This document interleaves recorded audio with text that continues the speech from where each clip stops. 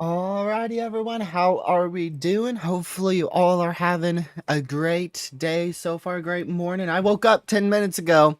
I set an alarm for 9:05, just in case this MCS was strong towards Illinois. And I woke up, saw that we had an 80-mile-an-hour wind report and 2 tornado warnings, flew to get breakfast, flew in here, made the stream, and now we're live. So I went live within 5-10 minutes of waking up, so that's why my voice sounds strange. But welcome, Double, Caleb, Proxy, Joshua, and everyone else who is watching and not chatting. I'm glad to have you here. We've got a double MCS ongoing right now. We've got 2 of them. We have a MCS up here, up towards Davenport, and just east of Cedar Rapids and northeast of Iowa City. That's going to be heading towards Chicago, and that's going to be a big problem towards Chicago around the early afternoon hours. That will be a huge problem for Chicago. But then this little guy right here, this little guy, a little bit of a surprise, formed very well early last night and is actually moving to the south-southeast. And matter of fact, I think that this is going to make it all the way to my house as a severe thunderstorm. So this is going to be a very long-tracked one ahead of the MCS. And the big question is, do we see development back out in here that helps this MCS turn more messy or not?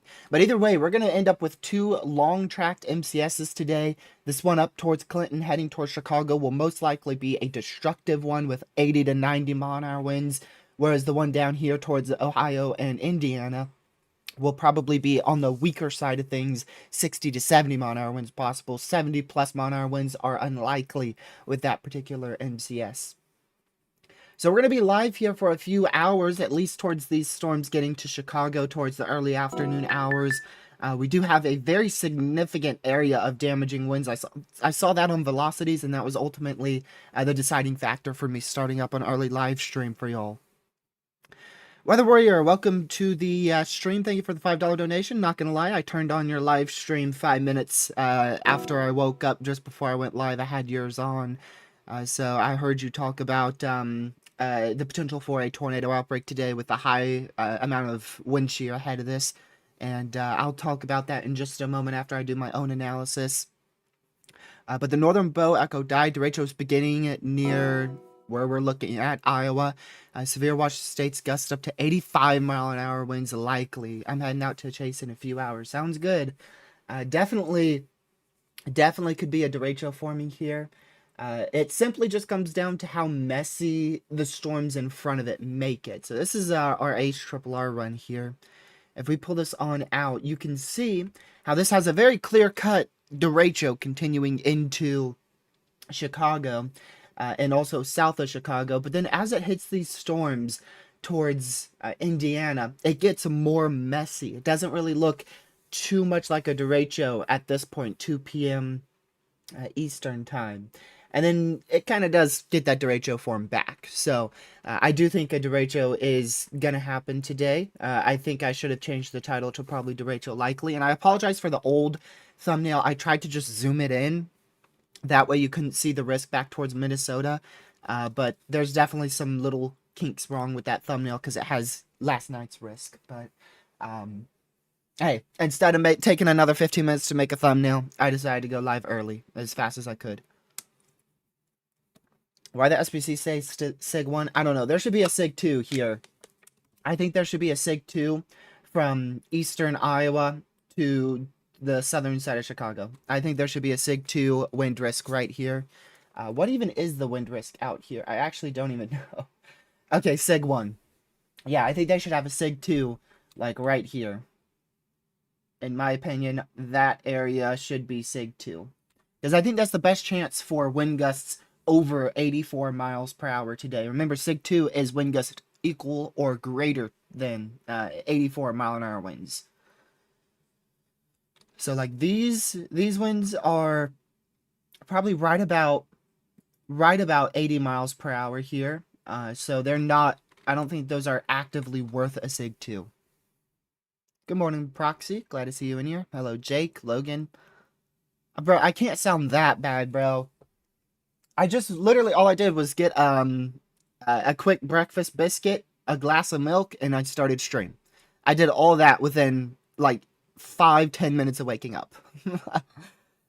And I had to get the stream up and ready, Streamlabs up, so I was rushing like crazy. Hello, Electric. Welcome to the stream. Good morning.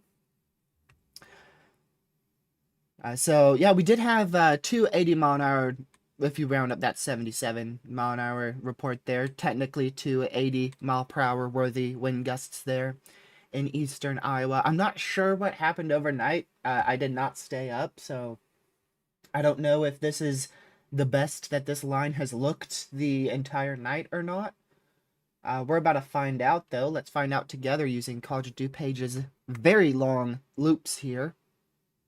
Let's go to their warnings. Turn that on. Let's see if this is the best that this line has looked during its lifespan here. This is right now. Let's back it up. Okay, so it definitely... Oh, okay. So it really didn't form much until now. Wow, I'm glad I didn't stay up. So we had the Beast of the Supercell in South Dakota that some of you guys are aware of from last night. And then we just had a slop fest. Just like 4 severe thunderstorm warnings. And then at 8 a.m. this morning, the MCS started to form. First tornado warning, and boom, I'm live. So literally all I missed was the very first tornado warning and a few early morning severes. So literally nothing happened last night. Literally nothing happened last night. Got it. We just had that one supercell in South Dakota. So last night definitely didn't perform with that wind threat. That's a little surprising there. Oh, we did have a 90 mile per hour observed severe. Oh. Okay, so maybe the wind threat did perform a little bit. Was that from the discrete supercell? Is that what that was from? I don't know what else it would be from. Let's see. Oh, today?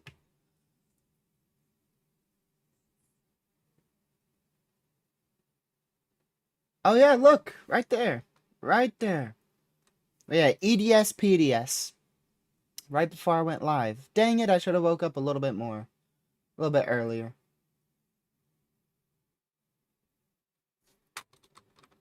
Man. Wow, so this thing quickly intensified then. Because it went like from sub-severe to 60 mile an hour winds to 90. So this was for 90. Okay, that says 80. Then they updated it. No, updated it to 90 observed. 90 observed, but funny enough, the highest report I see is 75, which would round it up to 80, not 90. But they did have it at 90 observed. Really, the worst damaging winds right now is with this batch here approaching Charlotte and Goose Lake and Clinton out here in eastern Iowa. So make sure you guys are indoors, away from doors and windows. That's really where the worst winds are right now. There's nothing too absurd with it. 70, maybe a random gust upwards of 80. So that is, if you get that random wind gust, that definitely is on the crazier side of things. But the bulk of this is going to be 60 to 70 mile an hour winds here. And then we also do have a little patch up here towards Elizabeth of 60 to 70 mile an hour winds.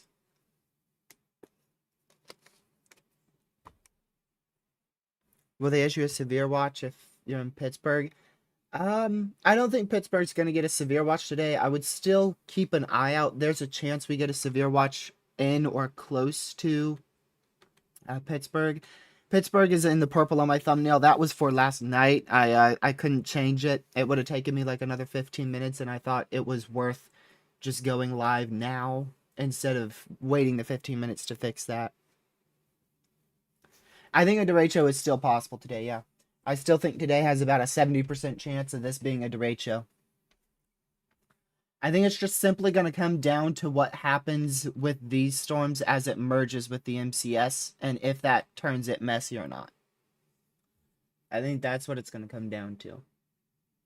Let's go to mesoanalysis. I'm curious the instability here. So let's just look at like the HRRR. Let's just compare it. So the HRRR in front of this MCS, we're going to say like central Iowa or Illinois. We're going to say 4,500. Let's see if there's 5,000 CAPE here on our observations. Nope. Actually, a little bit less. About 4,000. But we should increase to 4,500 to maybe 5,000 CAPE in front of this once we get about 2 to 4 hours from now. Once we start getting that daytime heating. Which there's not going to be a lot of cloud cover in front of this because the MCS is so intense that those cloud tops are so high up and spreading over such a large area. So this is what we call anvil shading right here.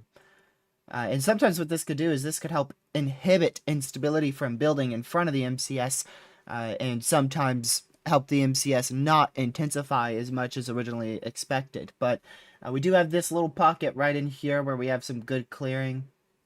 And if our MCS does shift more to the southeast, that should help considerably with intensifying the MCS.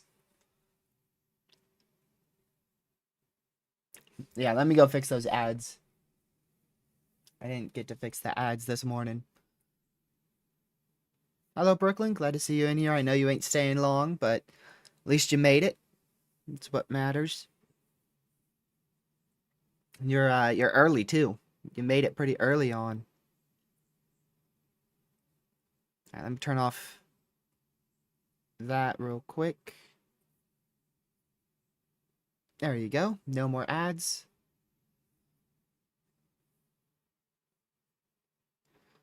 There you go. Use the Force. Welcome to the stream. Glad to have you in here as well. I don't want to work today. It's been crazy busy lately. Man. You could just not go, right? It's like school. You could just skip a day. And then get in trouble. Problem is with work, you get fired. Can't really skip a day at work unless you feel sick. Even then, I know people who've gone to work literally sick because they have to. Think the derecho will stick to the northern end of the risk? No, I think it's going to. I think it's going to stay almost dead center. I think a portion of it. This is really maybe a little bit on towards the northern side of the risk, but not out of the red area. I don't think we'll see much of the derecho shift into the slight risk area. This thing should turn southeast. It's already, the bulk of the worst damaging winds is already turning super far southeast to the point where it's heading towards Davenport now. Which, if we just compare that to the HRRR, you could see the HRRR had the bulk of our MCS up here at 10 p.m. Whereas there's actually, this part is starting to surge in front there, and that's going to be heading towards Davenport. You can see how that starts surging. It started surging way back here towards like Wyoming. You could see it like right in here. That surge of damaging winds started, and you could see it surging ahead. So that's going to surge right into Davenport with 70 to 80 mile an hour winds. Thankfully, it is weakening a little bit. Now it's closer to 60 to 70. There may not even be up to 80 mile an hour wind gusts with that anymore. So hopefully we keep on going with that. A little bit weaker there. 60 to 70 mile an hour winds heading towards Davenport. Not 70 or to 80. Why do we only have a 2% tour? I haven't really looked into the environment too much in the background, because I just got up, but considering we're already getting a bunch of tornado warnings, we're already at like 1, 2, 3, 4, like 4 or 5 tornado warnings today.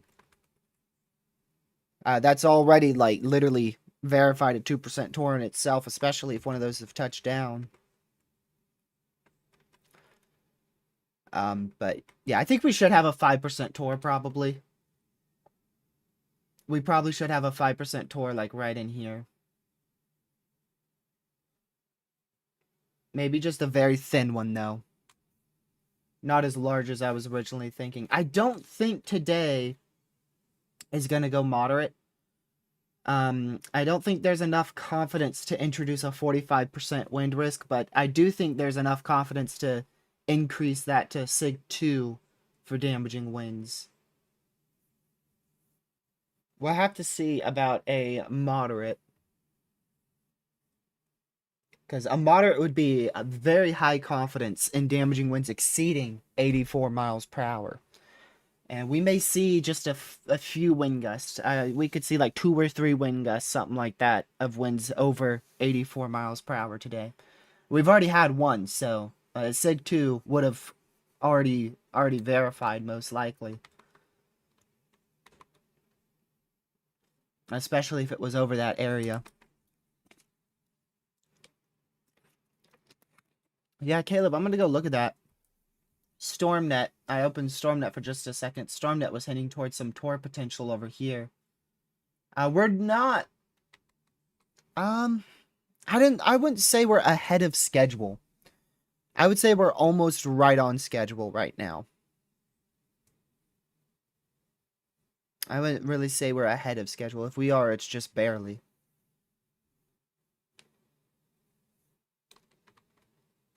Yeah, I wouldn't be surprised they did upgrade this to a Tour Possible Severe instead of an ordinary one, so keep an eye on that. Is that moving to the southeast or due east?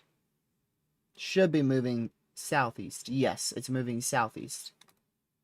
See, the severe makes you think it's moving due east, but this bulk of this damaging winds and tour potential is actually moving southeast.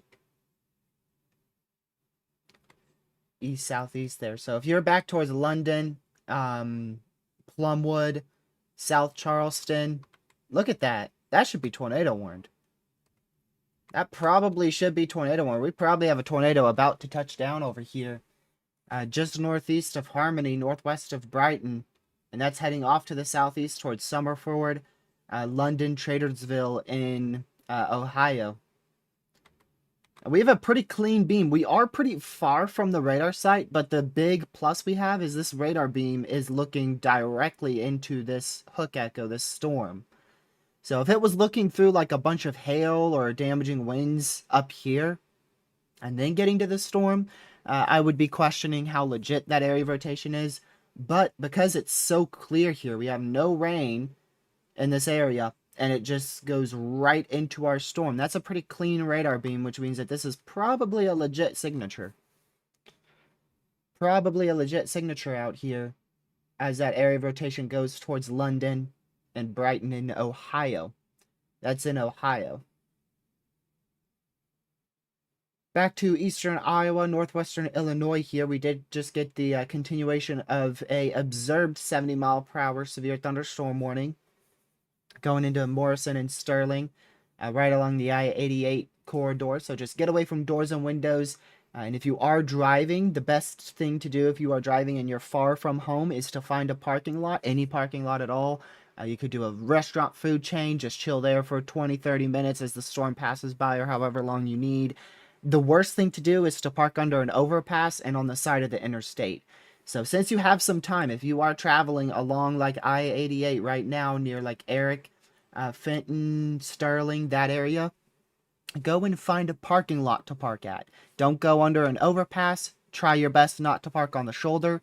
If you absolutely have to and you're caught extremely off guard, like you're traveling along Highway 30 up here in Iowa just out of DeWitt, then you pull to the shoulder in the middle. Don't pull under an overpass. Try to pull into a open area or off of an exit to where people have a better chance to see you. You don't want to try to hide under an overpass to where cars may not be able to see you and they end up hitting you. But the best thing to do if you can, is to pull into a parking lot of a food restaurant chain or a shopping center, something like that. That's the best thing to do. You want to, an overpass is the absolute last option, and you really should never do that. The second last option is pulling onto the shoulder in an open area along the highway or interstate, and the best option by far is to go and park in, like I said, a restaurant chain or a good parking lot that's open.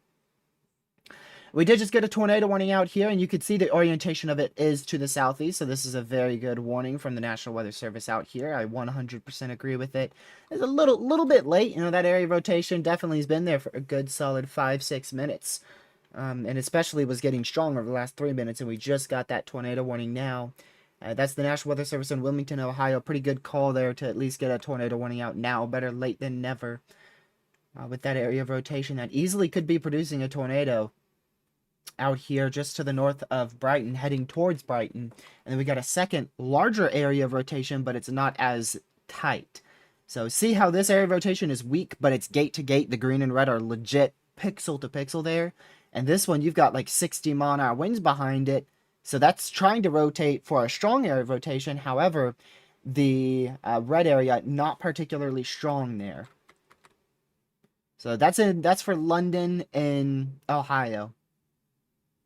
And we do want to watch these two little areas of rotation here north of Davenport. Keep an eye on that, because both of those could drop brief, weak tornadoes, even under the radar. So if there's a weak tornado that doesn't loft a lot of debris, we may never see the CC drop on radar. So that's why these are tornado ones, because these tornadoes, these areas of rotation can drop very weak, brief tornadoes to the point where the radar is never able to confirm that they're on the ground. So get to your safe spot if you're in that tornado warning, just to the north of Davenport, Iowa. That's going to be for Lowmore and Shafton. You guys are saying a tornado is likely on the ground over here. That little thing right there? Maybe. I'll take a look at that in just a second. Okay, let's go ahead and take a look at that here. Let's take our... We'll open a new GR2 analysis radar. We'll go do our checkbox. It's a new tornado warning there. So that's the third area of rotation. We've got 3 areas of rotation. We have our broad area of rotation, our tight, weak area of rotation that's dying out, and a new tight, weak area of rotation that's on the far southern end of that tornado warning. If there is a ZDR drop, that's probably a tornado. You can see a little ZDR drop right here. See where it drops to those blue pixels right in this area?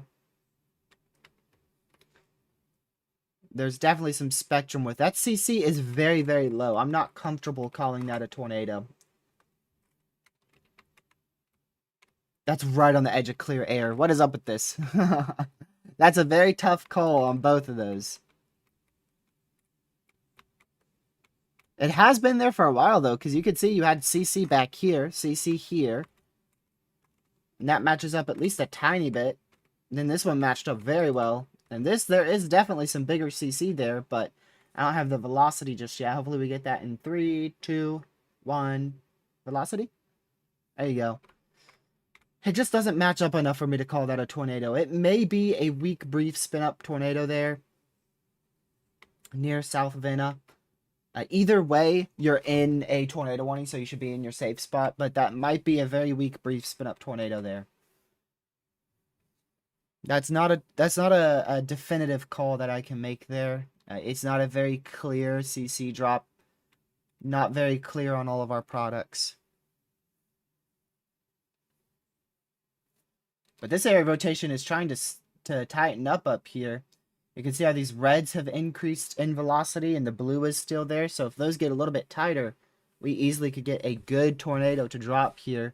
A pretty sizable tornado to drop here as this heads towards Summerfort. So definitely a tornado warning that you for sure need to take seriously, just like every other tornado warning. But this definitely has a decent couplet of rotation that is trying to form here north of Brighton, Ohio. Let's go back over to Iowa because we had that new tornado warning here. New tornado warning issued for Hillsdale. So that's for those weak little areas of rotation that are trying to form right along the front of that MCS. There's a few areas, about 3 little areas of rotation. One here, and one here. So there's about 3 little areas of rotation here heading towards Princeton, Iowa, and then Hillsdale, Illinois. That's the Iowa-Illinois border right there. Right along LeClaire and going up to Princeton. That's the Iowa-Illinois border there. What's bro doing? Bro's splitting in two. Because you have your worst damaging winds, which is probably right up in this area here. And then you have a secondary area of damaging winds up here. And then in the middle, right towards Savannah down to Thompson, you kind of have a little area that's not particularly strong with wind speed. Still could get 50 to 60 mile an hour wind gusts, but if we get 70 mile an hour winds out of this MCS, it's going to be either the batch towards Stockton or the batch down here towards Princeton. Another little area of rotation trying to form there. North of Princeton in Iowa. We'll go back to Ohio here. Back to this storm. This is going for London, Ohio. Now, see just how much that CC's ahead of it. I am by no means comfortable calling that a tornado. It could be, but I'm not comfortable calling that a tour there. This is the terminal radar you guys are using, saying there's upwards of 80 to 90 mile an hour winds here towards Brighton. There very well could be 60 to 70 mile an hour winds. However, we are looking very far from the terminal. That's 1.4 thousand feet up, so terminals are very inaccurate once you get about 1,000, even 500 feet away. But really, once you get past 1,000, they become very inaccurate, and this is looking about 1,500 up, so I wouldn't, I probably wouldn't trust the terminal on that.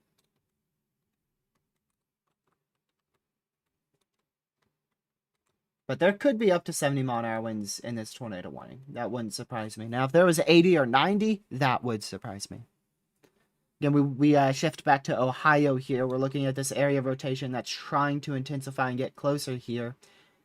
Again, if this can get tighter, it's already a decent area of rotation. You have 50 to 60 mile an hour winds here, and then 40 to 45 mile an hour winds here. So if you get that to tighten up, you could get a decently, I wouldn't say strong, but a decent tornado. It wouldn't be strong. It would be borderline strong if those areas of rotation do get together. So that's why we're really focused on this storm, because that has the most concerning couplet right now out of any storm in the U.S., and that's going towards Summerford, Lafayette, and then eventually London in Ohio. We will go back over here, though, towards Davenport. These areas of rotation are not particularly tight anymore, but we could still get a weak, brief tornado that goes unnoticed from the radar, so get to your safe spot. Most likely, you're going to end up with, 30, 40 mile an hour winds if you're under this tornado warning, but there is the chance that we end up with a weak brief tornado out of it, and there is also the chance for a wind gust as high as 70 miles an hour. But most people under this tornado warning are probably just going to get 30, 40 mile an hour winds.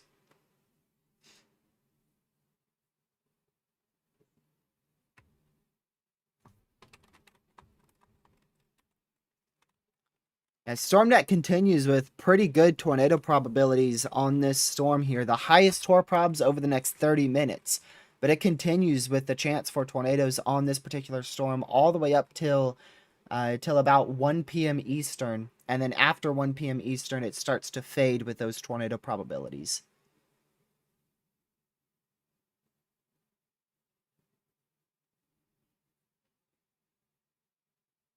Weakening for some reason, yeah. One reason why it could be weakening is kind of just the look of the MCS isn't all that perfect. It's not a really good looking MCS. But I don't think it will go sub-severe. It might get down to 60 mile an hour winds, but I doubt it goes sub-severe. Big old severe just got issued for 70 mile an hour winds out here for Durand, Rockton, Rockford, Byron, Dixon. And this is actually a pretty populated warning here. Yeah, well over 250,000 people inside of that new severe. Over 370,000 people inside of that severe thunderstorm warning. Yeah, it is fairly messy. It definitely is. That could be what's contributing to it weakening. You've got a lot of rain out in front of the MCS here. A lot of rain out in front of the MCS. That could be contributing to a bit of a messier MCS. Still 60 to 70 mile an hour winds, but those wind gusts upwards of 80 miles per hour definitely aren't too common at the moment. They don't seem too likely. Good morning, Legacy. Just woke up. Welcome to the stream. I woke up early because I had a feeling these storms would be pretty strong. So I would want to stream them. I should have woke up an hour earlier, but I still wanted my 8 hours of sleep. I still needed it. Look at that. That is a particularly strong area of rotation. This literally could have the opportunity to drop a strong tornado here. That is a particularly strong area of rotation. What does NROT say about that? Yeah, green. Almost into the yellow. So this is right on that edge of a strong area of rotation. The good news is it seems like the inflow winds are starting to weaken, so I think this is probably the strongest area of rotation this storm's going to have. I don't believe it's going to be able to sustain or strengthen. That's probably as strong as it's going to get. And again, that's heading towards London and West Jefferson, right in that vicinity. I think it's going to go barely east of London and barely west of West Jefferson. Currently right over the I-70 corridor. I'm sure there's cars traveling right here. This is right next to Lafayette. So I'm sure there's cars traveling right in this area. So hopefully those cars are not parking under overpasses, man. Because if there is, yeah, there's probably some overpasses here. Probably a few overpasses where I almost guarantee there's a car or two or maybe even more parking under. And these winds, if they are strong enough, that overpass is going to act like a wind tunnel and enhance the wind speeds as those winds pass through the overpass.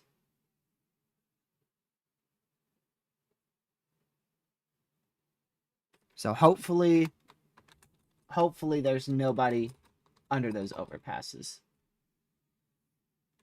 Now that storm moving into downtown Lafayette. Again, area rotation. Looks like the inflow weakened there a little bit more. So hopefully we continue to see that. New tornado warning, I believe. Nope. Never mind. I thought this portion for Erie was a new warning, but it's not. They just extended the tornado warning out here, so Malone no longer in that. They just canceled the entire warning. You just saw it fully disappeared. So we're down to just our tornado warning here for this spin up tornado threat near LeClaire in eastern Iowa, Hillsdale, Erie, and western Illinois, and then our other area of rotation near London in Ohio.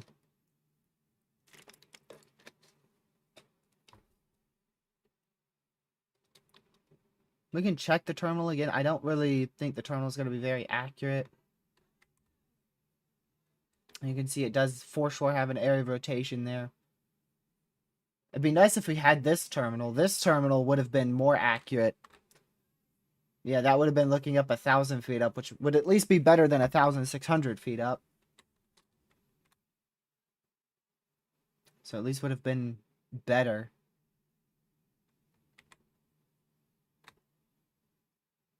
I wish we had a radar farther up here. Because I wonder, the look of this storm, I have a feeling the worst wind speeds in this storm is right up in here. That's where I bet the worst winds are. Just looking at the shape of this MCS and how this portion has bowed out very far, I bet that's where the worst wind speeds are. This is looking very high up, but you can see there's definitely 60, 70 mile an hour winds up there, but I'm wondering if there's even upwards of 80 inside of that. There's no way to know unless we get a report from ground level or if we had a closer radar, which unfortunately we don't.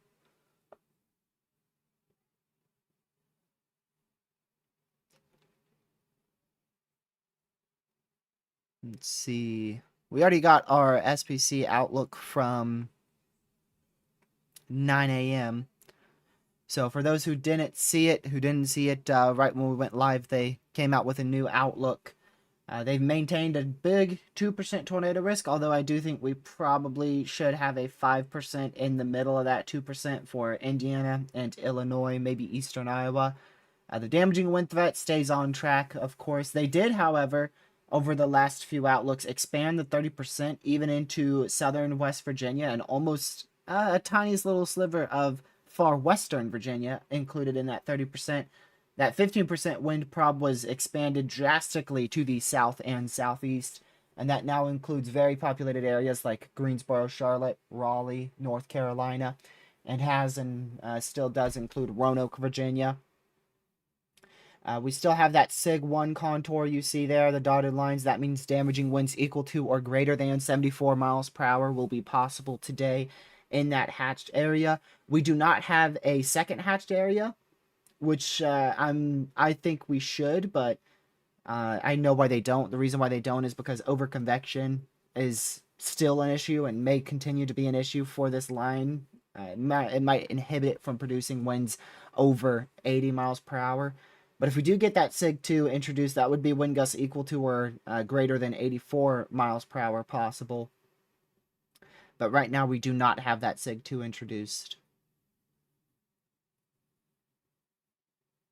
They do say scattered severe gusts of 60 to 85 miles per hour will be likely. So notice how they stop at 85. If they said 90 mile an hour winds likely or 95, I'd have to imagine we'd have a SIG 2. And then we do also have the chance for some significant hail back out here with some supercells, some high-based supercells that may be able to form back in North and South Dakota. They don't have a 2% torr, but I wouldn't rule out a brief weak tornado in South Dakota with one of those supercells because they're likely to be discrete with big-time hail. The problem is they're going to be very, very elevated, which means it's going to be very difficult for that area of rotation to reach the ground and actually be a tornado. And just as I thought this area of rotation is weakening, I doubt they continue this tornado warning. It's barely worth a tornado warning. If that continues to weaken, I imagine they're not going to continue it. But just prepare for that just in case. We could get an extension of this tornado warning into Wrightville, Big Plain, Harrisburg, Derby, maybe even as far as Mount Sterling in Ohio.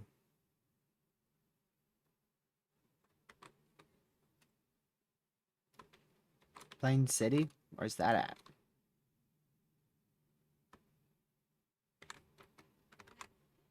I imagine it's somewhere... Oh, right there. I was going to say, I imagine it's somewhere close to this tornado warning. There's a little region of velocities there. The problem is we don't have a clean beam on that. Now our beam is going through this first tornado warning before it scans into that area of rotation. But that's a good... That's a little area because you could see we have a little indent in the line right in there. And that's very close to where we have those velocities at. So there probably is the opportunity for a brief, weak tornado back up here towards Dublin in Ohio. I wouldn't rule that out. Now you can see they downgraded the far southern severe. They have extended, but it is actually no longer 70-mile-an-hour winds. It's down for 60-mile-an-hour winds. It's down to 60-mile-an-hour winds there.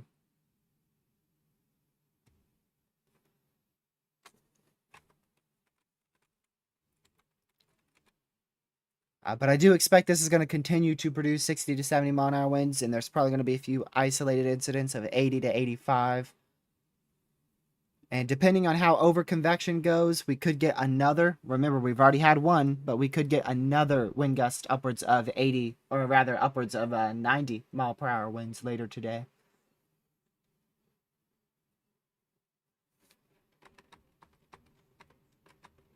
So that's what the HRRR thinks. The HRRR, I'm curious what the max wind gusts are and where they are on this run. Very close to 4 p.m. it has another area of 80-mile-an-hour winds going into Ohio. But really it has the worst significant damaging wind threat now.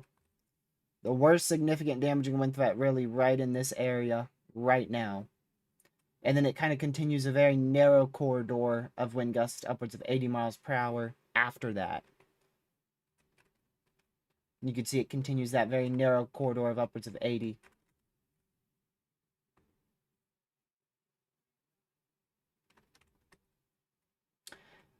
Do I think that will happen? No. I actually think that this line will be a little bit more organized than what the HRRR is portraying for later today. But the big question mark is this right here. That's the big question mark.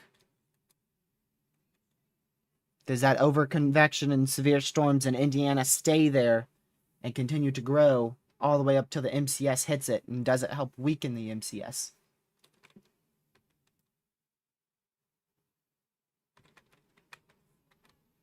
Still some embedded areas of rotation here, right around the Hillsdale area. I don't see anything particularly concerning, so they may drop that tornado warning. It's for 17 more minutes, but they may not extend that any further. But if you are in this severe from Davenport all the way east to Princeton and Ladd and Cherry, just know that 60-mile-an-hour winds is possible. A wind gust upwards of 70 can't be ruled out, and a brief tornado is also possible. So if you're in that severe, I would stay very close to my safe spot. You don't have to get in your safe spot because it's just a normal severe. However, it does actually have that tornado possible tag on it, so I would stay close to my safe spot. And if it seems like things are getting a little bit intense, of course, I would recommend going to your safe spot. It's always better safe than sorry. Always better safe than sorry.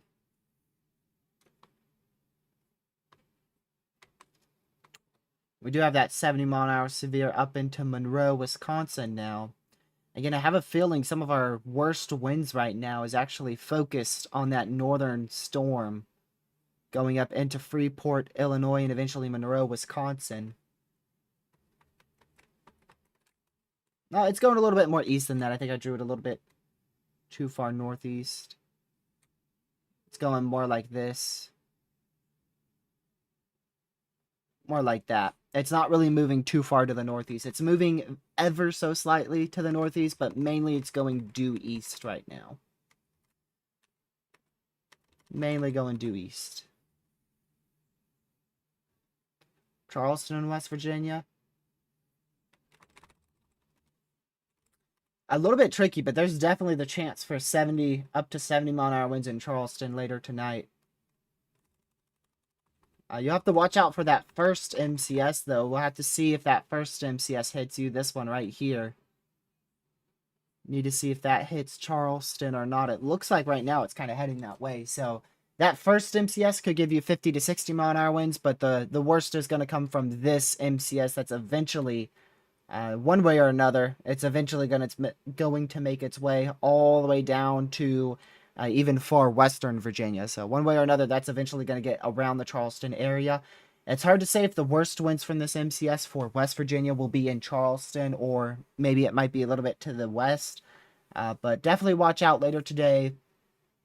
Probably towards about 7, 8 p.m. Eastern, just before sunset. I'd have to imagine is when this MCS is going to get to you guys way down there in Charleston. Somewhere right around there.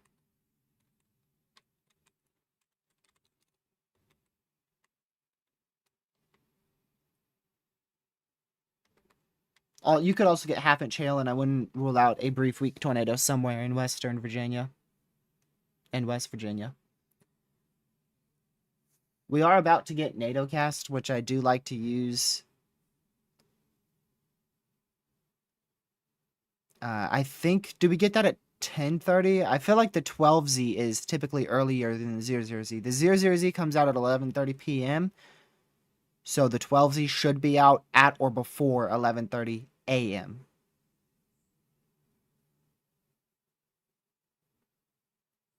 Yeah, I grabbed some very quick breakfast before I went live because I knew I would be here for a little bit. I don't think we're going to get a PDS severe watch. We just got to do mesoscale discussion. I don't think we're going to end up with a PDS severe watch. The only way we end up with that is if there's higher confidence and higher wind speeds. And right now, everything has relatively stayed at or less than 80 miles per hour. We only had that single incident of 90 mile an hour winds earlier today towards 7 a.m. Central.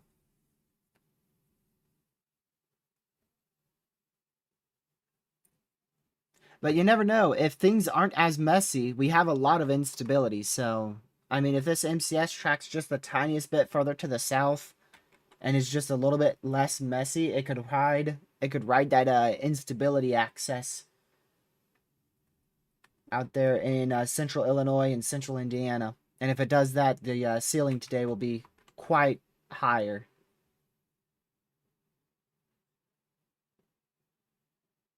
I like how the peak wind speeds is 65 to 80, but the text says wind gusts of 75 to 85.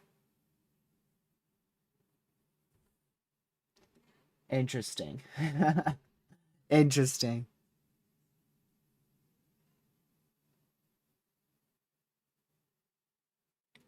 The bow echo is expected to track along a residual outflow boundary from the downstream MCS, which extends southeast through the southern side of the greater Chicago metropolitan area into far northwestern Indiana. And the cool pool north of the instability axis could allow for additional damaging winds, roughly around 75 miles per hour, as well as some tornado potential, especially where lower level wind shear and the cool pool remain in balance of each other. So here's that MCD that just got issued. You can see they say up to 75, 85 mile an hour winds, and then here they say 65 to 80. So roughly 80, 85 mile an hour winds remains possible inside the remainder of this severe watch area. Is that a, let's see. Okay. For some reason, I didn't think our severe watch went that far south. Our 90 mile an hour severe thunderstorm warning earlier today came out at almost the exact same time as the severe watch.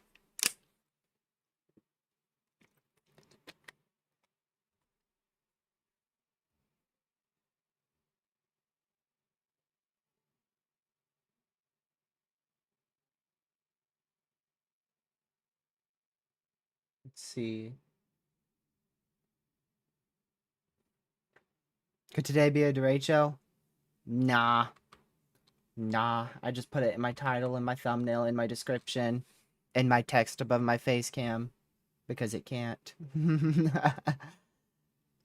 Today could be, it definitely could end up being a derecho. But it's going to depend on exactly where this tracks. Because if it tracks too far to the north, it's going to be too far north from the best instability, and it won't survive.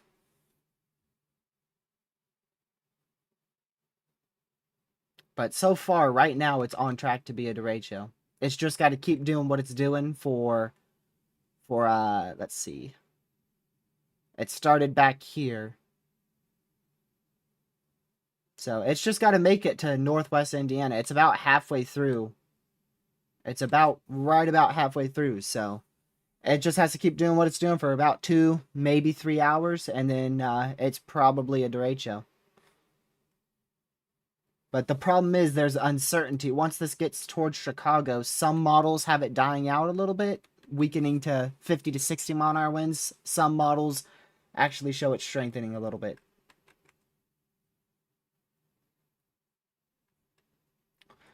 Wow, look how great the HRRR was. This was the run before 12Z. And look at that, it just never had the MCS forming until very late tonight. Bravo, HRRR, bravo. Look how consistent this model is. Consistency, just none. Finally, the 12Z is probably a little bit more accurate. We'll have to see what the 13Z has, which should be coming in here in about 10 minutes.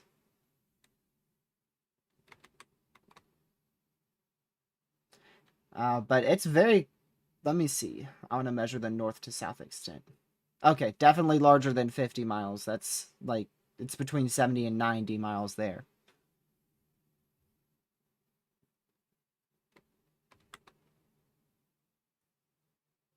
It'd be nice if we had this little terminal right here. Because these storms are moving into a radar dead zone. But yeah, if you're towards Cincinnati, that's where we have the risk for 50 mile an hour winds being possible. Nothing too crazy. Isolated lightning strikes, moderate to heavy rainfall, and 40 to 50 mile an hour winds possible. The worst out of this line is by far going through right now downtown Columbus, Ohio. That's where we're getting very frequent lightning, very heavy rain, and 60 mile an hour winds all happening right there.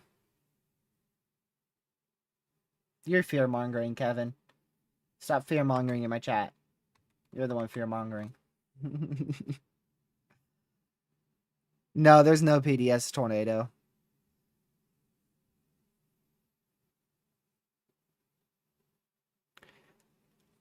We can't rule out a brief strong tornado today along the MCS, especially if it can get on that instability axis. Because if we pull this on out, you could see that it all comes down to that instability axis. If the MCS is further to the south and it's on that instability axis more, well, guess what? There's higher wind shear right along that, higher cape. Dew points are going to be slightly higher right along that. And so if that does happen, you can see our tornado environment is locally greater directly on that instability axis. But if it doesn't stay on that axis, then the chance for a strong tornado today goes down drastically.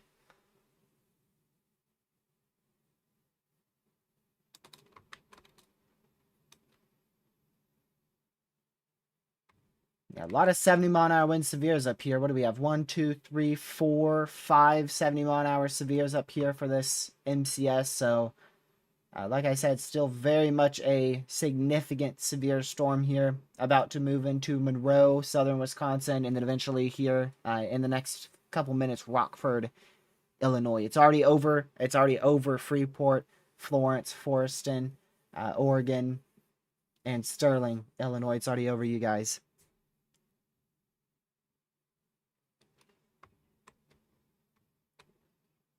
We did get a new severe for North Judson. This is a little bit of a prefrontal storm here. The good news is these prefrontals aren't the classic prefrontals on a tornado outbreak type day.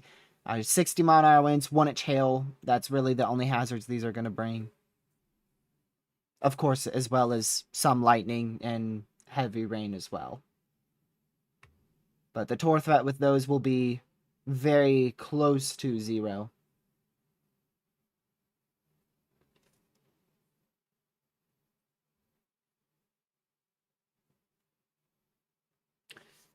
So we're going to keep on watching this damaging wind potential as it heads towards Rockford. That's probably right over Freeport, heading towards Rockford.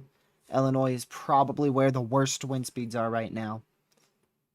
Upwards of 70, 75 miles per hour. Back into Columbus, Ohio, still extremely frequent lightning, very heavy rain, and wind gusts up to 50, 60 miles per hour possible there. And I don't think the tornado threat is all that high in this area. But we can't rule out a brief, weak tornado. We already had the chance for 2 or 3 weak, brief tornadoes on this. And we can't rule out the chance for another weak, brief tornado as this moves off to the east-southeast in Ohio. Today could go Sig 2 Tor, but I don't know. I don't know how or not Tor, my bad.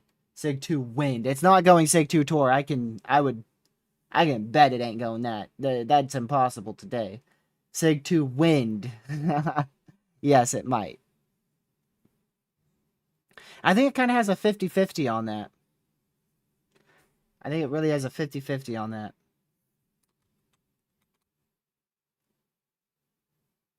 We should have at least a little bit better idea of what this MCS is doing once the next SBC outlook comes out here in a little bit over 2 hours. So, we'll see. I think if they go Sig 2, they're going to do it at 1630Z here in a little over 2 hours. I think by the 4 p.m. update, which would be the next SBC update, that's too late.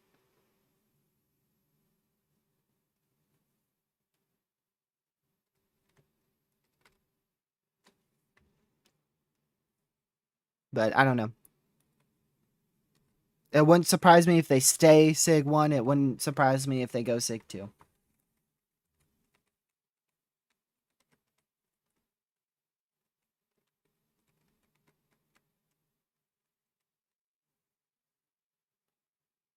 I could tell you this.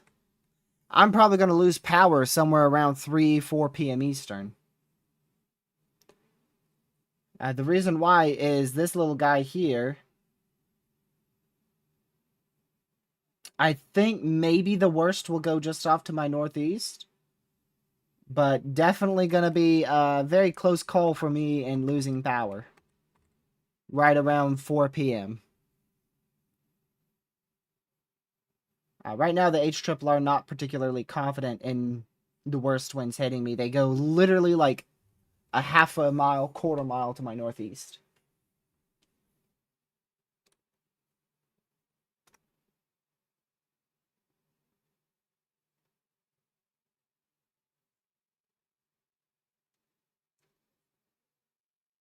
Definitely very interesting. We've had a lot of complexes of severe storms over the last 36 hours. Thankfully, none have been too significant, aside from the one we're tracking now and that brief instance of significant severe weather that we were live for yesterday around the DC area.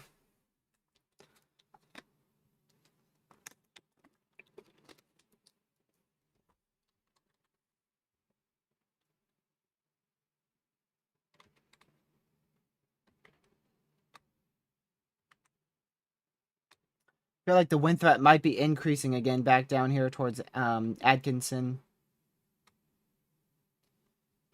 We'll need to watch that. I wonder if that's going to be re-upgraded to 70 mile-an-hour winds because velocities are starting to pick back up on that around the Atkinson area going towards Anawan and Mineral. Is the PDS watch still on the table? It's on the table, but I don't think it's a high chance.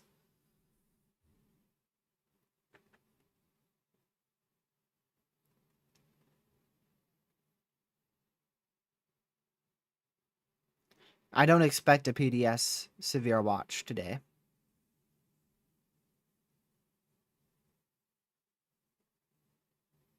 Look at the wind reports from yesterday, by the way.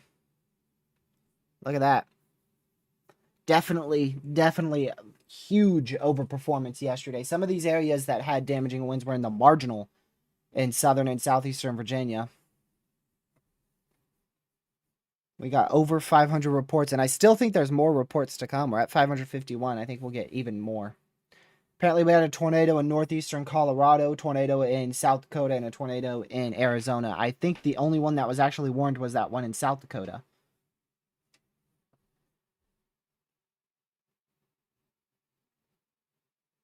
Definitely, today is definitely downtrended when you compare today's threat with the models yesterday, for sure.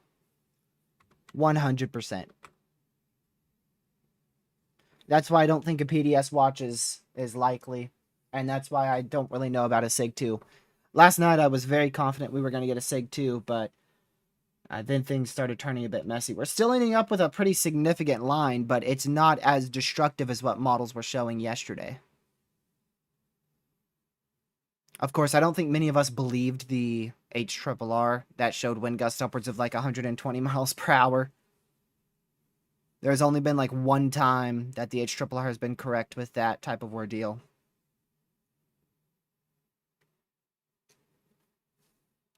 What is the peak wind threat? From now all the way till like 8 p.m. The peak wind threat started at 7 a.m. Central, and it's going to last till probably about 8, 9 p.m. Central. But the absolute peak of damaging winds, I really couldn't tell you. I really could not tell you.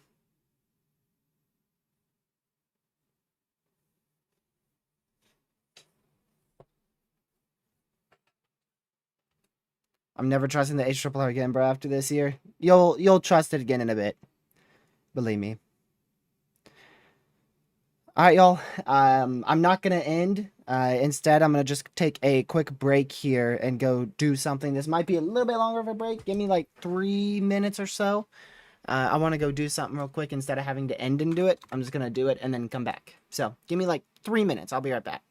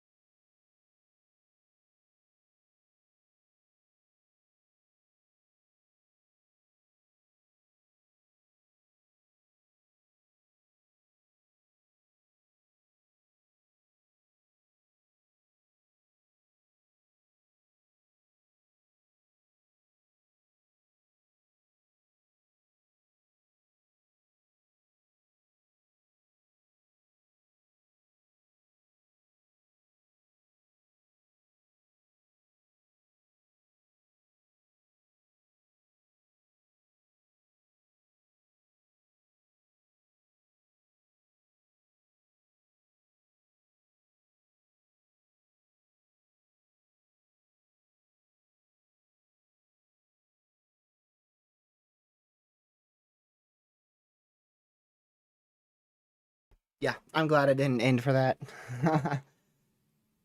Never mind. Didn't even take 3 minutes. They barely even needed me. Let's see. If it doesn't organize in the next 2 hours, I'm just not going to chase, honestly. It will reorganize. I can tell you this. If it does break apart for a bit, let's see if I can... We're getting a new run right now. And you can see, yeah, the newest HRRR not as messy already. But if it does break apart, it's going to break apart right in this window. And then it's going to re-intensify back down in here. So that's the only area where I think it could weaken a little bit, like around 60 mile an hour winds instead of 70. But the new HRRR actually just continues this wind threat. It shows it strengthening from here on out, especially after 11 a.m. Like it strengthens at noon. It's back up to almost 90 mile an hour winds. So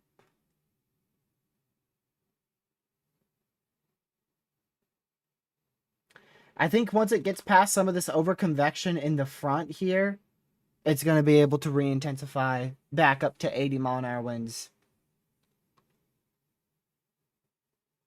Yep, we do have a significant severe for North Judson in Indiana. So make sure you guys are away from doors and windows there.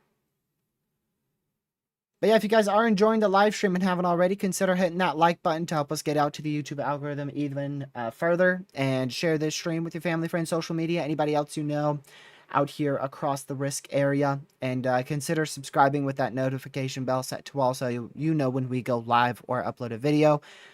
There's not really any from what I see in the near future after today, there's not really any crazy big severe threats.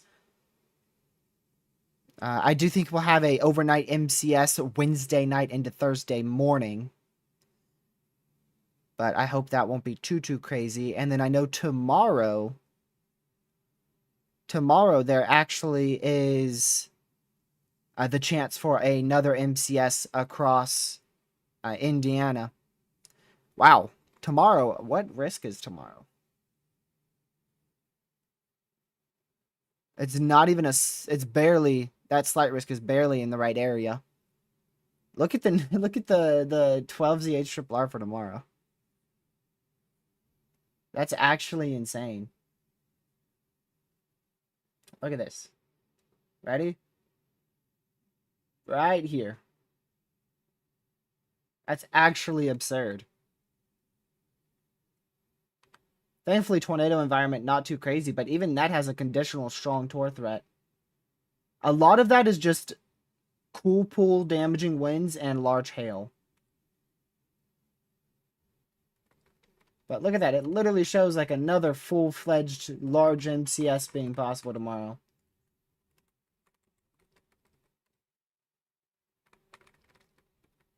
Round 2, I suppose. And then, yeah, look, there's the MCS possible there across Iowa and Nebraska. So, two good areas. Two good areas for severe weather tomorrow. One up here and one roughly over in here. Roughly those two areas.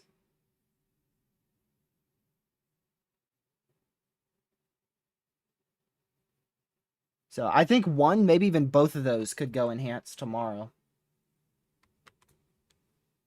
Probably for wind. I doubt for hail.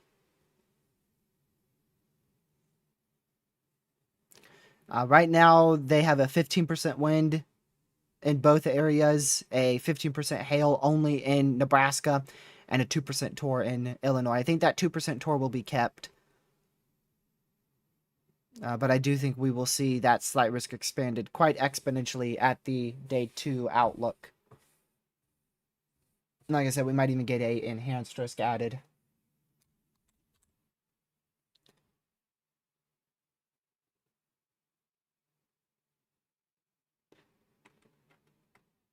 Let's see, day 1, day 2.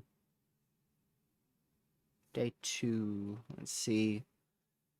CSU, for some reason. Today's Tuesday, right? Yeah. For some reason, CSU wants the greatest wind threat tomorrow over my house, which I exponentially disagree with. I think the greatest wind threat tomorrow will be Indiana and Illinois, and then a secondary area like I just showed you guys back into eastern Nebraska.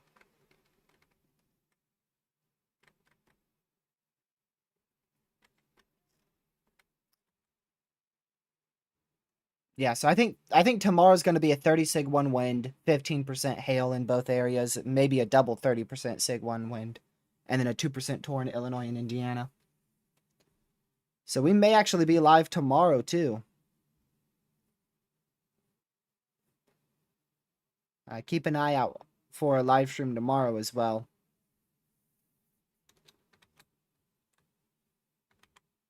But this line is continuing towards Chicago. It's getting closer and closer to the Chicago suburbs here. Still about 2 hours away here. Hour and a half, 2 hours away. But it is getting closer.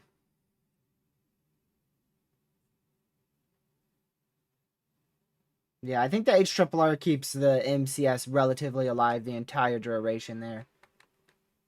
It doesn't look like it weakens nearly as much.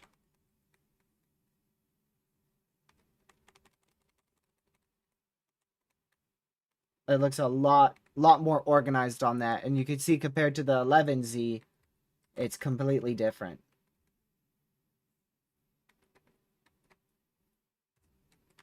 Look at that. Some of the peak wind speeds might actually be towards later today in Ohio. Like I said, I think that it'll definitely get larger. I think the largest this will be back towards central Indiana all the way through central Ohio. And then these little guys right here, they don't look very bad in Virginia, but those are actually the type of storms we get that produce widespread wind damage.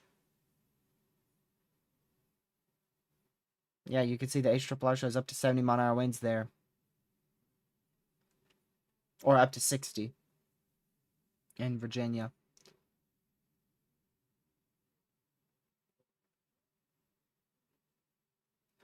So it looks like this particular HRRR one has the strongest wind speeds in Illinois and to northwestern and north central Indiana. And then after that, by about 3 or 4 p.m., the wind speeds peak comes down to about 70 miles per hour. And the overall like length of your MCS grows. So the best chance for additional 80 to 90 mile an hour wind gusts will probably be in this area here. But once these storms get to the Ohio-Indiana border, the best chance for those 80 to 90 mile an hour winds comes down. However, the line is probably going to get a lot larger. That's what it looks like may occur. I don't know how many of these wind speeds are overdone here, but some of them are definitely very, very high, but I'm sure a lot of them are overdone. The only ones that may not be overdone as much is this guy right here. There might actually be 60 to 70 mile an hour winds in that. This, I have a feeling, is almost entirely overdone, and I'm very confident all of this is overdone. But there's probably at least 2 pockets here of 60 to 70 mile an hour winds possible. Maybe even 3 pockets back out in here. Could be a third pocket of 60 to 70 mile an hour winds.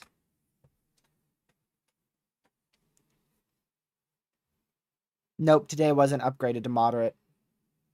It still could perform as one, though. It definitely could perform as one. It just comes down to overconvection, and I think there's too much uncertainty in overconvection to introduce on moderate. I don't believe we'll see that.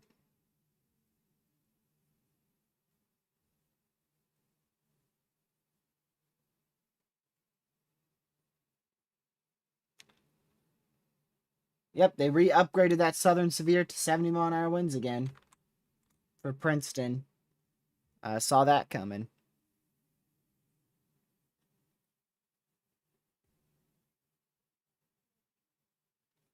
Yeah, 12Z NATO cast is probably going to be in an hour.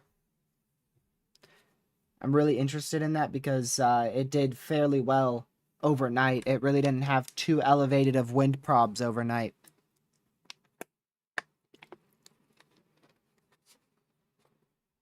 So I'm very curious what it has. So we're back up to all considerable severes again. Our entire MCS is all considerable severes, which is 70 mile an hour winds. And you can see the line is still over 50 miles long, so we are still on track for a derecho. I think that this is going to be probably either a derecho or a borderline derecho by the time everything's all said and done.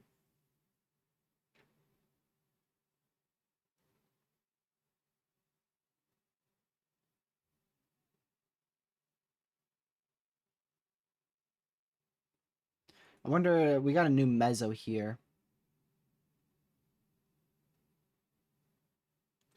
Yeah, look at that. We got a bullseye of instability in central Illinois there. What's the D Cape look like? Very good D Cape, too. So those southern storms, if they can keep going to the south, they are going to be in a very good environment for damaging winds. But even if they stay on the north side, there's that cool pool that's still enhancing the damaging wind potential. So definitely a good chance for 70-mile-an-hour winds throughout this entire area here. But the best chance for 80-mile-an-hour winds is probably going to be on that cool pool, where that cool pool boundary is, right where the cool pool is, with the instability axis boundary. That's going to be where your best chance for 80-mile-an-hour winds will be. But there's a question mark on how far south storms will go, because if these storms go further south into that 4,500 instability area, they're going to probably be able to produce 80 to 90. But if they stay on that boundary, wind gusts will probably be peak at 70 to 80. PDS severe for Ohio. What? Yeah, definitely a big time MCS there. Look at that. Big time bow echo. Big time bow echo. So that is a particularly dangerous situation. Severe thunderstorm warning for Newark, Ohio, Lancaster, Ohio, just east of Columbus, Ohio. So if you're in that, that's observed 80-mile-an-hour winds. That means 80-mile-an-hour winds have been confirmed. This is a particularly dangerous situation, a PDS, severe thunderstorm warning, where you need to be treating this like a tornado warning, because there's tornado-like wind speeds occurring with this storm. So make sure you guys get to your safe spot if you're in that highlighted brown polygon. Get rid of the radar so you can see it a little bit better. There you go. If you're in that highlighted brown polygon, that is a particularly dangerous situation, observed 80-mile-an-hour winds. And if you're in that polygon, you need to be in your safe spot, treating it like a tornado warning. Over 250,000 people inside of that, just over 350,000 people inside of that PDS severe thunderstorm warning. Unfortunately, we don't have great radar coverage at all, but I do think that this is capable of producing at least 60 to 70-mile-an-hour winds based on the shape of that, the storm, and the fact that it was already capable of producing 70-mile-an-hour winds in Columbus. So it wouldn't surprise me if it is producing 80-mile-an-hour winds right now. And apparently it is observed 80-mile-an-hour winds, but I don't see any report included in here.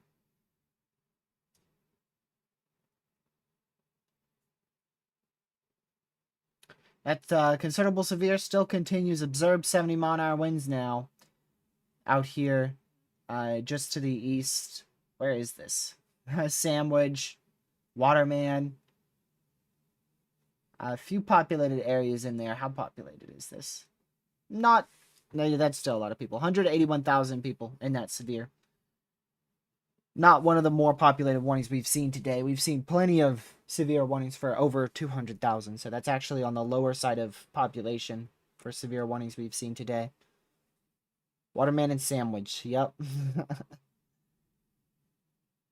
Earlville also included in that severe for observed 70-mile-an-hour winds. And again, this is heading right for the Chicago suburbs here and downtown Chicago. So if you are in Chicago, now's the time to prepare. I don't think this will be on your doorstep till about 11 p.m. Central, noon Eastern time. That's about an hour and a half right now. So if I am in this area here, right in the Chicago suburbs and in downtown Chicago, you've got, before it hits Aurora, it's probably going to hit Aurora in about an hour, downtown Chicago in about 2 hours. So I would be preparing for 60 to 70-mile-an-hour winds in that area, and we could, especially on the southern side of that, we could see upwards of 80-mile-an-hour winds there. It just depends how much this thing intensifies. This is probably going to go to a PDS severe. If these velocities keep looking this intense for this long, this is probably going to go to a 80-mile-an-hour severe. Continuing that significant severe further south, even more into what, Hennepin, Granville. Make sure you guys get to indoors, away from doors and windows there. It's also important to note that this entire line is capable of producing brief, weak spin-up tornadoes. We don't have any tornado warnings, but there is the opportunity for a brief, weak spin-up tornado along this entire line as it moves to the east.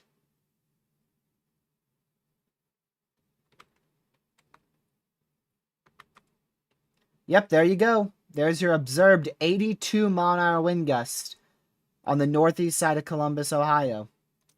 So this line is definitely capable of producing 70 to 80-mile-an-hour winds here as it spreads into Newark, Ohio, and Lancaster, Ohio. So definitely get to your safe spot there. That is a very, very intense storm. That is, I believe that is our second highest damaging wind report today. I believe that is our second highest damaging wind report anywhere in the U.S. today.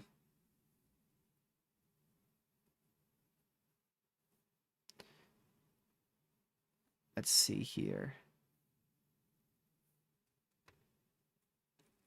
A new severe watch will be likely issued here shortly in Indiana within the next 2 hours, as thunderstorms are ongoing and expected to continue to increase in coverage and potentially intensity, with the greater significant threat coming from the MCS moving into Indiana here in about 3 hours. 2 to 3 hours.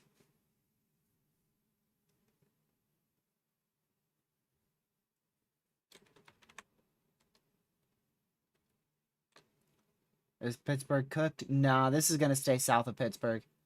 This is moving southeast. This is probably going to head towards West Virginia. This particular storm, right now, it is moving more east, but it's definitely going to be moving more towards Glenville, Clarksburg. I don't think that's going to head towards Pittsburgh. It looks like it is, but I don't think it is. I believe it's going to turn.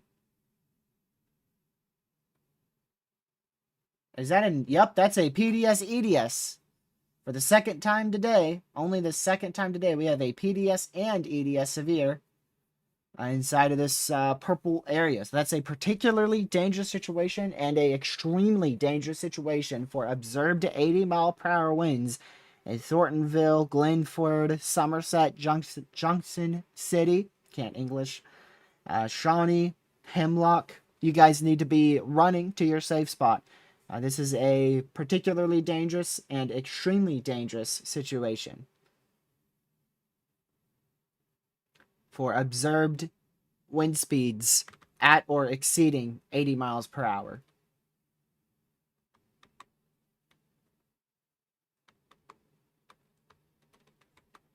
On 120 that went through Columbus, cap. Oh, no cap.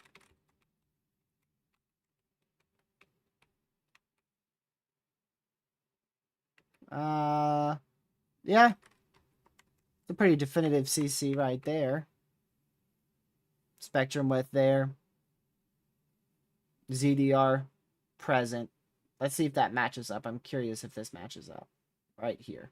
Is that it or is that not it? That's it. Yep. That's probably a, probably was an unwarned tornado.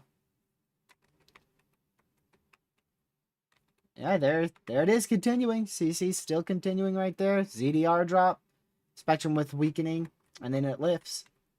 So yeah, good 3 to 4 scans of CC right in here. Of an unwarned tornado earlier that we ended up missing on the southeast side of Columbus. There's your little track. You can see it right there. Roughly touched down in this vicinity. Roughly lifted towards the end of that. Definitely the best CC that I've seen today. I think that matches up very well. So good call on that, Caden. I did not see that. There was a different little area of CC we were talking about earlier. This was the other CC we were talking about. That I really couldn't tell if that was a tornado or not. This is when it looked the best, which really didn't look that great. I'm 50-50 on that. I don't know if it was, don't know if it wasn't. But that one in southern Columbus, that looked a little bit more like a tornado. That doesn't really look like hail contamination to me.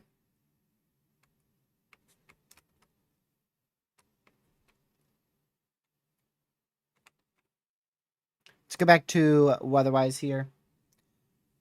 So just a brief week, unwarned tornado about 30 minutes ago on the southeast side of downtown Columbus. We also still do have that ADS PDS severe, so get in your safe spot if you are in this, especially in this purple area, but also if you're in that brown area. This is for 80-mile-an-hour winds, observed 82-mile-an-hour winds. So hurricane and tornado-like wind speeds there in Ohio. You need to be getting to your safe spot, treating that like a tornado warning.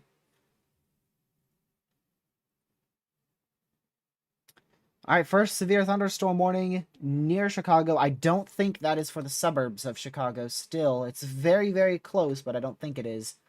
And that's for the storm arriving in about 35 minutes or so, 45 minutes rather. About 45 minutes this storm's going to be into Woodstock, Geneva. I don't know if I said that right at all. I kind of think I know how to say it in my head, but I'm not going to say it right. Elburn, Elgin, Hampshire. You guys all need to be preparing for 70 to 80 mile an hour winds. I say 80 now because I do think that this line is capable of 80 mile an hour winds now.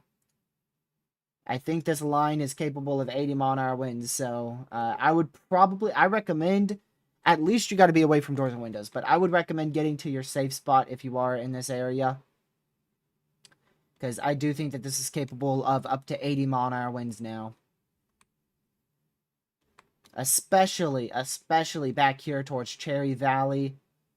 Back all the way down to Creston. And then going east all the way to Riley. That area. Especially this area, I think, is capable of 80 mile an hour winds. You can see this little area right in here of higher DBZ values. And that matches almost perfectly on the edge of these higher velocity areas.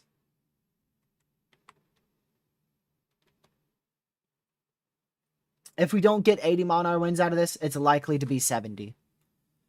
You're really not going to be able to tell the difference between like 75 mile an hour winds and 80 mile an hour winds. You're really not going to feel the difference there. Either way, it's going to be very significant to destructive winds.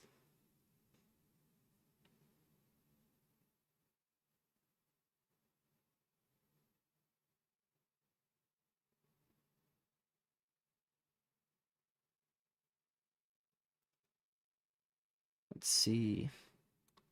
So like I said, I would probably get to my safe spot. If I saw this come into my house, I would be in my safe spot. But that's just a recommendation. You don't have to. There's no PDS severe in effect right now. There's no tornado warning in effect right now, so you don't have to. But again, if I am in this area, if it were my house, I'd be in my safe spot. Now, the only area in the U.S. where you have to be seeking shelter from severe storms is back out here. You have to be in your safe spot here. If you are in this brown and purple polygon, the purple polygon is an extremely dangerous and particularly dangerous situation for 80 mile an hour winds, and the brown polygon is a particularly dangerous situation for 80 mile an hour winds. The purple one is a little bit more serious because it is both PDS and EDS, but the brown one is still just as serious because it is also a particularly dangerous situation for 80 mile an hour winds. The one for Zanesville, that's for 70 mile an hour winds. So you guys at least need to be indoors, away from doors and windows. However, we still could get up to 80 mile an hour winds on the southern side of that severe. This is where your 80 mile an hour winds is located, roughly in this vicinity. So it's going towards Zanesville. That's where it's heading.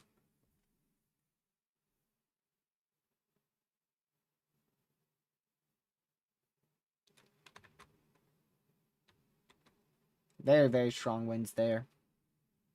Yeah, so I think this whole line is about to intensify. I think this entire line's intensifying now. It's looking a lot more organized. You still do have some overconvection on the southern side and in the middle here. But this line looks a lot better than it did just 30 minutes ago.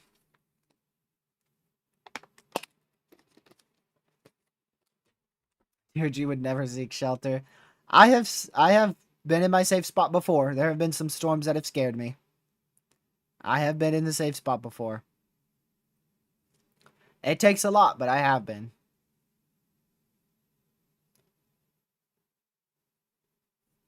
Mother Nature can still get to me as much as I think it doesn't and say it doesn't. It still can. Let me tell you, there's a severe storm that I wouldn't play around with is one with 80 to 90-mile-an-hour winds. So I would be in my safe spot if I'm in those severes in Ohio. If I'm in that PDS severe, I would be in my safe spot. I'd either be in my safe spot or low key storm chasing.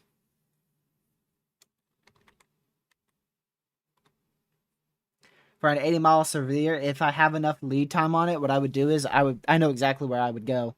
It's about 15 minutes from me, and it's a very good area where I could just park and ride out the winds and be perfectly fine. If I have like a 20-minute lead time, that's where I would go.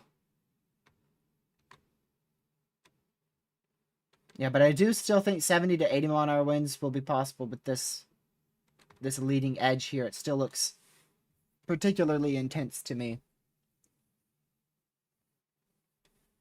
But there's no PDS severe on that yet.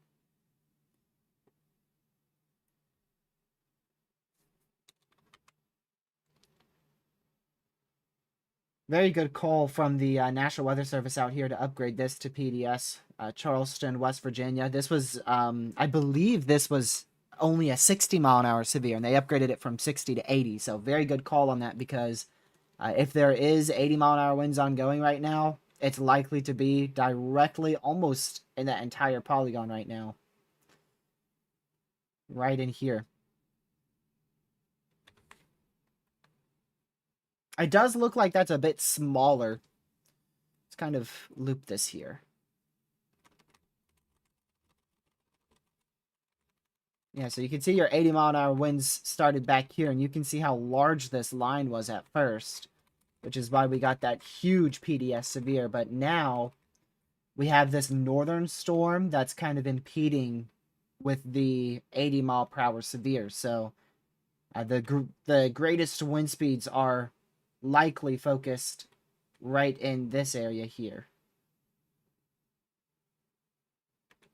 And this is going to keep pulling south. So eventually, I imagine this is what's going to help push this whole severe to start moving south-southeast and not head towards Pittsburgh.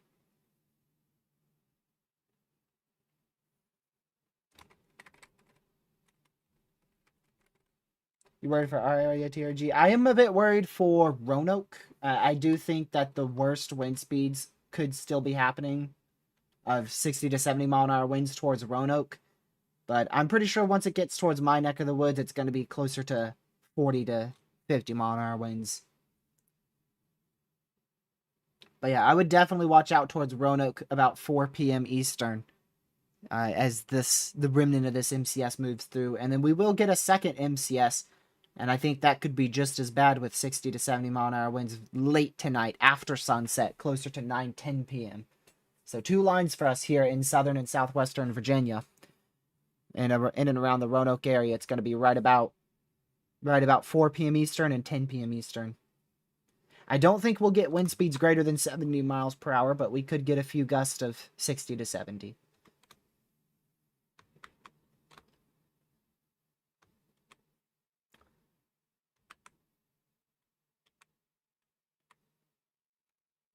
Yeah, so you can see this little area surging out too. That could be another area where 70 to 80-mile-an-hour winds could be possible. And then your primary area where it's surging out right here, and then you have kind of a mess in the middle. A little bit surprised they kept that considerable. I do think that this is capable of 70 to 80, but they are... Yeah, there's not a lot of ways to confirm it because your radar is still a bit far and nobody's reported 80-mile-an-hour winds yet, so... but I still do think upwards of 80-mile-an-hour winds is possible across a pretty large chunk of this line now. All the way from up here near Rockford, all the way down to Earlville, and actually maybe even the southern edge of this too. This is a bit further from the radar, so I'm less confident in that, but maybe even through Earlville all the way to Troy Grove. There's a few pockets. There's like 3 or 4 pockets here of where we could be seeing anywhere between 60 to 80 mile an hour winds. There's 3 pretty sizable pockets.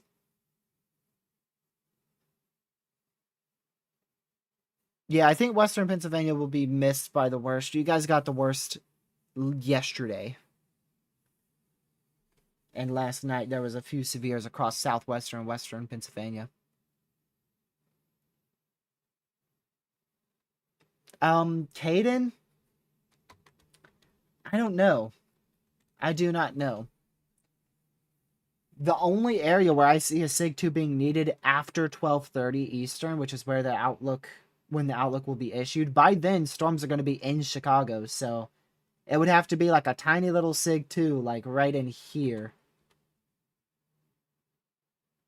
It would have to be like a small SIG 2 right in that area. I feel like a SIG 2, if we were to get one for 85, 84, 84, equal to or greater than 84 mile an hour winds, it would have been right in here. And the outlook just wasn't correct for that. Is that a destructive? Nope. That's still considerable.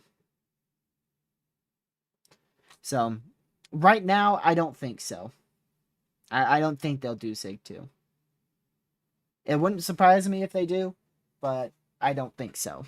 Just because I feel like the peak wind gusts will probably be over by the time that outlook comes out. And like I said, if they do, this is 1 p.m. If they do, it's going to be for like a small portion of Indiana and southeast or far northeastern Illinois. Like right there.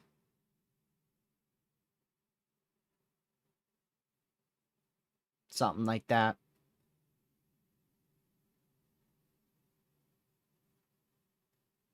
You can see the second MCS that pushes through our neck of the woods towards 10 p.m. Is actually pretty significant. It actually looks a little bit more significant than the first line.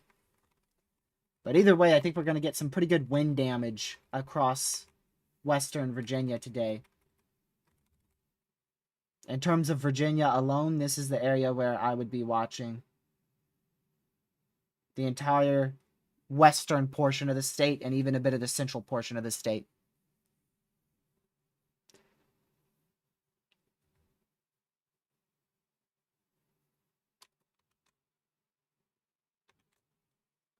Let's see. Let me go back to see if we got NATO cast yet. Nope, no NATO cast. Should get it in about 30 minutes, hoping.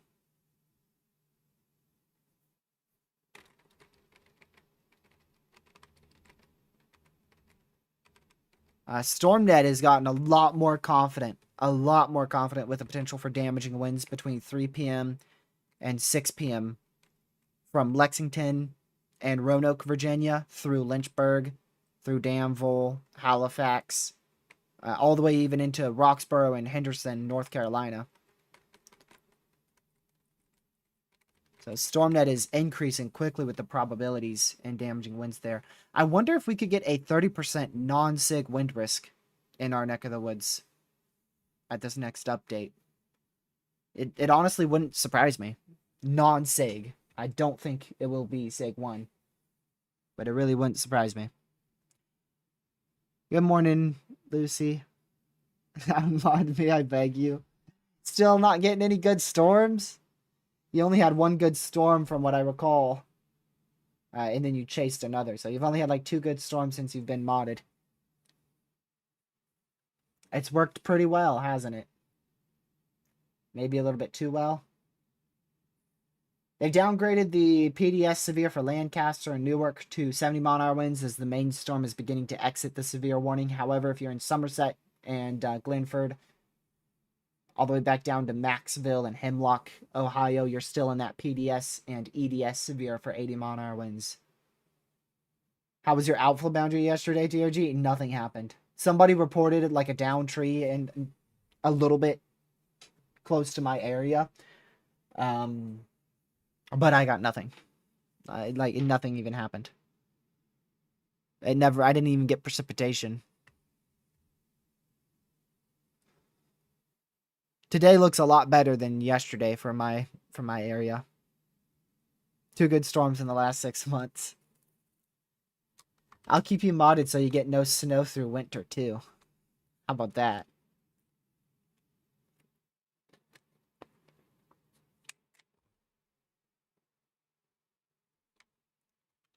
And I didn't lose power either yesterday.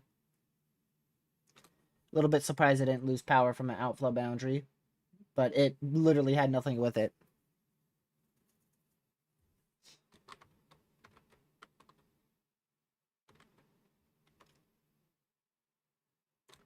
Yeah, we'll just keep watching this line. I mean, I really do think this entire line now is well capable of 70 mile-an-hour winds in this entire area. And again, that's literally going to head directly through Chicago.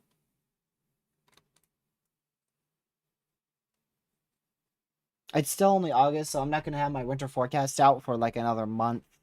I'm not one of those early people for winter forecasts, man. I'm not.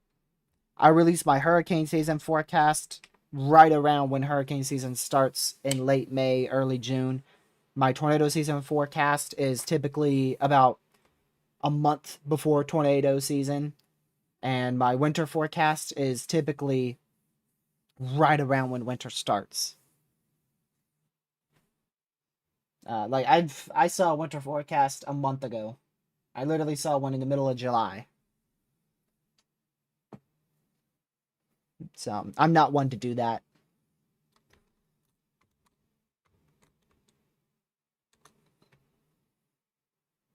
I'm gonna give it another month or so, but either way, I don't think much is gonna change drastically in a month. I think no matter what, we're gonna be dealing with an extremely active winter in the eastern U.S.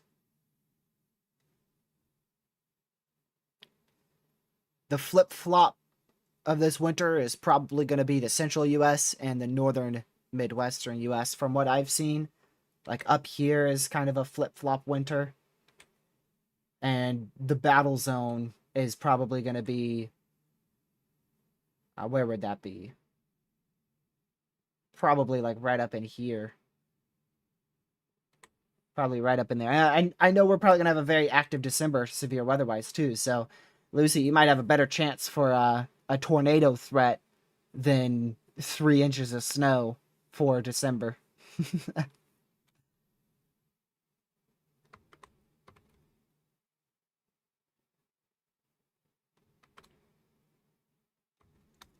Watch your second season severe weather threat be better than your main tornado season. Critty, I don't know. I'll have more in a month. Um, you're probably gonna be like on the edge of above average, I'd have to imagine. But I'll have to dive into it. I haven't really done a deep dive into winter.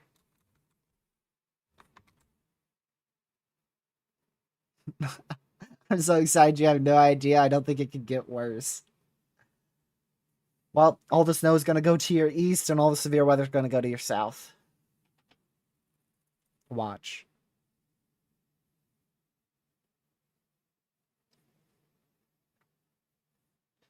Yeah, I think towards like the middle of November all the way through early January is going to be a good chance for at least severe weather. We might have like one chance for a tornado outbreak, maybe two, but we're not going to end up with a tornado season like the second tornado season like 2021 for many years. Really, in second season, you only get like one or two chances for a tornado outbreak, and often they're more regional, small scale tornado outbreaks.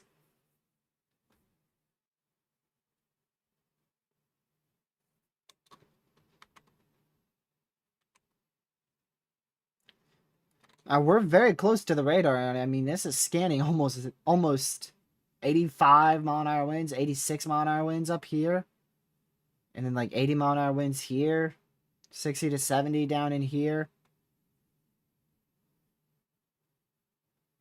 So Definitely could end up with a random wind gust in this area of upwards of 80 miles per hour over the next hour. And this is starting to get close to Chicago. Starting to get close to Chicago. Probably going to be in Wheaton here in about maybe 30 minutes, 45 minutes, something like that. And then downtown Chicago in probably about an hour, in between an hour, hour and a half from now for downtown Chicago, probably closer to an hour and a half. Roughly 11 a.m., 11:30 a.m. for Chicago Central Time.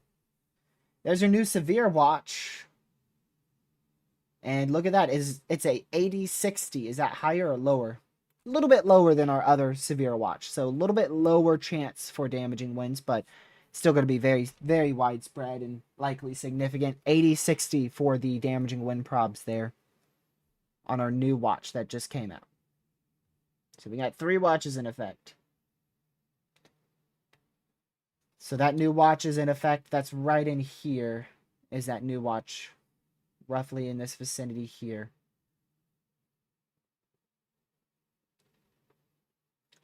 That's your new watch that just got issued.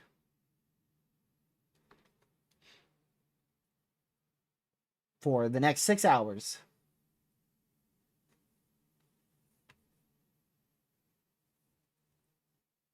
So I highly, highly doubt we're going to be getting a moderate or a Sig 2 wind. I don't think that's going to be happening.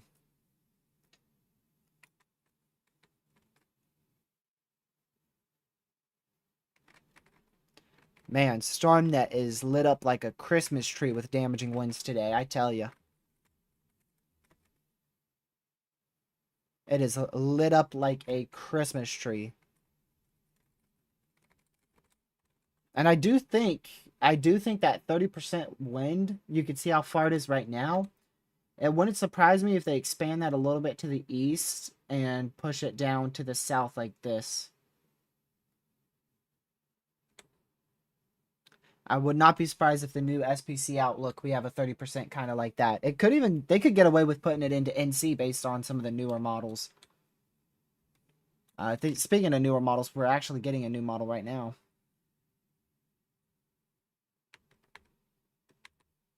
This is the new HRRR here. You can see that hail supercell out there in Indiana. It now shows that, but that should be, yeah, should be north of the main instability axis, so I do not believe that's going to be a huge problem.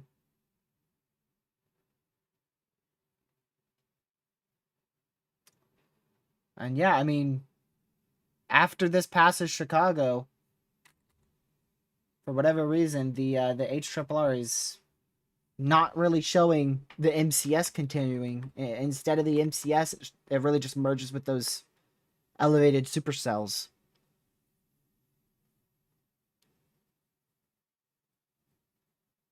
Now, either way, of course, that's eventually going to become a big line later down the line. I get it. But I don't know. That's tricky.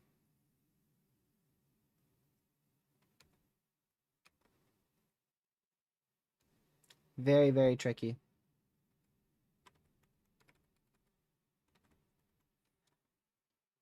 So we'll keep watching it. Again, I think the highest chance for 80-mile-an-hour winds for the rest of today will be over the next 2 hours. With this line right here. So over the next 2 hours, I think that's our best chance to see 80 or 90-mile-an-hour winds for the rest of the day.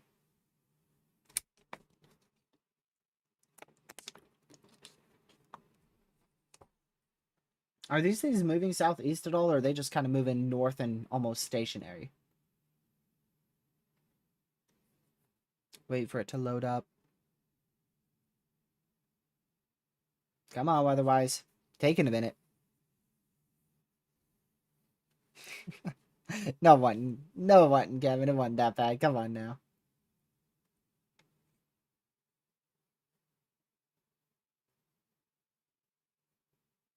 It wasn't that bad.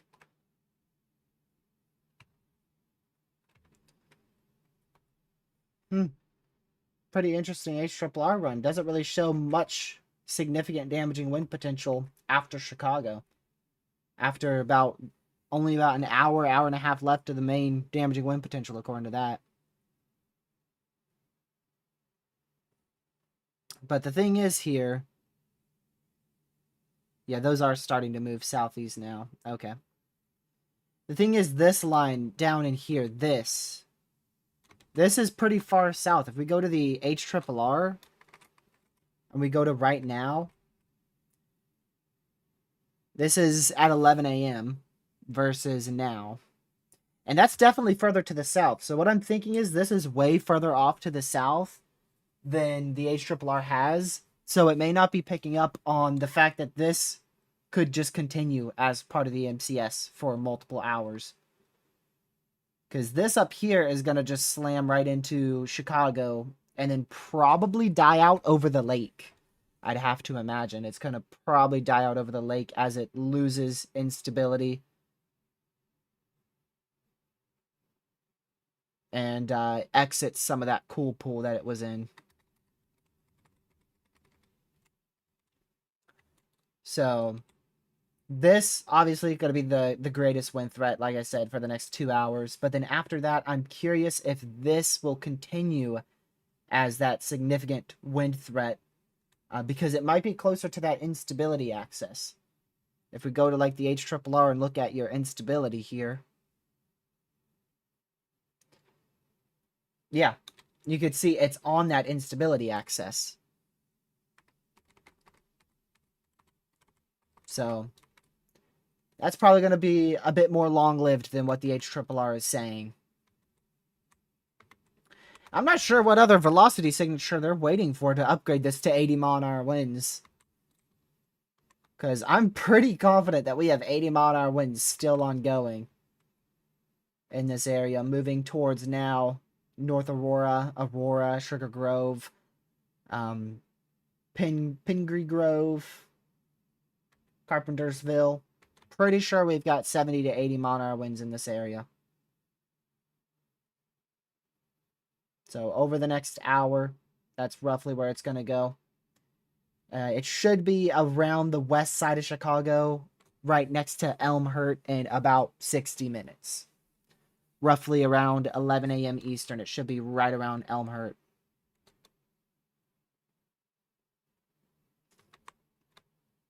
You could see this line is starting to strengthen more. We're probably going to get a severe pretty soon out here next to Portsmouth and West Union. If we take a look at your MRMS, you could see how this stuff was very, very spaced out. Very weak, only producing 30, maybe up to 40 mile-an-hour winds. And over the last about 30 minutes or so, it has started to get that line shape. You can see we've already gotten 2 severes back up here towards Logan and Wellston. And I'd have to imagine these storms down here are going to probably start going severe here over the next hour or so as they head into Kentucky.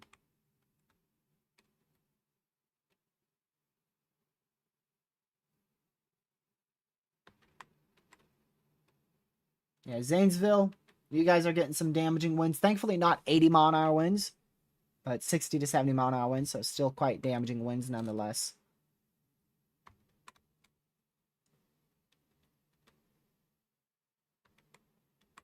55 and 53 mile-an-hour winds reported on the southern storm.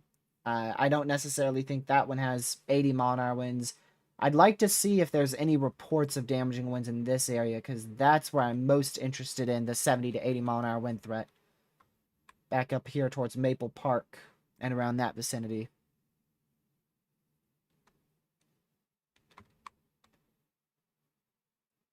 I wonder what this looks like on 3D. This ought to have a decent shelf with it, especially if you're on the north side or the far southern side.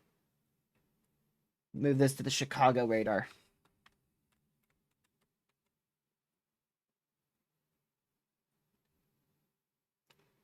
Yep. Yep, that definitely has a gnarly shelf with it, for sure. Look at that. This is probably a giant shelf cloud all right in here. Let's see if we can kind of get rid of some of that green and blue there. bit more of the core, increase that a tad. Definitely has a very nice shelf with it, for sure.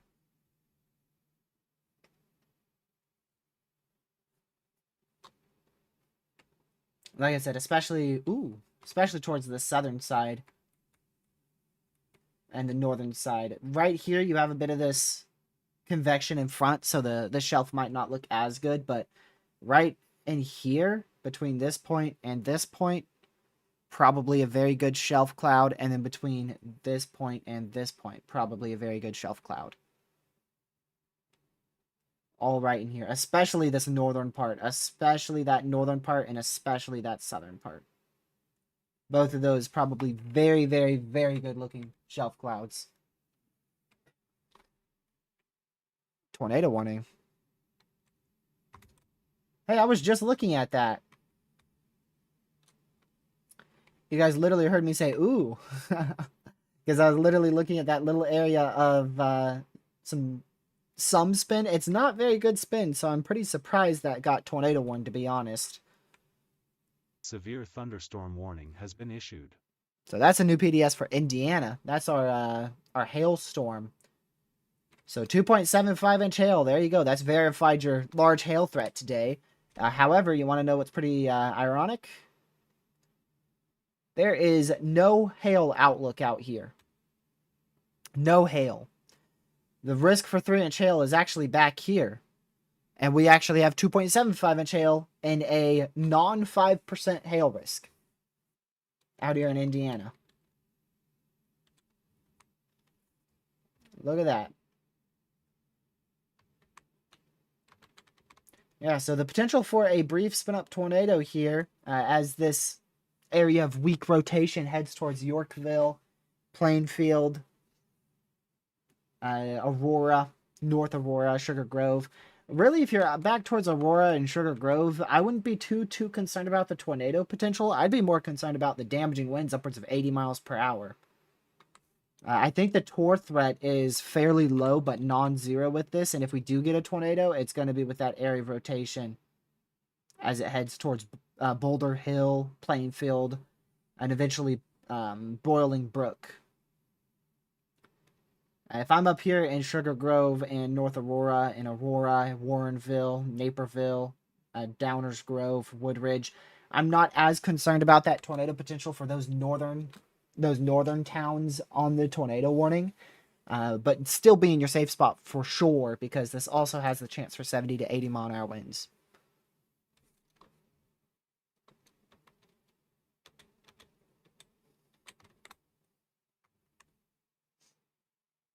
And that is heading towards the suburbs of Chicago. I believe that might include a little bit of the suburbs of Chicago there. It also includes our radar site, ironically enough. Literally, that area of rotation is heading probably very close to, if not almost right for our radar site. I really hope we don't lose this radar, because we are desperately going to need it. At least for the next 3 to maybe 4 hours.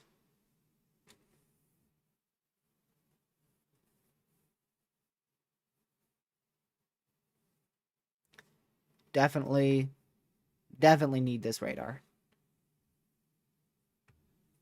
Let's see our HRRR. Wow, the HRRR very strange with the outcome of the rest of today.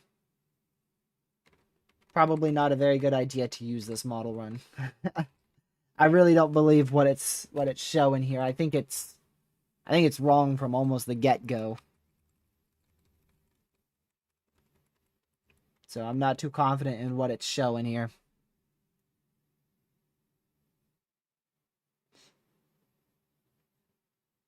It does show that first MCS just dying right off before it gets to us. And then instead of us getting 2 MCSs, we just get 1. But that 1 is still pretty significant towards 10 p.m. Eastern.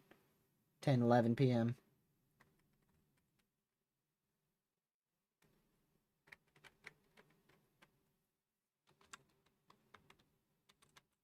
Okay, yeah. That definitely is rotating. That's definitely a good call to issue that tornado warning.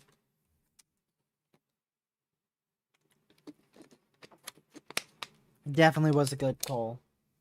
We could get a tornado very soon here near Yorkville and Boulder Hill, heading towards Plainfield.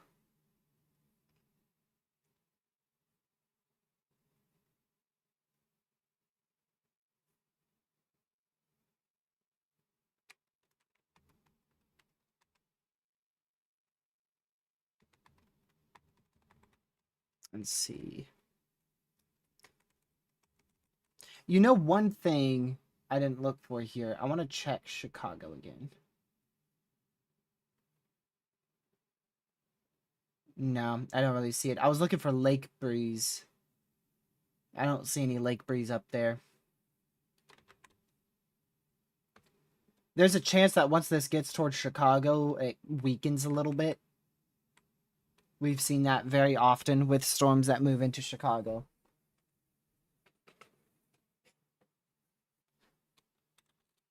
So, it looks like the worst wind speeds are probably going to stick to the southern side of Chicago, but they may still hit the downtown region of Chicago there. I doubt that's 100-mile-an-hour winds, but I'm pretty confident it's 80. I mean, I've been talking about it for a very long time now. And those are RFD winds now, like you said, Caleb. So there's actually a better chance those are 80 to 90-mile-an-hour winds now, since it is RFD.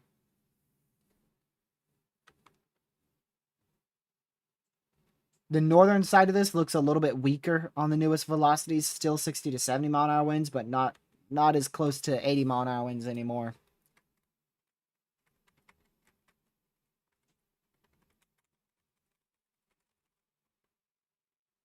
But that southern side, indeed, looks like 80 to maybe 90-mile-an-hour winds towards Sugar Grove, Yorkville, Montgomery, Aurora. So definitely get to your safe spot if you're in that tornado warning. Definitely want to get to your safe spot. If there's not a tornado, which there may be, there's going to be potentially upwards of 90-mile-an-hour winds.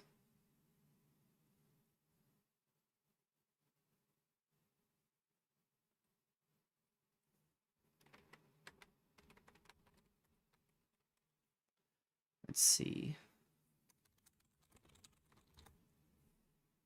There it is. There it is. 80-mile-per-hour EDS PDS for the southern suburbs of Chicago. EDS severe thunderstorm warning has been issued. It doesn't look like that includes the full-blown downtown region of Chicago there, but it does include the southern side of Chicago. Wow. Might actually be upwards of 100-mile-an-hour winds. It actually might be. I would say 80 to 90, but it honestly wouldn't surprise me that much if it's upwards of 100. And why? Why am I saying that with these velocities? One big reason. That's your radar. Right there. Your radar is right there, dude. So we're not scanning like 10,000 feet away or 5,000 feet away or shoot, even 2,000 feet away. We're scanning less than 1,000 feet on this storm. And then a little over 1,000 on the RFD. But towards the tornado warning, less.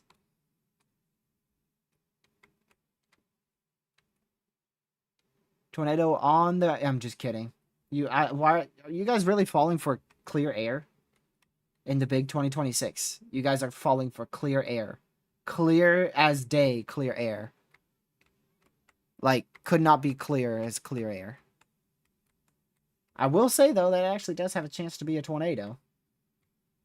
The reason why is because your wind speed's pushing like this, and they're pushing right towards that clear air.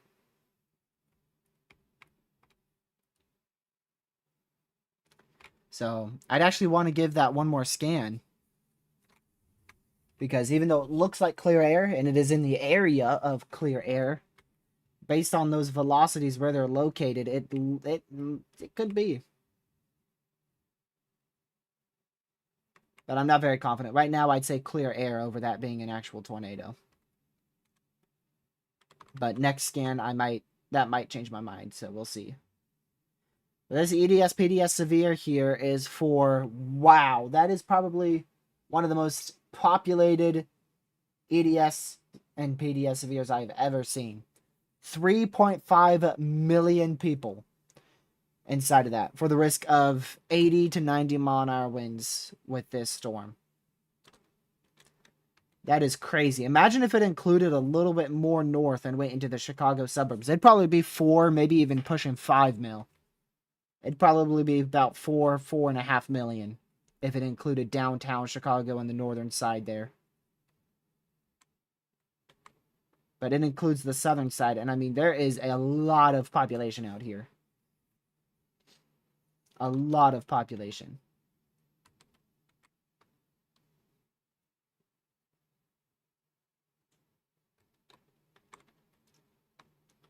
Waiting for that next CC scan to see if this is a tornado indeed. And we did just get our considerable severe for Chicago. So Chicago, you're in that considerable severe now. The storm still isn't going to hit you for, if you're in downtown Chicago, you still have about another 30, 40 minutes before it hits downtown Chicago. However, it's starting to hit the suburbs right about now. It's starting to hit the outskirts of Chicago right around now. Yeah, that CC's gone, so probably clear air that half of the chat fell for right there.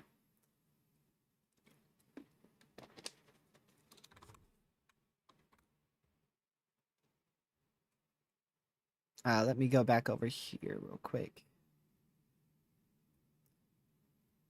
The threat for damaging winds will continue across the watch area, and additional storms may form along an outflow boundary requiring an additional watch. So a new severe watch may be issued here in the next 2 hours or so for eastern, southeastern Kentucky, far western Virginia, and far west, southwestern West Virginia. So if you're in this area here, a new severe watch may be issued shortly for you, or may be issued within the next 2 hours or so. Right in here.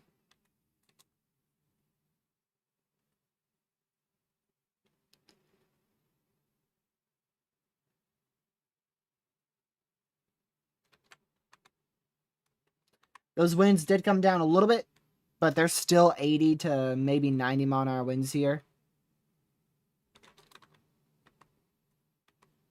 So we'll need to watch that. 85 mile an hour winds observed over Sugar Grove. That rounds up to 90, so that would be a 90 mile per hour observed severe, if that is a legit report.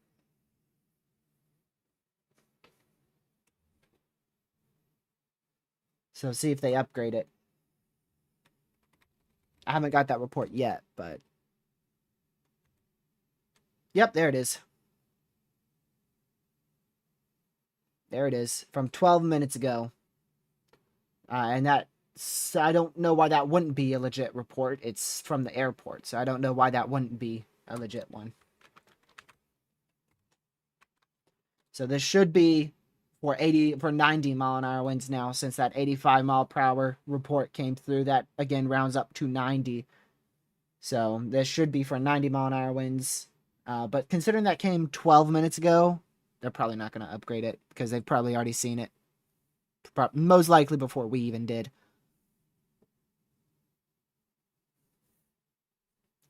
But still, 80 to 90 mile an hour winds here, pushing into Plainfield. And that's actually from the northern side of the storm too, so those wind speeds actually would have gone towards Aurora and Boulder Hill. Radar is cooked. Yeah, it's cooked. That's probably 90 mile an hour winds there, moving right towards the radar. Most likely.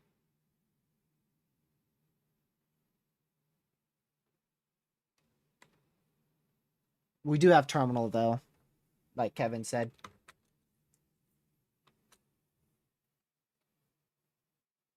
Let me see.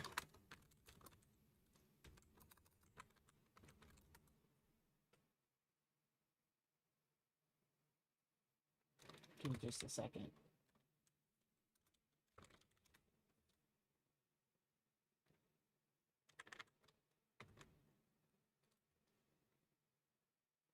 Yep, that's the National Weather Service at Chicago. So the radar's literally right over them. So yeah, I wouldn't be surprised if they are in backup mode now.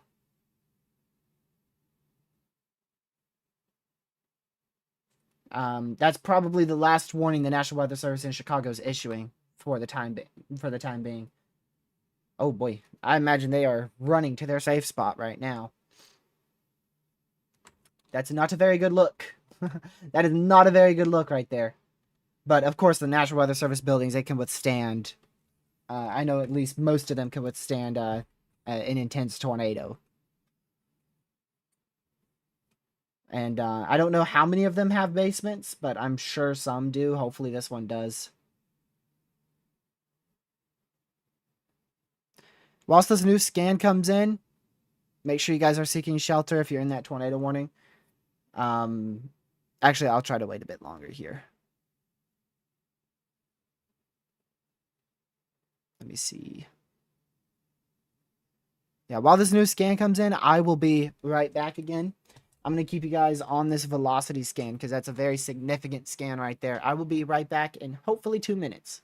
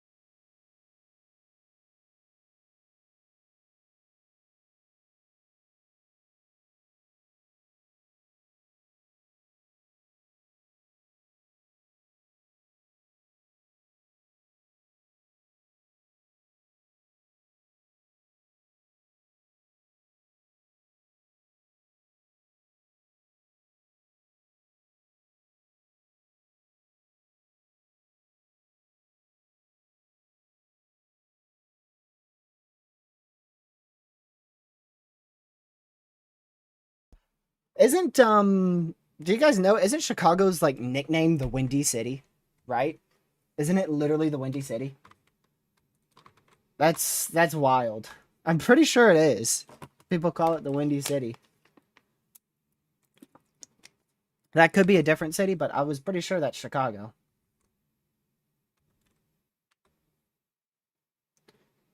New tornado warning to the south. That's for a few little areas of rotation. I saw some of you guys talking about this in chat. I was going to mention it when I got back, but it already got tornado warned. So there you go. New tornado warning just to the south. How many people are in that one? Almost 200K. So that shows you the difference, because this tornado warning right here has about 200K in it, or a little less than 200K, and the PDS severe just north of that has almost, actually does have 3.5 million. Well, we got another scan from our radar. That might be the last one we get, because this is probably 80 to 90 mile an hour winds moving right into this radar site. PDS severe thunderstorm warning has been issued. Another PDS severe for hail out here in Indiana. Again, in a less than 5% hail risk, by the way. Yeah, this definitely continuing to get a more widespread swath of strong to severe wind gusts here. That is for DuPage, Illinois. That is downtown Chicago, my friends. That is downtown Chicago in a tornado warning. Over 3 million people. Uh-oh. Uh-oh. 12:15, is that UTC time? That should already be over. Well, there's two somethings happening right here. Two events in Chicago at the Field Studios. I don't know if people are there now or not. But that's two events in Chicago happening, either happened or happening. And that's very, very weak rotation. I really don't see much rotation there, to be honest with you. But it is there. They do have a tornado warning on it. That's Central Time. But I don't know what time that is, you know? I don't know if that's 12 UTC, 12 military time, 12 Central Time. Or what is it? I don't know what 12 it is. I'm guessing that's 12 actual time. I don't know how I'd be able to tell that. So that's what, 1:15, 1 p.m. my time. That's very, very close. Very, very, very close to right now, if that is true.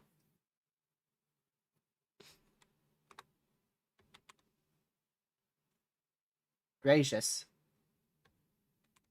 That is just an insane look heading right towards the radar. You served us well, radar site, but it's time for you to go down. Hopefully it doesn't actually hopefully it doesn't break. I really don't want it to break. Sometimes what happens is these things go down for just a bit and then come back up, but I'd be surprised if this thing doesn't go down.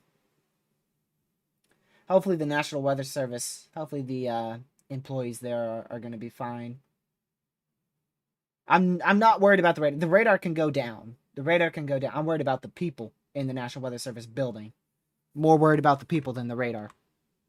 Because we have a terminal radar here that will serve us just fine for the next hour. And then, yes, we'll have a decent radar hole, right in here, before we could get picked back up by this radar. But I'm more worried for the people in the building there. So hopefully the National Weather Service is seeking shelter. I'm curious. That's still issued by Chicago, so they're still issuing warnings. Oh, and look at that. There is a tiny little area, maybe a little bit of rotation trying to spin up there. And there's this little area up here, too. But the highest risk for a tornado right now is by far right in here. Because that's right on that edge of the instability axis. So that's definitely right in that white area I just gave a big circle to. That's where a tornado is most likely over the next about 30 or so minutes. The radar's still scanned, so hopefully the radar stays up and hopefully people in the National Weather Service building will be fine. Maybe this line's weakening a little bit as it's approaching, hopefully. That would be very, very nice. All right, we have to have NATO cast by now, right? It's literally past 11:30. NATO cast just came in right now. It literally says now. Yep. All of NATO cast just came in right now. The earliest runs came in 19 minutes ago, but the runs I like came in right now. Golly, man. Golly. This is not the absolutely calibrated version. Wow. Wow. This is not the absolute. I'll zoom out as much as I can. Not absolutely calibrated. This is the 2024 models, which is the most accurate. It's nailing the Chicago storm right now because of the population bias. Wow. That is insane. And the tornado potential, big old 10% from western Chicago all the way down to southwest Ohio. Look at that. I'm curious if it got the hail potential today. I doubt it, but it did. Oh my goodness, the black dot of death up here in South Dakota. What the heck?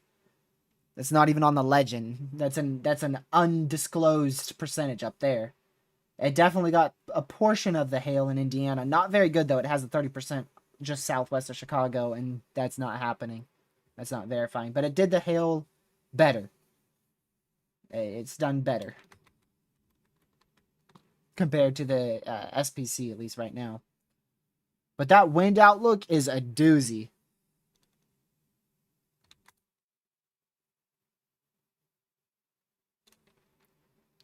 That is a doozy and a half.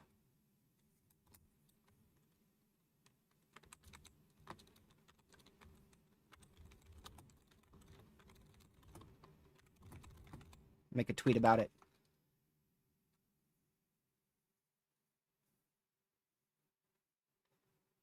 At least I don't think this is the absolutely calibrated version. It doesn't say it. Wait, then what is the absolutely calibrated version? Oh, that's day 2. I was like, what the heck? Oh my goodness. The black dot of death again. Wow. Oh my goodness. That is insane. That is insane. That might be a top 3 craziest outlooks I've seen from NATO cast. Holy crap.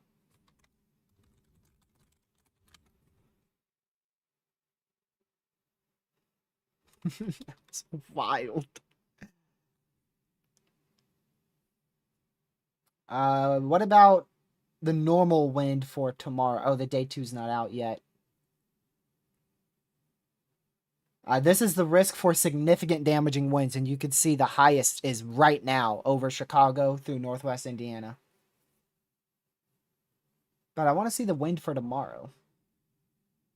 That's not calibrated. That's the day 2 wind risk for tomorrow from the old one. This is the 2022 run, which still has crazy wind probs, but not the most accurate from what I have seen. New tornado warning. We just have tornado warning mayhem here, and there is definitely a good area of rotation sparking up here over Downers Grove. For sure. There could be multiple tornadoes about to drop here. There likely is. So if you're in any of these tornado warnings, get to your safe spot. These tornadoes can drop very quickly and not be detected by radar. So if you're in any of these warnings, you need to take them seriously, because we could not only see a brief weak tornado that is not easy to spot from radar, but also anywhere between 60 and 90 mile an hour winds, depending on exactly where you are.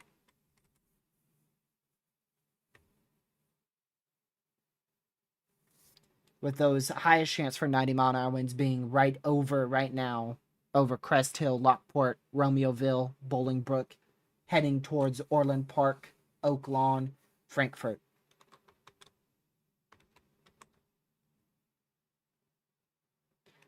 Yeah, that's definitely a pretty good area of rotation there. And then this is a pretty good area of rotation, and these two are pretty good areas of rotation. Remember, for QLCS spin-up tornadoes, you only need a tiniest little bit of rotation, and you can easily get a tornado that slips under radar.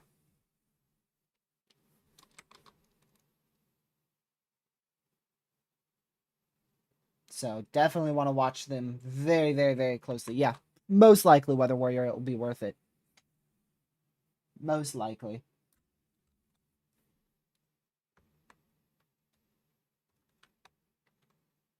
It seems like the worst winds too on this. Let me go back to this.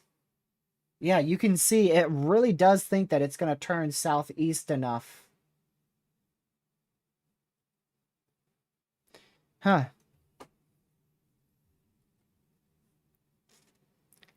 I'm curious because the SPC looks at this too, so I'm wondering now. It's not impossible for us to get a moderate. Where's V at, by the way? Where's V? V lives in Indianapolis, and I haven't seen her tune in yet today. Hopefully she's doing good. But I'm very curious because some of these models show the worst winds definitely back down towards near Indianapolis. So we'll see. I don't know. Things could definitely turn messy here in a bit. You could see all this over-convection is beginning to impact the southern side of our storm. So I think the peak of this threat is for the next hour. I think about another hour, but I don't know about after that.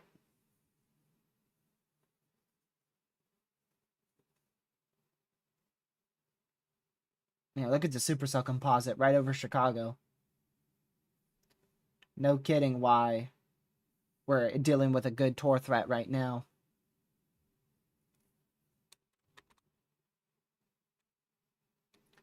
I don't see any crazy areas of rotation right now, but there's still rotation here. And these things can spin up so fast, literally within minutes. Still 480-mile-an-hour winds observed EDS PDS severe there.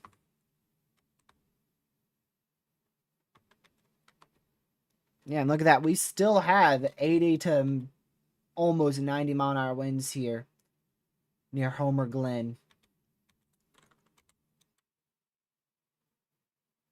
I don't think that's a new one.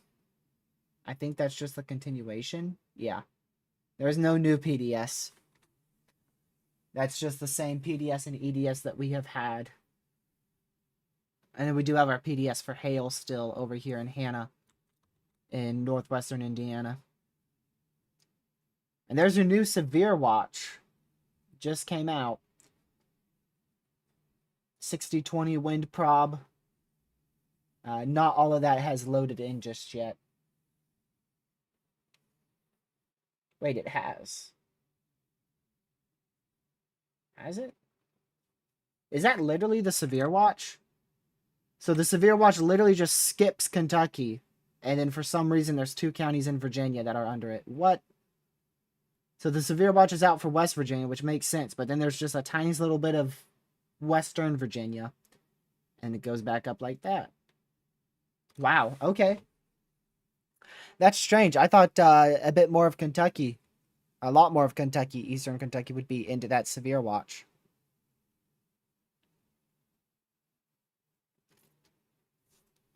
NWS severe.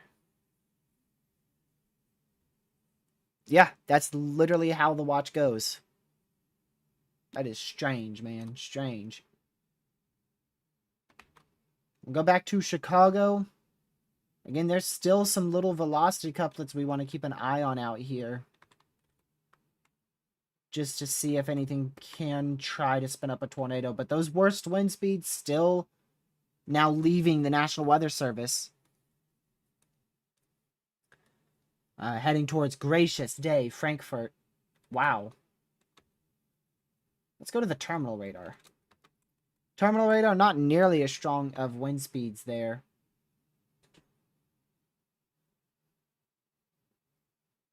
But still somewhere between 70 and 85-ish mile-an-hour winds happening over here near Marley and Frankfurt.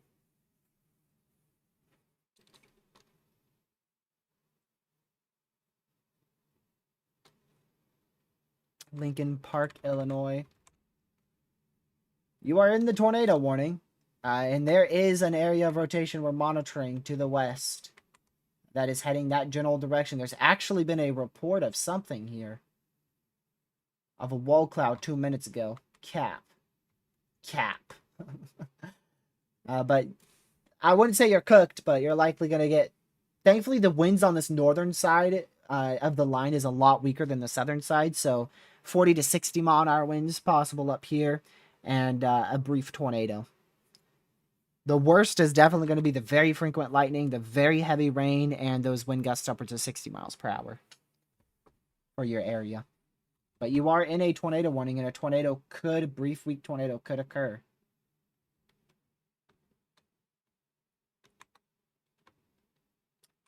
The worst winds right now are well off to your south of Chicago, near Frankfurt. Potentially as high as 90 mile-an-hour winds there.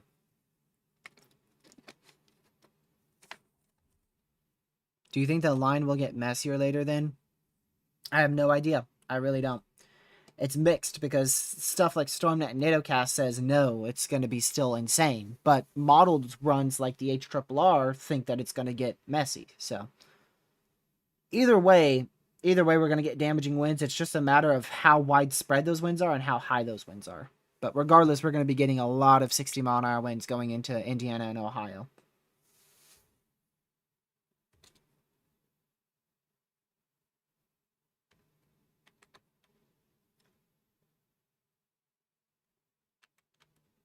see.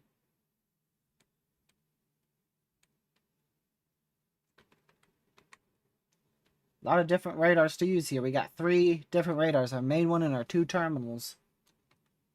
They did get rid of that PDS Severe out here. Oh, actually, no, they didn't. My bad. I didn't see it. It's this one.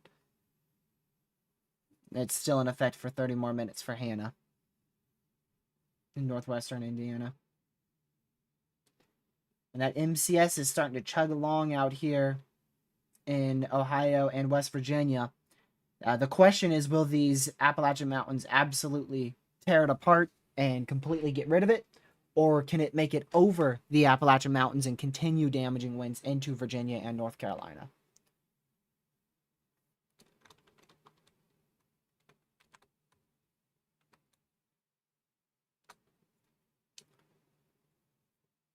And tornado warning just got issued into Indiana for Crown Point.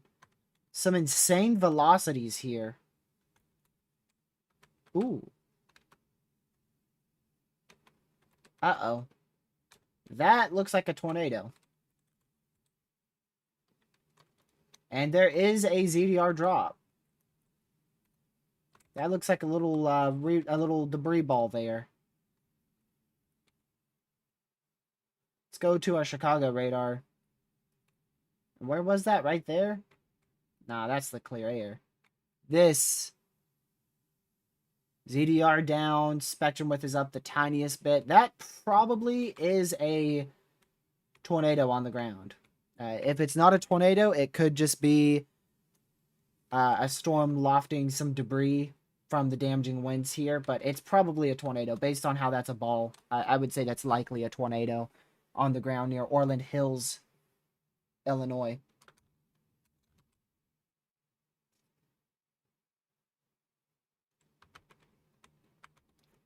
Probably a tornado there. We'll see where that goes on the next scan. I'm going to keep that marked on... that's right over Orland Grassland. I'm going to keep that marked on drawing there. But yeah, look at some of these velocities. Even the velocities into that are upwards of 100 miles per hour right there. I don't think that we're actually seeing 100-mile-an-hour winds with this, but it wouldn't surprise me if we're seeing 80 or 90. Wouldn't be surprised if we have upwards of 90-mile-an-hour winds moving into Tinley Park right now. The velocities on the terminal are definitely lower. But I think they're a little bit too low on the terminal. I think they're a little bit too high on the main radar and a little bit too low on the terminal. So an in-between. The main radar says 100. The terminal says about 60, 65. In between is roughly 80.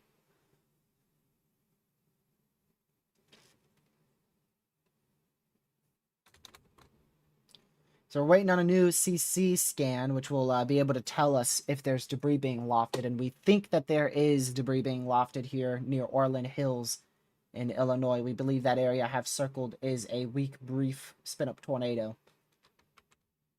And we'll have to see if that CC continues on the next scan or not.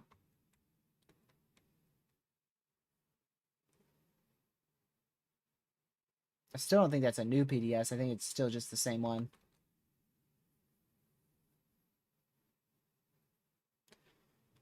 It's not a confirmed tornado yet. I believe it's a tornado, but it's not confirmed. Until we get another scan that looks a bit more definitive. Yeah, see, it's tricky. It's very, very tricky. That's a new PDS severe for 90. There it is. 90-mile-an-hour winds. That is our second 90-mile-per-hour severe of the day. So if you're in that highlighted area, this highlighted region here, which stretches from Hammond, Indiana, all the way through Lowell, Indiana, further south, and then it even goes back into Illinois to include Andres, Illinois, Grant Park, Illinois, and then stretches all the way back down towards near Mount Ayr into Indiana. You are inside that particularly dangerous situation and extremely dangerous situation. This is a life-threatening This is a life-threatening situation with how high these wind speeds are. And if you are caught off guard, this is potentially life-threatening. So to protect your life, property, and any animals, make sure you seek shelter accordingly in the lowest floor possible in a interior, strong room. Preferably in the basement storm shelter, or if you don't have either one of those, the bathroom, away from all doors and windows, in the bathtub with a mattress over your head. Potentially, if you can, wear a helmet as well. This is a very, very, very dangerous storm, one that you need to take very seriously, as if there is a intense tornado on the ground. We probably have 100-mile-an-hour winds ongoing with this now. There is probably 100-mile-an-hour winds ongoing with this, so this is a very serious situation that you need to be seeking shelter for. And that CC still did line up, so that could have been a weak, brief spin up right there. Yeah, that CC still continued, so that CC, you could see how it jumps from here to here. I wouldn't be surprised if that was an extremely weak, brief spin up tornado. That would not surprise me. So many severes, bro. So many severes all in this area. So if you're in the area that I have circled on your screen, I'll give you a bigger circle here too. A more accurate one. If you are in this area, you need to be seeking shelter. You need to be seeking shelter to protect your life, property, and any animals that you have. Bring your dog inside. If you have an outdoor cat, bring him inside. Bring him to the safe spot. Get in that interior room away from doors and windows. Make sure you get to a sturdy structure, sturdy interior room, once more away from doors and windows, preferably in a basement or storm shelter, underground storm shelter, or even if you have a above storm shelter. I know you can order those now. Those are a thing, especially back towards Dixie Alley. Those are more common. You can use that as well. Or if you have none of those options, the best bet is to go into an interior room away from doors and windows, into the bathtub with a helmet on, put a mattress over your head.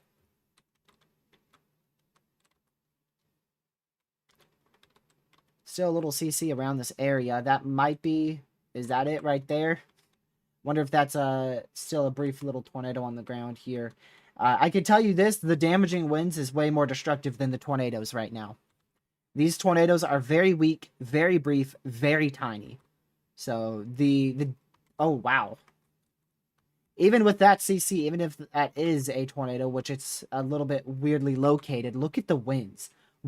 130-mile-an-hour winds. I am way more concerned for the damaging winds than the tiny little tornado.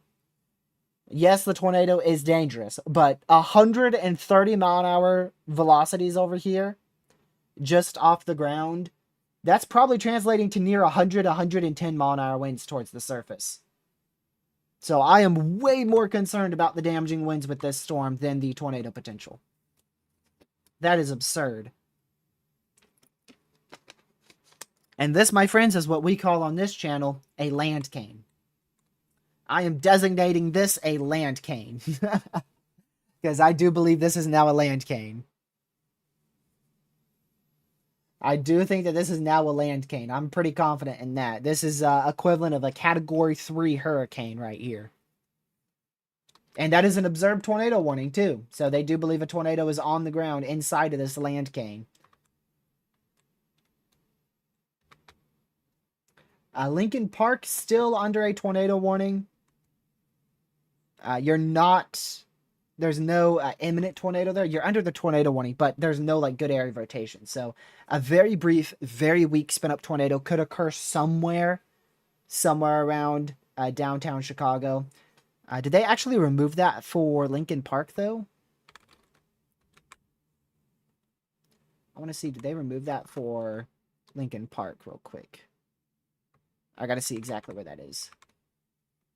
Okay, Lincoln Park is still in that. So 50 to 60-mile-an-hour winds, very, very tiny hail, if any, a lot of lightning, very heavy rain, all possible. We can't rule out a very weak, brief tornado, but the tornado if one does occur, like I said, it's going to be very weak, very brief, not strong. And there it is, guys. This is a extremely rare situation, y'all. We now have a 100 mile per hour severe. This is a extraordinarily rare, extraordinarily dangerous, and extraordinarily deadly severe thunderstorm warning. If you live in the highlighted area here, I'm going to go ahead and give you another box. Another box here. If you live in this area, you need to be seeking shelter, as if there is practically a Category 3 hurricane over your house. We're really looking at like Category 3, and there's another observed tornado warning. New information, this tornado warning has been upgraded. So we are having tornadoes left, right, and center. Weak, brief spin-up tornadoes left, right, and center. But the big problem is those 100 to 115 mile per hour winds being possible as this storm continues off to the east. Those absolute highest winds right now are focused, if we do get 115 mile an hour winds, those would be focused over Homewood, Lansing, Linwood in far eastern Illinois. And those will be moving into Highland and eventually very close to Maryville, Ross, Griffin, New Chicago. Oh my goodness. I don't think I've seen this in a very long time. The last time I saw this was our very significant derecho and land cane on June 20th, 2025, the last time we had an EF5 tornado. You're looking at widespread 100 to 115 mile an hour winds from Thornton, Illinois, all the way down to Beecher, Illinois. A huge, huge area of 115, 110, rather, my bad, 100 to 115 peak damaging winds. Observed. We have a observed 100 mile an hour wind threat now. So we can confirm there is at least up to 100 mile per hour winds now inside of this storm. So 100 to 115 mile an hour winds moving over Chicago Heights, Crete, Beecher, Glenwood, Ford Heights. This is a confirmed 100 mile per hour severe thunderstorm warning. And again, this is heading into Indiana too. So if you are down here in Crown Point, you need to get to your safe spot. This is a very life-threatening situation that you got to be in your safe spot right now to protect your life. As 100 to up to 115 mile an hour winds will be rolling through here within the next 15 minutes. And not only that, these areas of rotation are actually particularly on the stronger side. So we could actually get a brief, strong tornado out of them if they do drop. Welcome, Pete. You've joined at a very insane time. West Virginia and Ohio tornado warning. So you can see that little area of rotation there in Ohio. So Crown City, Apple Grove, and Gallipolis in Ohio, get to your safe spot. This is also going towards Glenwood and Clover and Wymo in West Virginia. So get to your safe spot there. Tornado is imminent. But we're going to stay back up here. We're going to stay back up here with these storms because that's where we have the 100 mile an hour winds ongoing. 80 mile an hour wind report there. See if we can see any more reports. I don't see any other ones. PDS severe thunderstorm warning has been issued. So that's the continuation of these observed 100 mile an hour winds still ongoing. Literally like a top 3 craziest velocities I've seen in my life for damaging winds. Literally a top 3. Like what? Absolutely insane. Absolutely crazy.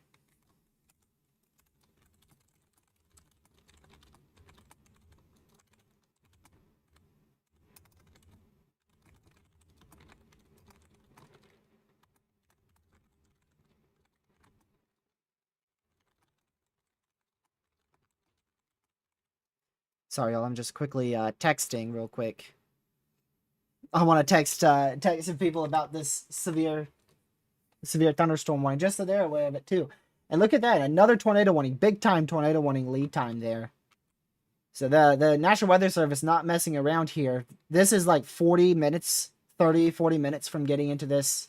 Actually, the forward progression of this is actually... This is moving fast now, isn't it?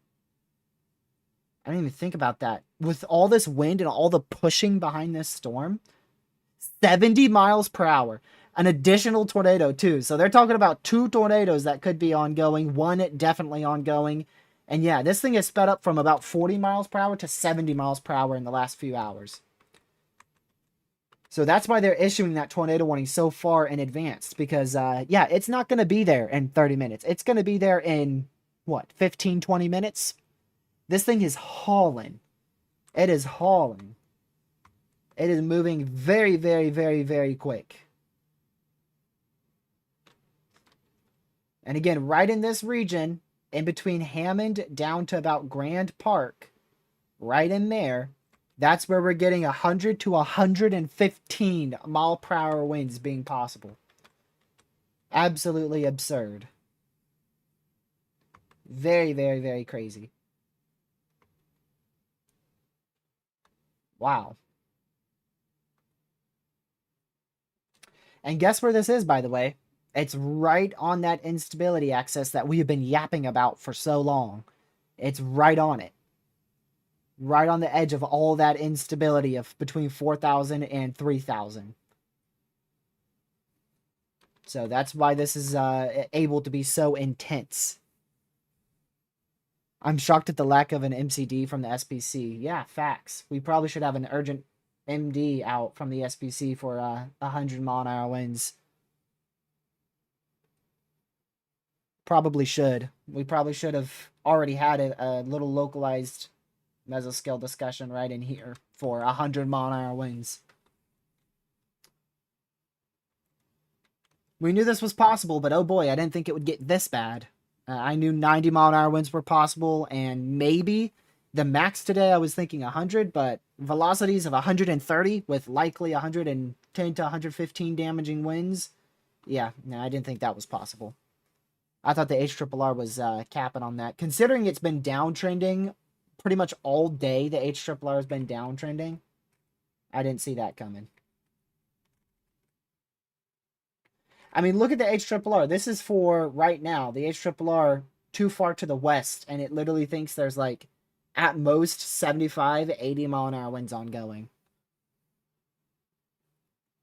Has been issued. That's another continuation, I believe. Did they update that at all? 100 observed on that one. 100 radar indicated on that one. Any more over here? 100 radar indicated. None on that one. I mean, we all knew the potential of today because of that instability access. I kept yapping about if these storms would go further south and just south of Chicago and latch onto the instability access, how bad they may be. But no model showed that. Nothing showed that. If anything, we were thinking this line was going to go over the lake and die.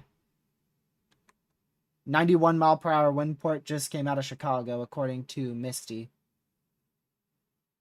I'm sure that's legit because Misty's pretty good.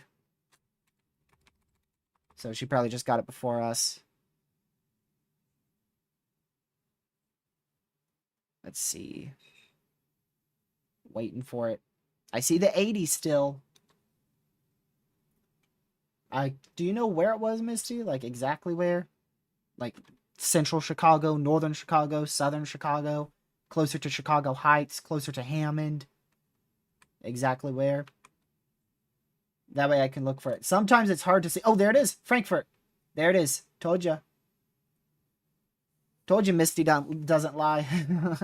91 mile an hour wind report 3 minutes ago north of Frankfurt. There you go.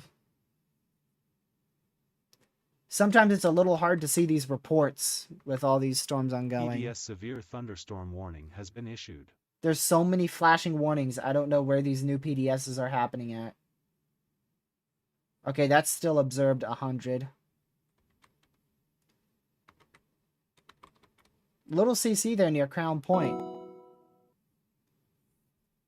Is that what you guys are talking about? Maryville? Yeah. Looks like we have probably a tornado ongoing near Crown Point.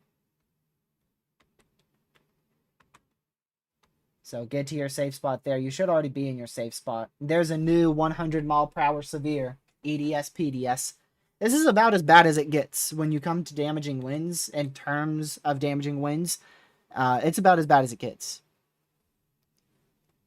Like, this is literally almost as bad as Mother Nature can possibly get. I say almost because we had the Wake Low land cane in North Dakota on June 20th, and then earlier this year we had the like 130 some damaging wind report in South Dakota, I think it was. So this isn't the worst Mother Nature can get, but it's up there. This is pushing the boundaries of Mother Nature. And that's why you keep seeing these things, these warnings. You've seen like 20 PDS severes. Because NWS knows that this is as bad as it gets, so they're consistently updating and pushing those warnings out and pushing it further and further to try to increase that lead time. Let's quickly go back to West Virginia, because I don't want to leave you guys fully out of it, even though it's not particularly strong. There is a area of rotation and a tornado warning that is active heading towards Glenwood, West Virginia, Crown City, Ohio. So make sure you guys get to your safe spot there. A brief weak tornado is possible with that. All right, well, we are at the point where overconvection should be a giant issue. So we're going to see how much longer this 100 mile per hour threat can last. From here on out, most models, if not all models, show this rapidly weakening. And you can see the HRRR literally dissipates this from right now at an 80 mile per hour threat to, in literally just 1 hour, down to about 40 miles per hour. And looking like this. So we'll see over the next 50 or so minutes if this goes from 100 mile per hour to 40. Spoiler alert, it's not gonna. I can already tell you that. It might weaken beneath 100. It might go down to 80 or 70 in an hour. But I don't think it's going to go down to 40 or 50. So these wind speeds may be coming down a little bit now as it's pushing further to the east, but we still probably have 100 mile an hour winds ongoing. Most likely still have 100 mile an hour winds ongoing. Remember, we're starting to get further from the radar now, so now we're looking 2,500 feet up, as opposed to just 1,000 or 1,500 where we were back here, when that was closer to like 130 mile an hour winds. So I think we've passed the peak of today's damaging wind threat now. We're still in it, but in terms of the peak, like the absolute highest damaging wind threat, I think we're starting to get over that peak. But we're still at 100 mile an hour winds. But just try to remind yourself that we're getting further from the radar, so we're looking higher and higher and higher up with that radar beam with time. So the radar is getting less and less and less and less and less accurate. Whereas earlier, back when we had those 120, 130 mile per hour velocities back here, it wasn't that far from the radar. The only velocities, Grumpy Grandpa, that I have seen stronger than this is the Wake Low land cane Derecho in June 20th, 2025. That is the one time I have seen stronger velocities than this on radar. This literally is second place. At least legit velocities. We were only looking 1,000 feet up with 130 mile an hour velocities. I'm not even sure if we had that on June 20th, to be honest with you.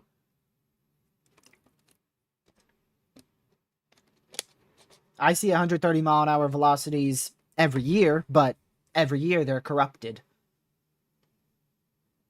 So this is a very, very, very rare situation here.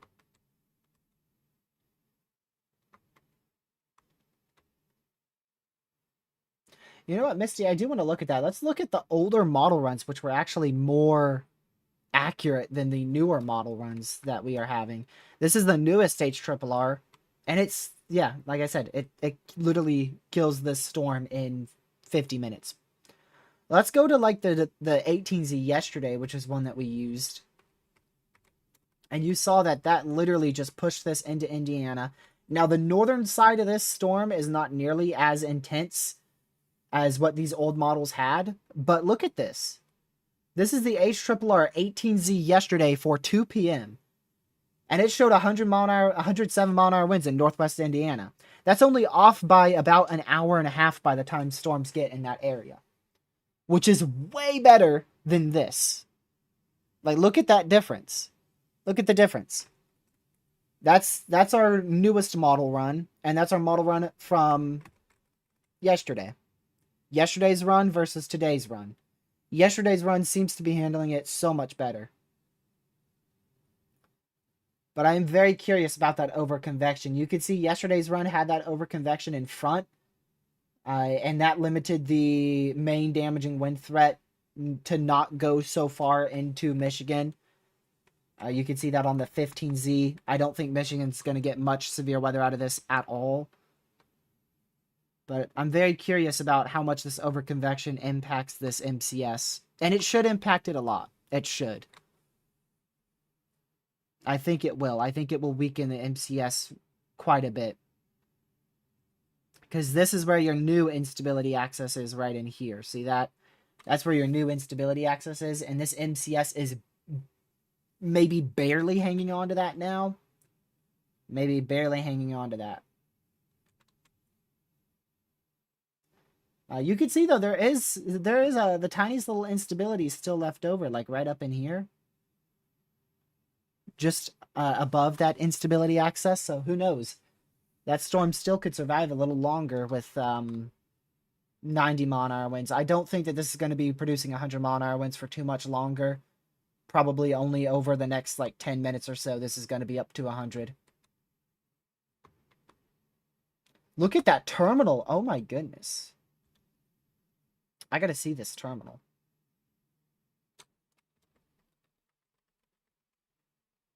Holy cow.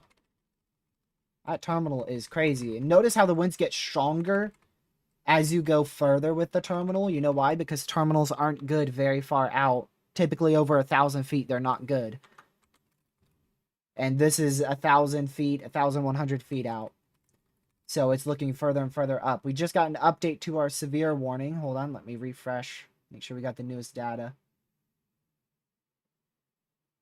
Still 100 mile per hours and still 100 miles per hour, but they're no longer observed 100 mile an hour winds.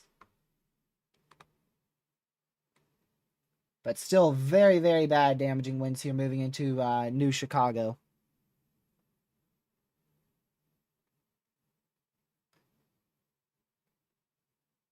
Let's see.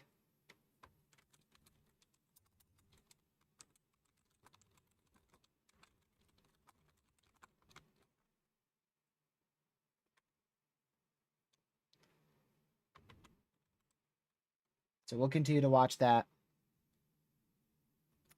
Hello, Ohio. Welcome to the stream.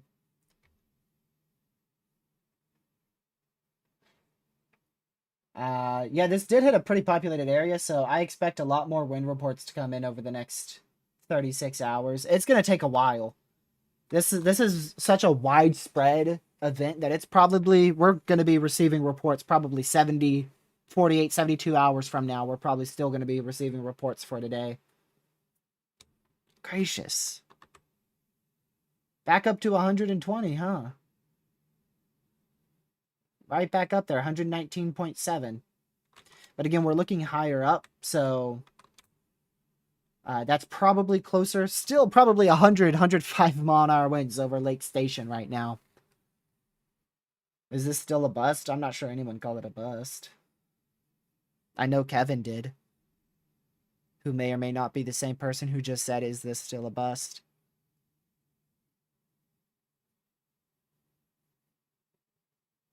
Yeah, StormNet has this line weakening rapidly in about 20 minutes on the northern side as it runs out of that instability and leaves the instability axis.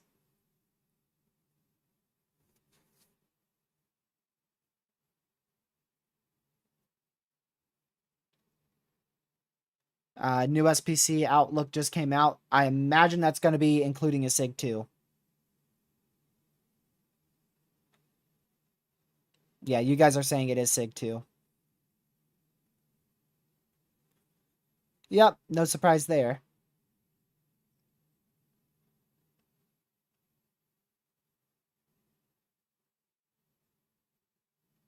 Let's see.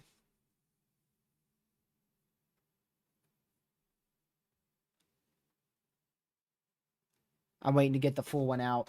We also got a continuation of that tornado warning into northwest Indiana. That's probably going to be the last tornado warning from this because I do think that this is going to weaken very rapidly. I don't see a way how it survives. I mean, it's not a lot of cape in front of it. It's not. You can see, again, the instability axis is right here, that instability boundary. Because of this morning convection and afternoon convection, it has shifted that axis far to the south-southwest. So we could still have another 30 minutes of this continuing with 90-mile-an-hour winds or whatnot. But the 100-mile-an-hour wind threat, I think, is going to stop very, very soon. Although it is still very much continuing very strongly.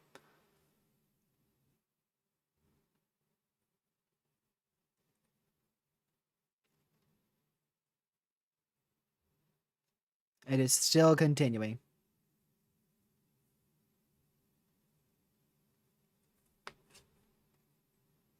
Let's see. Trying to get that SIG 2 outlook for you guys so I can show it on stream, but I'm still waiting for it. Yeah, we did get a new mesoscale discussion back down into southwest Ohio and eastern Indiana. Severe threat is increasing by early afternoon. A severe thunderstorm watch is likely.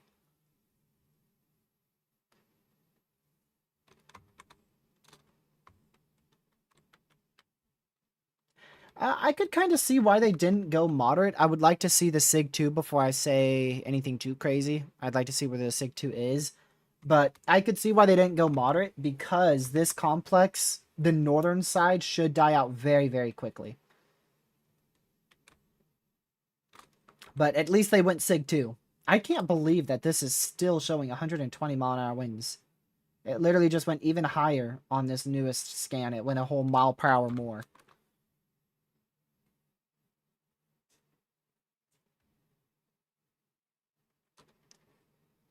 I can't believe that. I really thought that this would die out quicker. It's still hanging on. It's still hanging on. It should be out of that primary instability axis, though, which is right here where my cursor is. That's where the primary one ends. Once more, it's right in there. Right in there. So it should be running out of it. However, there is still some cape downstream. See this little tiny contour right in here? There is still some cape that could keep the damaging wind threat at least alive. But that 100-mile-per-hour wind threat, I'm very surprised, is still surviving.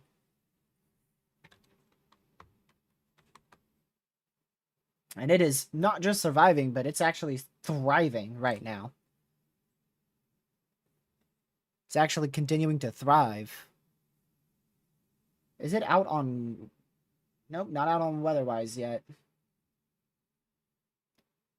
Did you guys see the SIG 2? Where'd you see the SIG 2 from? Where'd y'all see that? Because I don't have it on legit anything.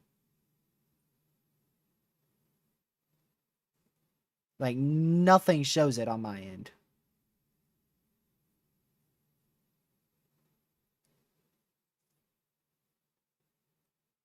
Let me see.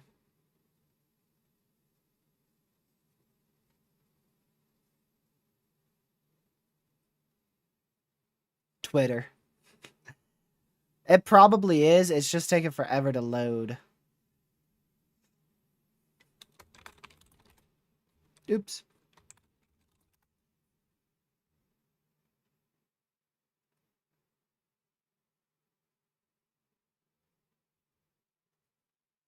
I don't see it posted. I see people talking about it.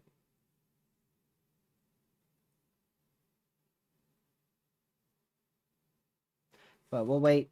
I'll wait to show y'all till we get the full graphic. Did they extend that PDS severe? I only see this one right now, which is still for 100. Still for 100-mile-per-hour severe here. Oh my word, look at that. 96-mile-per-hour wind report just southwest of our radar site from an hour ago.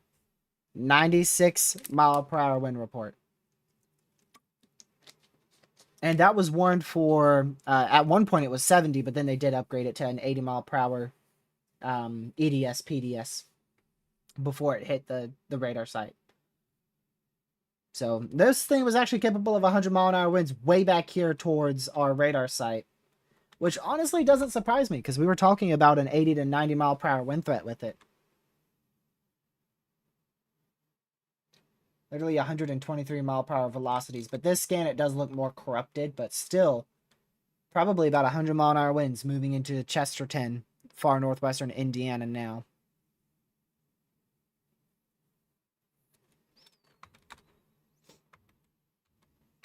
This has probably died out to 70-mile-an-hour winds now, so I imagine when we do get a new severe for like out in this area here, it's probably going to be for 70, maybe 80-mile-an-hour winds. The 100-mile-per-hour wind threat is probably focused in just this area right here. The whole southern side of that is likely weakened to 70. And this should rapidly weaken down to 70 as well over the next 30 minutes.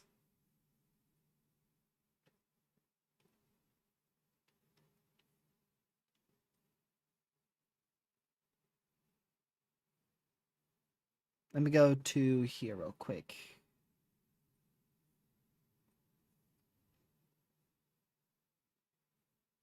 Okay. 10 people parking under an overpass. Yup, they love to do that. And let me tell you, with this type of storm, if you're under an overpass, this thing's going to pick your car up. Literally. Like, it literally acts as a wind tunnel. So if you're under an overpass out here along I-80, I-90, and there's 100-mile-an-hour winds ongoing, that wind tunnel that you're parked under, it's going to pick your car up. It is. It's going to pick your whole entire car up, man. You can't be parking under those overpasses, especially when you've got winds like this. This will straight up pick your car up under an overpass and flip it over. It wouldn't surprise me if we get reports of that, honestly.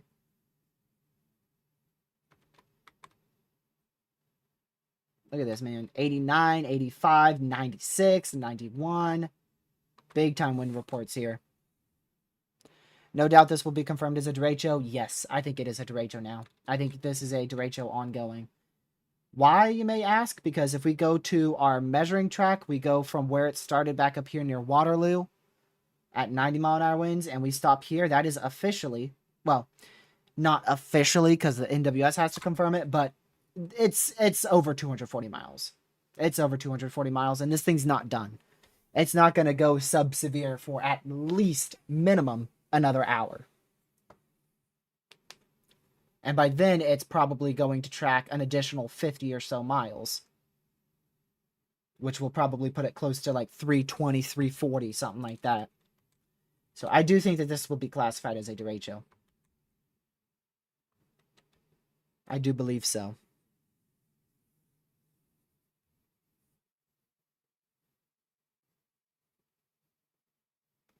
I still haven't gotten the outlook yet.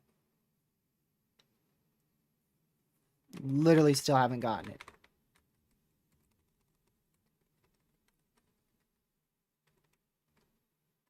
Let's see. StormNet is uptrending big time for the second round of damaging winds for my neck of the woods, and it's downtrending for the first round, which is really, really good. Because that means I might keep power for the first round, but probably not for the second one. I'd rather lose power once than twice. I don't want to lose it at 4 p.m. and then lose it again at 11.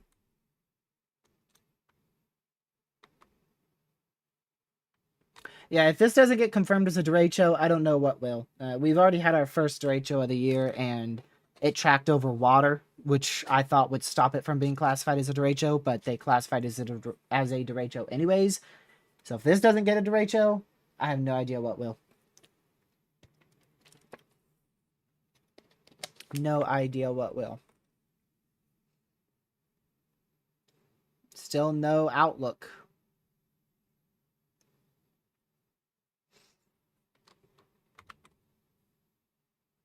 I'm just waiting for the MCD derecho ongoing. And they just highlight this area for the potential of like up to 90-mile-an-hour winds over the next hour. And just say derecho ongoing.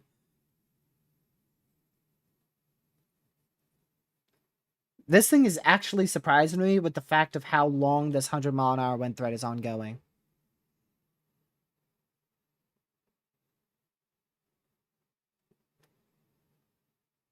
By the way, this is not severe. They forgot, didn't they? That's not severe, is it? Okay. We gotta go turn off the tornado warnings, my guy. Nope. It's literally about to go sub-severe right here. There's no severe warning in this area. Down here, it makes sense because there's still a little bit more time left, but up here, the 90-mile-an-hour winds is literally about to move into an unwarned area. Wait, are they doing that thing again where they just issue tornado warnings instead of severes because it's gotten that bad? I know they've done that before in the past. They just say, skip the severes. We're just going to issue tornado warnings everywhere. Is that what they're doing? Loki might be.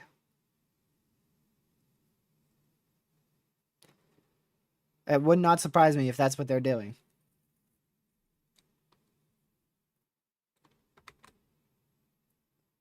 We'll see shortly, though, because this... Oh, nope, there it is. Severe thunderstorm warning has been issued. Is that the... Which one's that for? That might be a disk extension, or it might be the one I was looking for. I think that was a disk extension. Yeah, they disk extended that to 80-mile-an-hour winds there. That was the disk extension. It's actually not a extension. So they shrunk this PDS severe and downgraded it to 80, but they are yet to extend any severes beyond this area. Our severe warnings stop right here, and they turn into just straight tornado warnings.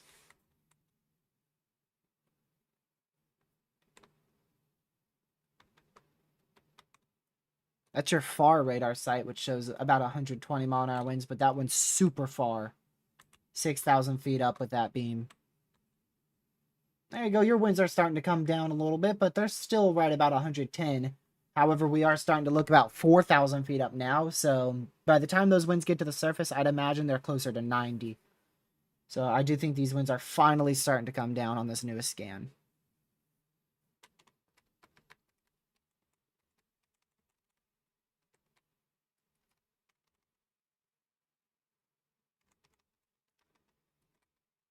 Do you agree with models? I do agree partially with the HRRR. However, I don't agree with the wind gust product.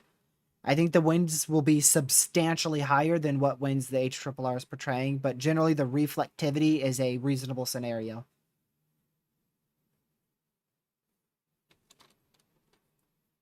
It's a reasonable scenario.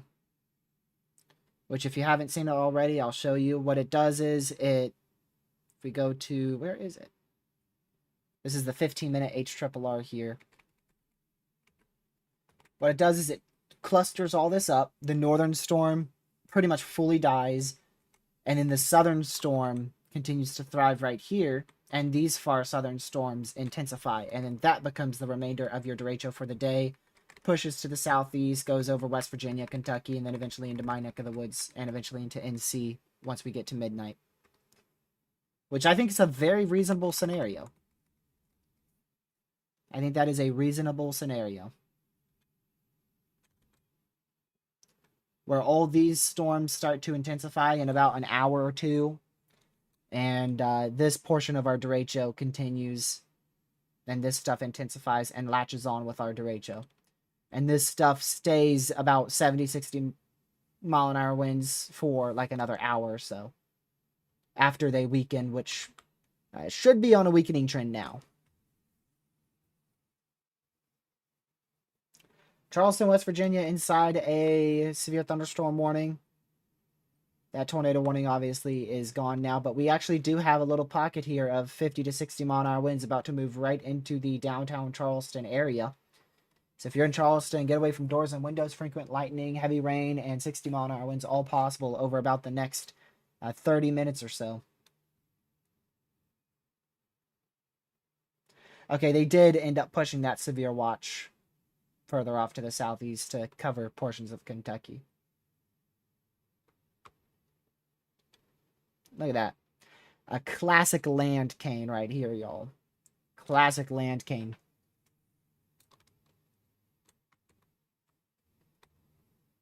Crazy. Okay, finally, we got the SPC outlook. There's your Sig 2 wind. I agree with that. I think that's a good Sig 2 wind because we're so unsure about the southern and southeastern portion of the risk. So I think it's smart to only have the Sig 2 wind. And that's actually, there's a 15%. Look at that. That is a corner of a 15% Sig 2 wind. I don't think we've ever had that before.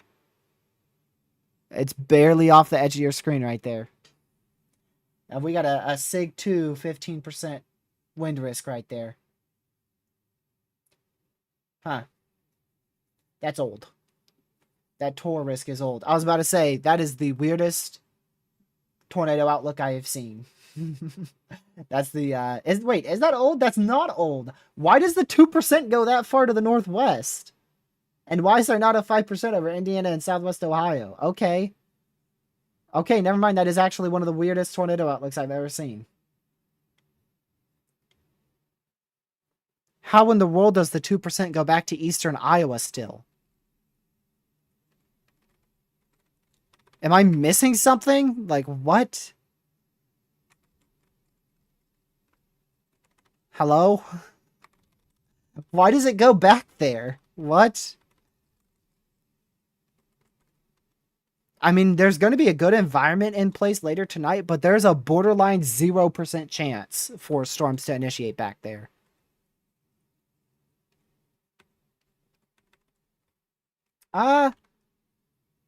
Yeah, there is a few models that initiate a supercell or two, actually, in northern Illinois very late tonight. Very, very late tonight. Some initiate it towards 8 p.m. Others initiate it towards, like, 4 a.m. I guess? But that's definitely strange. I don't think we're going to get much of anything back there.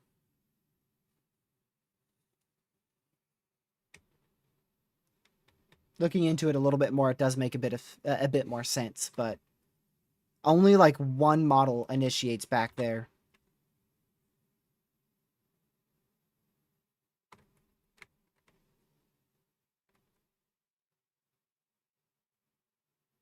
Yeah, most models don't. Literally, like, only one model, and it happens to be the NAM 3K initiates back there. But hey, who knows? Maybe something could happen there. Yeah, the hail outlook, they didn't extend the hail outlook further into Indiana because the hail threat's pretty much done. Really not going to get much hail anymore, so there's no point in really extending that 5% hail. Not a bad outlook. The only thing I'm a little iffy on is that 2%, but I guess just in case something fires in that very favorable environment, just in case. And it's only a 2%. It's not that high, so I guess it makes sense. Not a bad outlook. Although I am a bit surprised they didn't expand that 30% wind further into Virginia and North Carolina for tonight's MCS. That is a little bit surprising. However, they may do that at 4 p.m. Still land cane ongoing here. Hard to say what winds are happening here. I'm guessing 80-ish, maybe as high as 90. I don't believe we have 100-mile-an-hour winds ongoing anywhere anymore.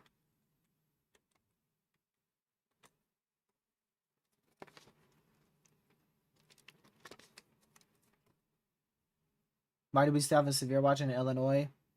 I don't know. Why does it go all the way back to Davenport still? What? I think they might have just forgot about it, low-key. Why does Bo go all the way back to Davenport? Is Central Indiana looking bad by Indianapolis? It's hard to say. It is hard to say. I would definitely be ready for significant damaging winds upwards of 90 miles per hour in central Indiana, just in case. Most likely, you're not going to end up with anything but maybe 50, 60 mile an hour winds. But it's very, very difficult to say exactly what's going to happen here. We have a lot of uncertainty. A lot of uncertainty with what's going to happen with this land cane here. Because we have this giant land cane slash it should be classified as a derecho. I'm gonna just call it an ongoing derecho now because it should be classified. I would be blown away if it doesn't get classified as a derecho. The northern side of this is slowly weakening, and the southern side of this we really don't know what's going to happen towards this area because we have our line that is continuing to the southeast in a fairly good environment because that's where our boundary is. But we have this over-convection that's causing some question marks. So damaging winds upwards of 80 to 90 miles per hour still appears possible, at least in this area. But it's hard to say exactly where and how strong and when.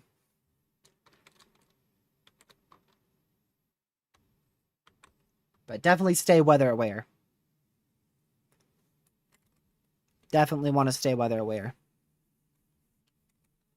I can tell you, you're good in Indianapolis for at least an hour.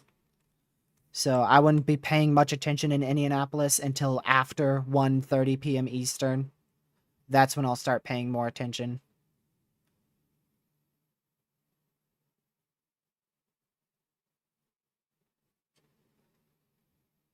Let's see here. Ginormous tornado warning just got issued. So they are indeed issuing tornado warnings instead of severes for our land cane and ongoing derecho. That's how insane it's gotten. They've legit just issued a ginormous tornado warning in this entire area. Not only because of the potential for a tornado, but also for the potential of damaging winds. Actually, this is a tornado warning for wind gusts greater than 100 miles per hour. I don't think I have seen that many times in my lifetime. That is a tornado warning for winds greater than 100 miles per hour.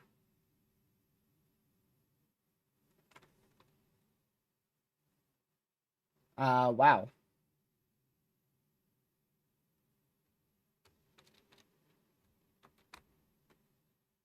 I'm going to screenshot that.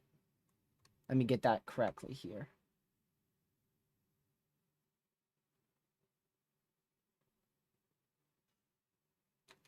There we go.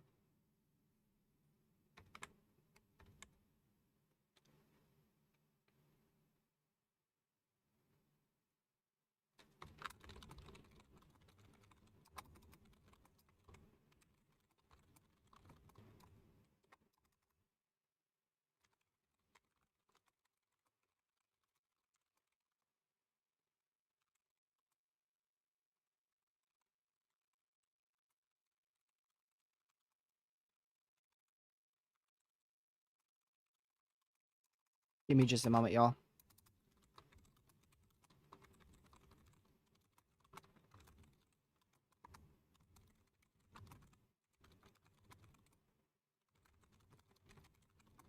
Michigan. See how bad I spelled Michigan. Almost got it right.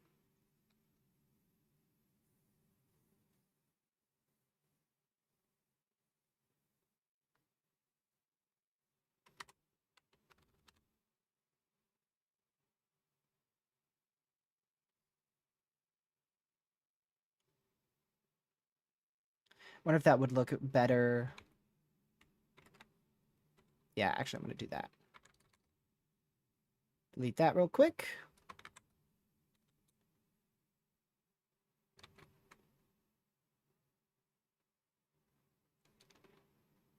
And right here. Apologies, y'all. I just really want to get a tweet out for this because it's very rare to get a severe warning like this. Or a tornado warning like this.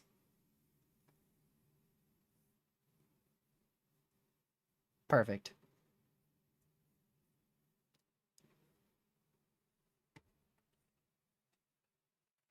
Northwestern Indiana, southwestern Michigan, right? Northwestern Indiana, southwestern Michigan.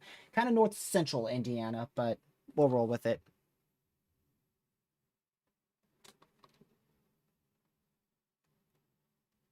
I'm going to fix it.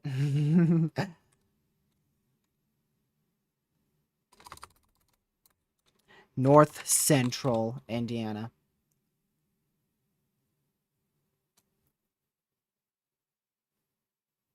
Sup, Catman? You joined when I'm trying to make a tweet. We have a tornado warning for 100-mile-an-hour winds out, and that's very, very rare.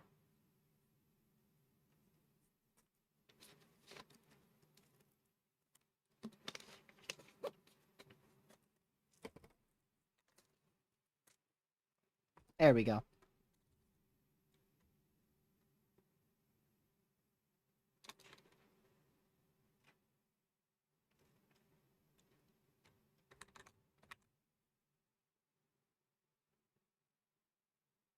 All right. Let me copy that, close that. So we no longer have a destructive severe in effect for this storm, ahead of this storm. We still do have the 80-mile-an-hour severe behind it, but these are actually tornado warnings for winds greater than 100 miles per hour being possible. Very, very rare.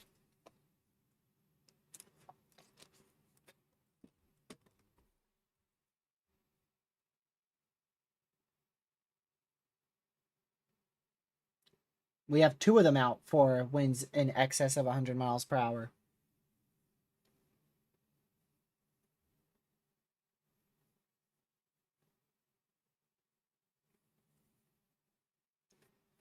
And we did just get the continuation of that PDS severe, so they're still continuing that. I believe that's the one I just talked about.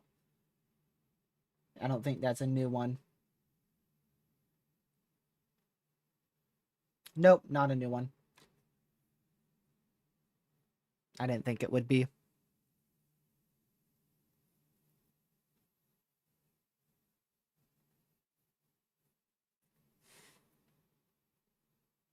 That's crazy. That is crazy, y'all. Can't believe what we're seeing right here. This is, again, over Springfield and northwestern and north central Indiana. It's right in the radar dead zone, too. So we don't have any very accurate radar data here.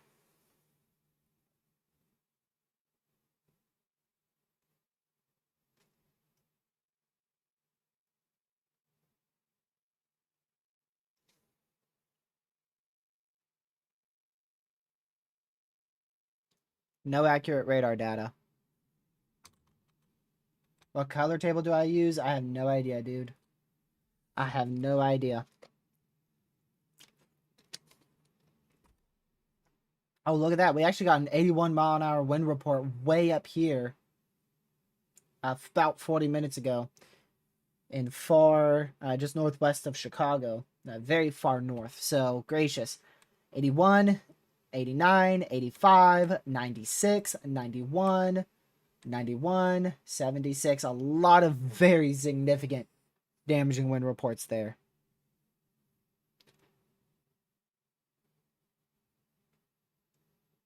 Oh, we finally got a 75 to 90 MD after all this time, after decades of waiting, and after 100-mile-an-hour winds and 115-mile-an-hour winds are finally starting to weaken. It only took them an hour after we started getting 90-mile-an-hour winds. Here's 81-mile-an-hour wind report and 89-mile-an-hour wind report, and that came out about an hour and 20 minutes ago.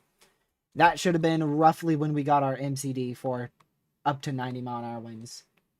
But it took us this long. They didn't call it a derecho, which I don't understand why. They called it a bow echo. Damaging winds with significant wind gusts upwards of 75 to 85 miles per hour are expected to continue with an ongoing bow echo. Brief tornadoes are also possible. Also, a wind gust upwards of 90 miles per hour can't be ruled out.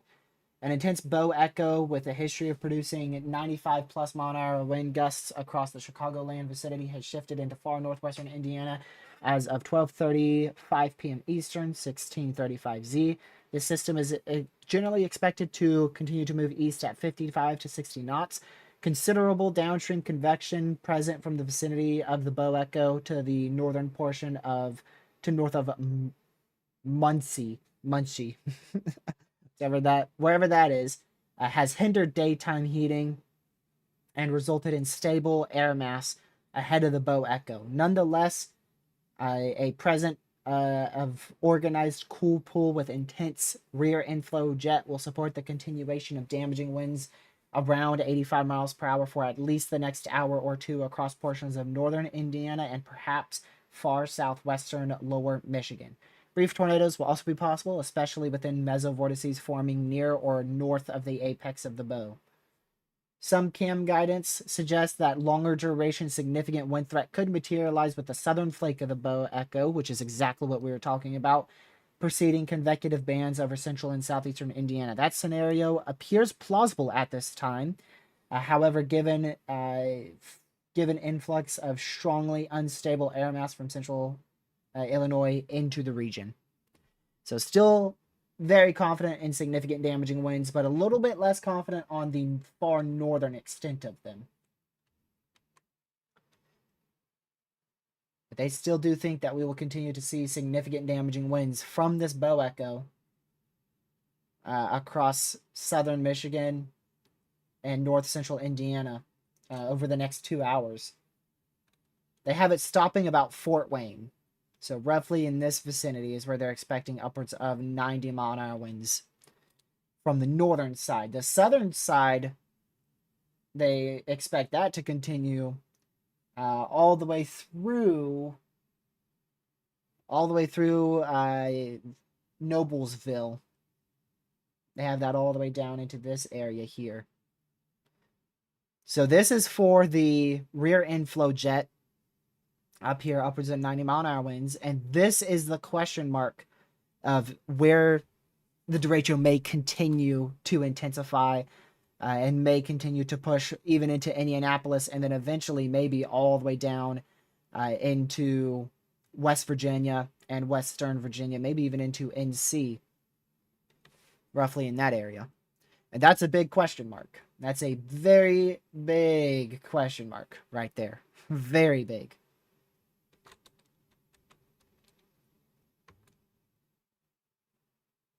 The good news is, though, with this southern extent, I don't think winds will be exceeding 80 miles per hour with this. Our best chance for 90 mile an hour winds for the rest of the day will stay most likely with that. Whatever's going on up here, however the heck it is still continuing to produce 80 to 90 mile an hour winds. I have no idea how it's continuing to do that. It's just, I'm assuming it's from the amount of forcing that has occurred behind this, that it's given it like a boost. It's given it like a boost from your jet stream here. And so even with the lack of instability and the stable air in front of it, it's still producing 90 mile an hour winds.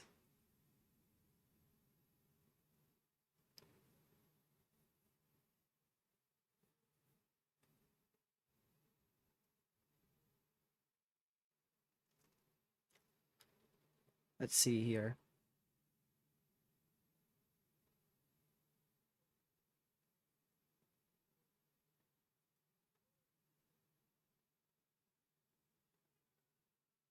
Okay.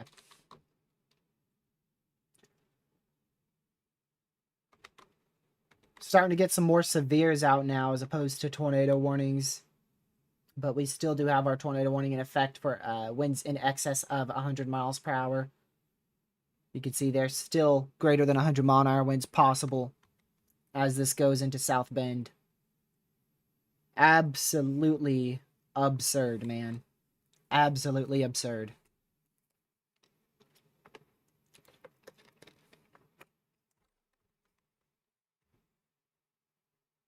Gracious.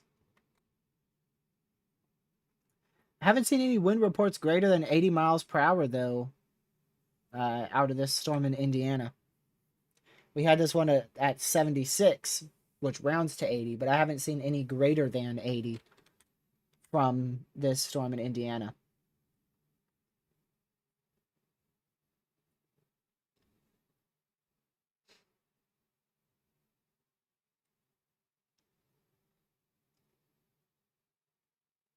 There's our rotation tracks in the last 4 hours, and you can see where we had those tornado warnings earlier out here in eastern Iowa.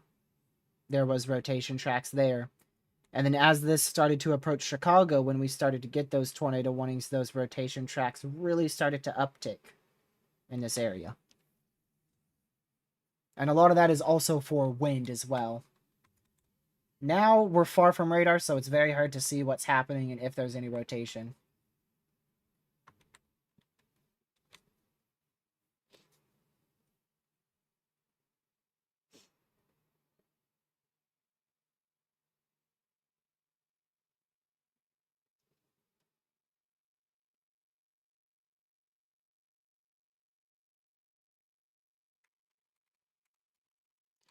So we'll wait and see. StormNet is very confident on the continuation of a derecho, even into central and southeastern North Carolina up until 2 a.m. 2 a.m. StormNet wants this to stay severe till 2 a.m. All the way from Indiana, all the way through Kentucky, through Virginia, all the way till South Carolina at 2 a.m.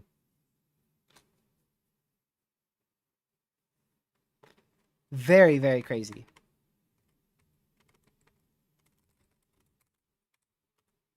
That would only be the far eastern portion of South Carolina, by the way, if it even makes it that far. Personally, I don't think it's going to make it being severe past Raleigh. I think it will weaken quickly past Raleigh just after midnight.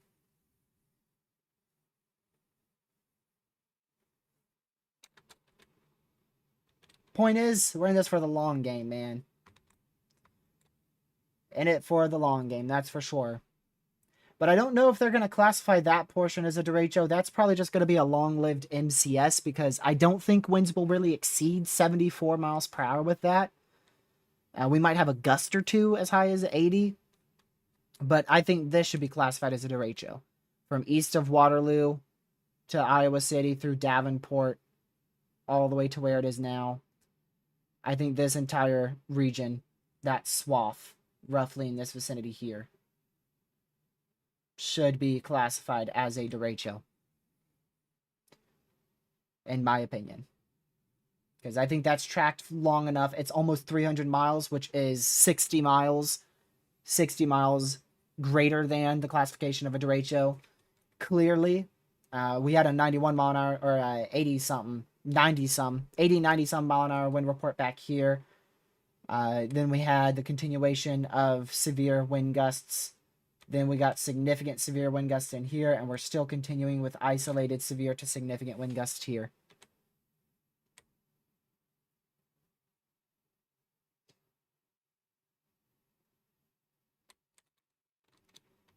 So I think it should be classified as a derecho. There you go, 58 mile an hour wind report in all these velocities that show much higher velocities. That shows that these velocities are most likely not accurate. But we still could be having, I really don't think we're getting wind gusts greater than about 85, maybe as high as 90 out here near North Liberty. I think about 90 is the max we're getting right now as this moves into South Bend. I could always go for some Chick-fil-A, but I did have some last week, so my craving is not all that high.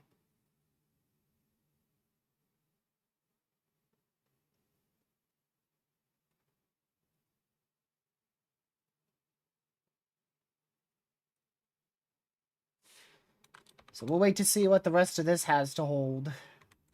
That's going to be the most concerning part for the rest of the day. And then we'll have to see how our MCS unfolds over the next 90 days. Low key, what it's gonna feel like. Literally, what it's gonna feel like. I'd expect the wind gusts to really increase again once this can really organize back into an MCS towards 5 or 6 o'clock. So I would say after this wake stuff is done, this cold pool stuff is done, between like 1:30 p.m. Eastern and like 3:30, 4:30 p.m. Eastern, we're going to have a little break in our very significant damaging winds. So I don't think it will be too bad out in this area. Wind gusts upwards of maybe 70, 75 miles per hour will be possible. But then after that, once we get back towards like Columbus and Cincinnati, Maysville, that area, I think our MCS will intensify further. I did not mean to click that. But you can see we have some huge cool pulling and stability issues back here. But over the next few hours, that should destabilize better. And we should get this instability that is down in here should propagate to the northeast more.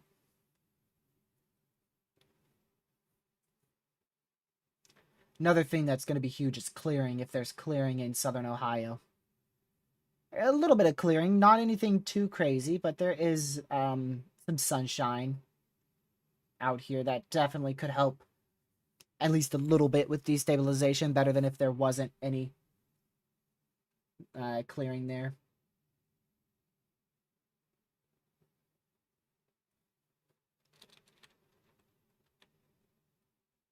So we'll keep on watching that. We'll go back to this radar here. Very curious, the wind speeds of this. They're still keeping that tornado warning in effect for 33 more minutes. I'd have to imagine when that tornado warning expires, they're going to just issue a 80-mile-per-hour destructive severe. I'd be pretty surprised if they continue a 90 or 100-mile-an-hour severe.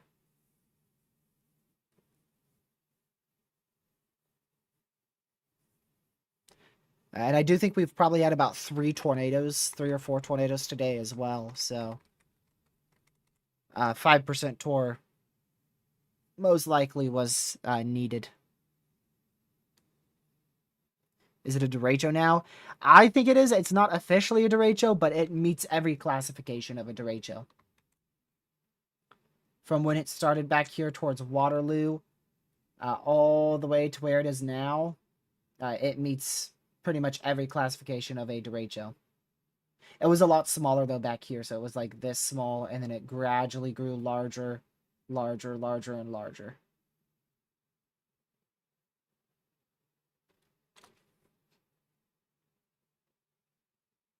So I think in this area, it does meet classification of a derecho, in my opinion. I think it was a derecho. And still is. It still is.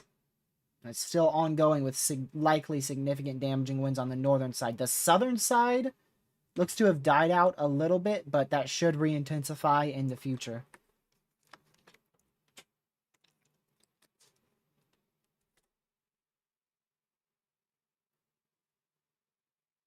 From my understanding, Weather Warrior, it is 240. There was a moment where I believe it was 400, but from my understanding, I think it is 240.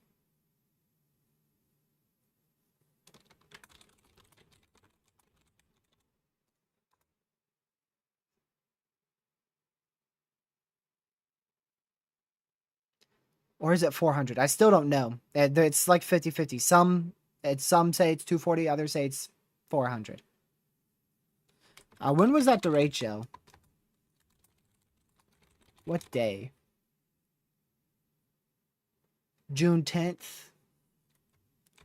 June 10th. Derecho.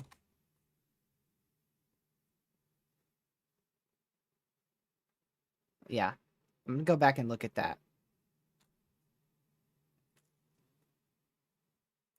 The new classification is still 400, but I doubt June 10th really hit that. It was June 11th.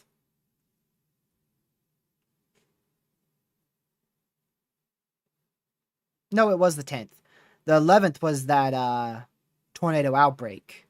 75 tornado reports on that one. So this was it. It started. It started right here and it ended right here. That's how far it tracked. And a chunk of that was over water. It started going sub-severe and isolated severe here. So, I mean, if you just measure that, that's 270 miles. And even if you go to where it went sub-severe at, that's still short of 400, roughly in this area. So, I don't really know. Like, it started going sub-severe around Grand Rapids, which is about 300 miles or so, right in there. Because it started getting more scattered wind gusts here, and I think some of those wind gusts weren't even significant, too. Yeah, see, again, it started here, and it went through this area. This is it, right in here. I forgot how far north it might have been, like right in here. It might have been all of that.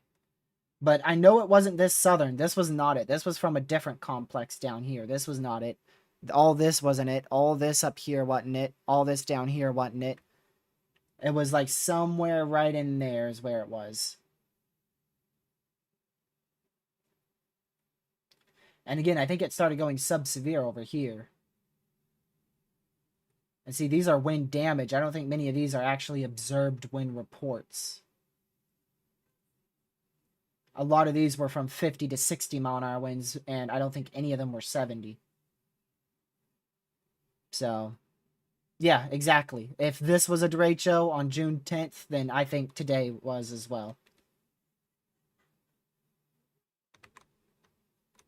I think the classification is somewhere between 240 and 400. Somewhere between 240 and 400. If it generally tracks between 240 to 400 and meets other classification, it's a derecho. Which other classification is sustaining 58 mile an hour winds over a 50-mile long course length. It must have a few 75 plus mile an hour wind gusts of staying consistent along its track, which we have. We had the 70 back up here. We had a few 70 mile an hour severes in here with 60 mile an hour reports. And then we had a few in here. And then we had a bunch in here. And then we're starting to go a little bit on the lower side over in this area. It's right. In my opinion, it's a derecho. In my opinion, it's a derecho.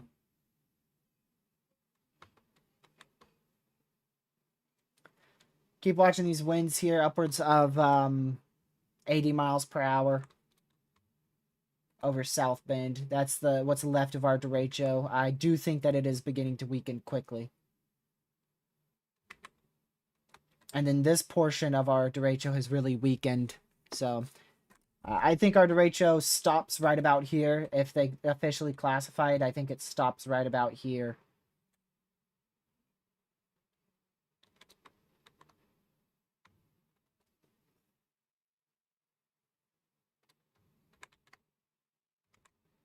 Crown Point, Indiana. Yep, y'all are good. Just some remnant rain. That's it. Just some remnant rain. Right now, our worst severe weather is limited to literally this one area right in here. Southwest, southern Michigan, and northwestern, north central Indiana. We still have severe weather down in here, but all of this stuff has started to weaken.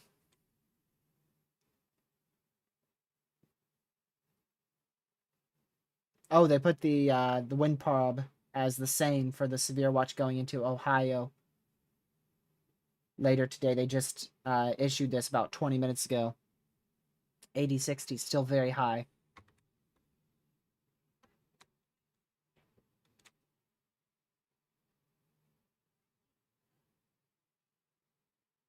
Let's see.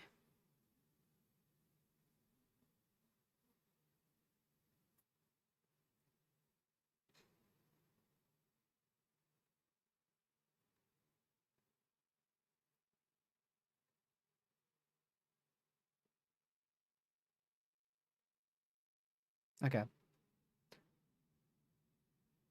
Hold on, y'all. I'm trying to see this real quick. Oh, wow.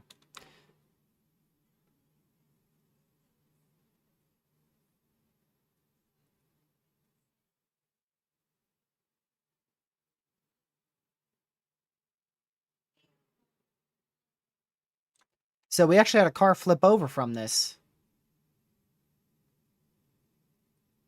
We actually had a confirmed flip over car. That's crazy. From this likely derecho in northwestern Indiana is where that car flipped over. Along I-70, I think that was. Or it might have been I-80 actually. Let me go back and look. Let me go back and look. I'll go look. It was I-71. So wherever that is. That's wild though. Can't say I've seen that before.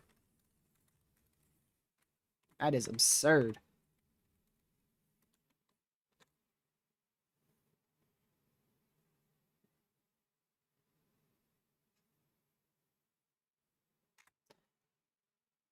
I still do think we have a lot of wind damage left to go today. I would expect hundreds of more reports for the rest of today out of this MCS here as it tracks down to the southeast. That's going to track over a large swath here. I mean, we're talking about much of this region in here being at risk for damaging winds tonight. Very populated areas like Indianapolis, Cincinnati, Columbus, Charleston, and then eventually Pikeville, Greensboro, Raleigh, Lynchburg, Roanoke, Blacksburg. Very, very populated areas under the gun later tonight. Take a look at the wind probs according to what I just drew. That's very close. Very, very close. They have those wind probs a little bit orientated a bit further off to the southwest. And I do think that they should expand that 30%. I do think that 30% will be expanded into North Carolina and into Virginia, further into Virginia.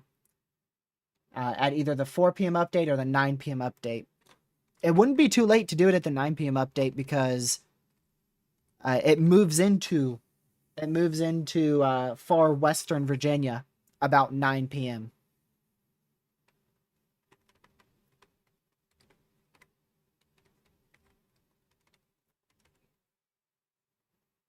Hoping for a good storm tonight, TRG? Not really. It's too late. I don't like storms past about 8 p.m. So I'm hoping it dies out, to be honest with you.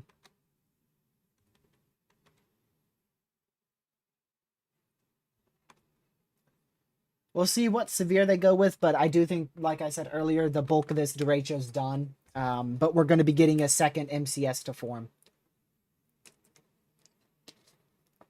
out of the southern side of this derecho.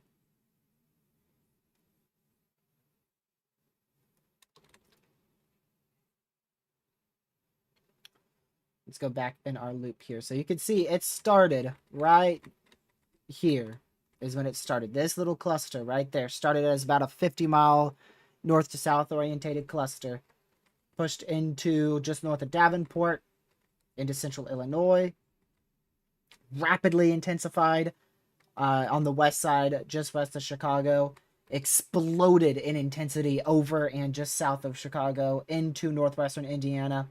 And now you can see the last couple frames here. Those DBZ values have decreased as it's running out of instability.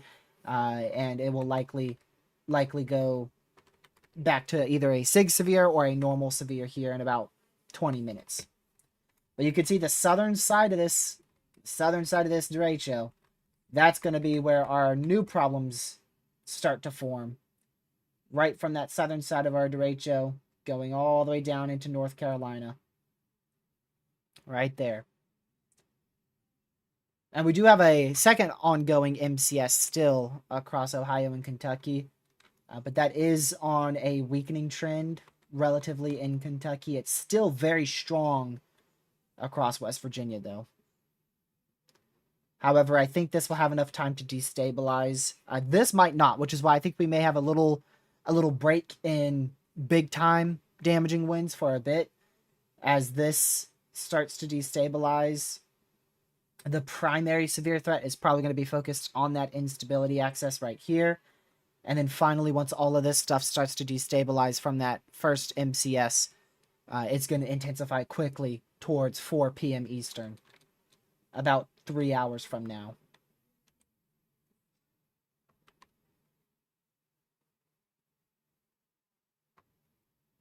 Yeah, you can see they're still keeping the southern edge of this stuff significant. It's still pretty rough. Oh, they did continue with a PDS severe. I'm surprised by that. I thought it would have been 70. I'm a bit surprised by that.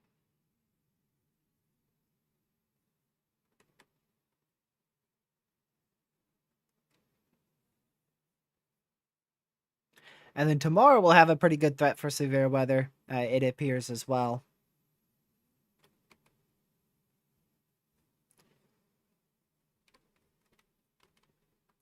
It depends on the overnight convection, though, for tomorrow. Hopefully we get overnight convection that wipes out the warm sector.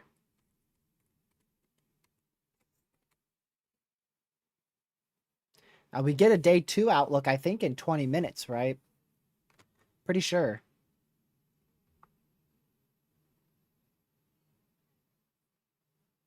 Wait, is it already out? Is that already the day 2 outlook? Hold on.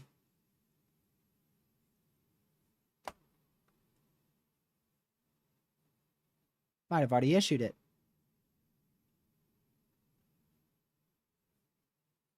No, they didn't issue it. What is up with this then?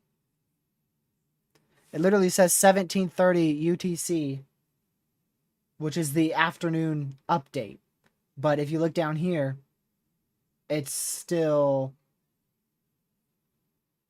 issued at the morning update.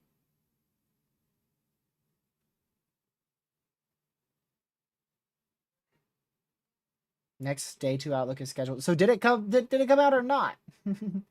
This looks the same. I can't tell.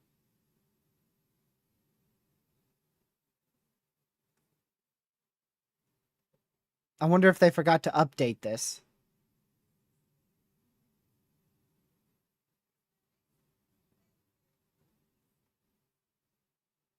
Let's see. Yeah, this is old. This has got to be old. This looks like the exact same outlook. I don't think the new one's out. I think that's bugged. I think they forgot to update the time on that.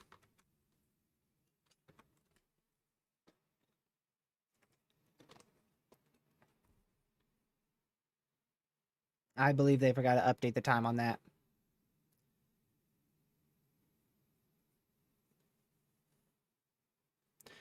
All right, I'm going to leave you guys on this destructive severe. I'm going to go take another brief break here. Give me just 2 minutes.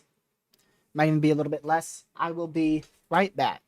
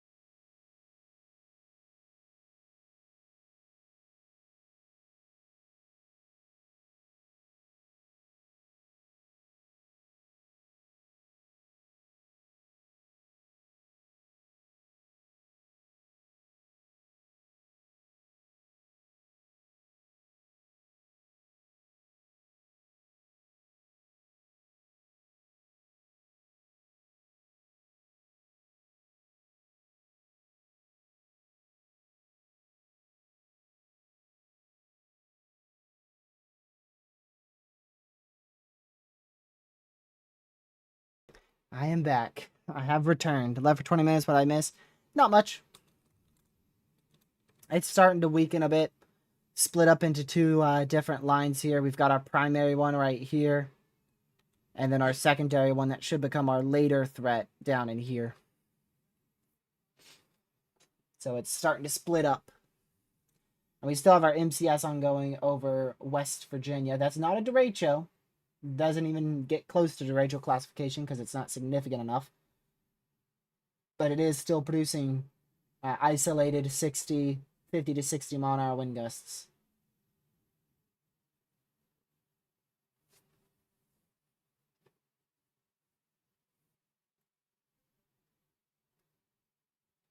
So we'll continue to watch that as it shifts off to the southeast. It should die out. I believe most of the newer HRRR ones has that dying out now. The newer one keeps it alive for a little bit longer, but I believe it will die out.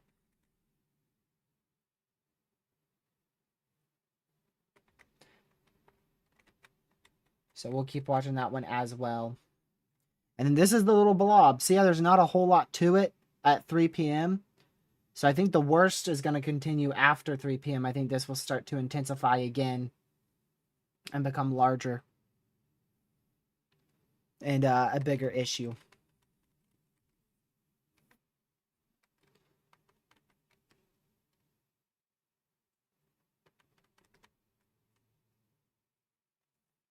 So I think we have a little bit of inactivity for about 2 hours here.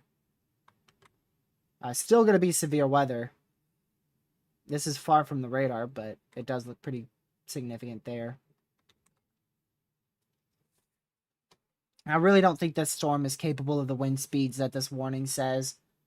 I know it says 80, but I think it's actually closer to 60 to 70. I think these velocities are extraordinarily overdone.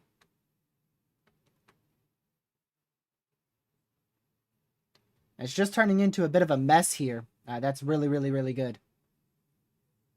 And also the fact that we have a severe storm in Greenville, I wonder if that will help take up some of the environment as well.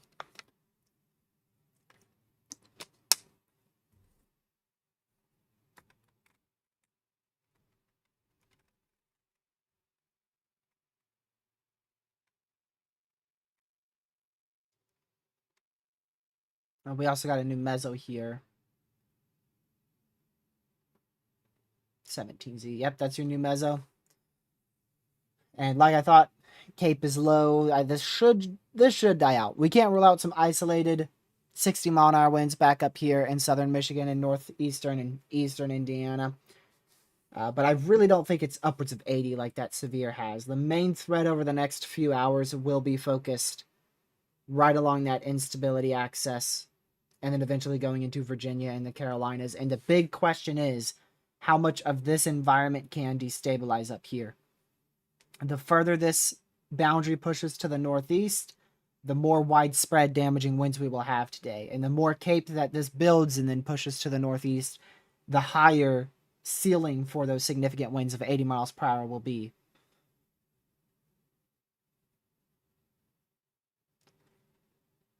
So here's another frame of our HRRR, and you can see, there you go. 4 p.m. right on the money.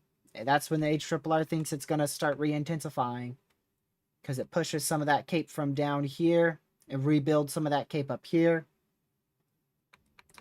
And then it starts to re-intensify about 4 p.m. As that instability gets a little bit more widespread out in this area.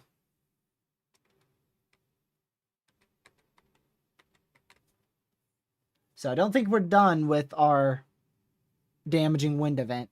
I believe we're at a little bit of a halt here for our big wind event for the next 2, maybe 3 hours. As this stuff turns more messy. I don't really trust these velocities. These are very far up. And this storm looks very disorganized, so I don't really trust that.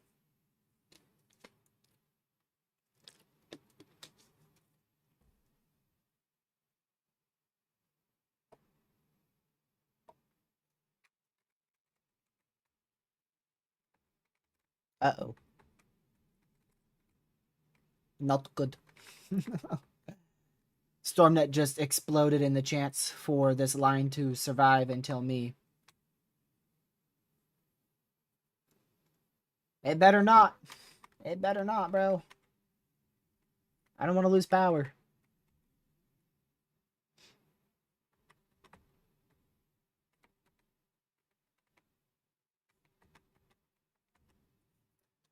I do not want to lose power.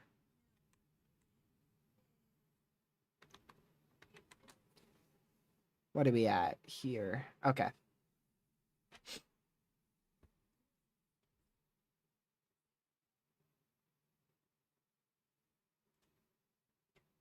Look at that. Not very significant. Not very significant. Remember, I don't think the rest of today is going to be super significant. I think it's going to be widespread. I think we will have a widespread 60-mile-an-hour wind event with gusts upwards of 75 to 80 miles per hour across this area. I don't really think we'll have another chance. We might get a random severe of 80-mile-an-hour winds very late this evening or in the early evening, sometime around dinner time or after dinner. But I don't expect this to be a very, very significant damaging wind event, just a widespread damaging wind event. Which is why I don't think this will be classified as a derecho down here. I don't think this portion of our storm will be classified as a derecho. So I think this was a derecho from, again, Waterloo all the way down to where it is now. And we're kind of at a little break where stuff is starting to weaken, and then it's going to re-intensify into a very large, likely 60, 70 mile an hour MCS, maybe an isolated wind gust upwards of 80 once we get towards 4 p.m. That's what I'm thinking. Because you can see this looks very messy right now, so this definitely needs to sort itself out, and that's going to take probably 2 to 3 hours. It's going to take a while. It'll take a while for that to sort itself out.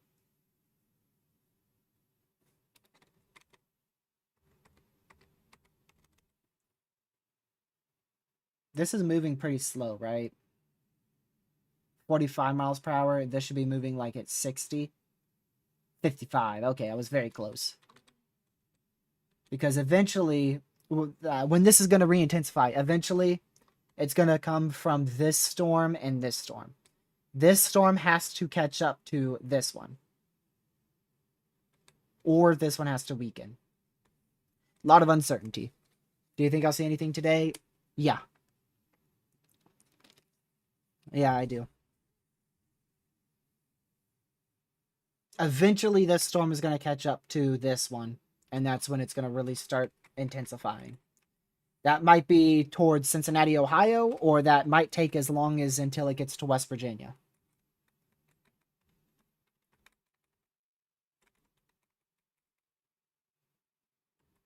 But another big thing on how strong it will be once it gets to us is if we can get any destabilization behind this MCS. Which there's definitely questions on.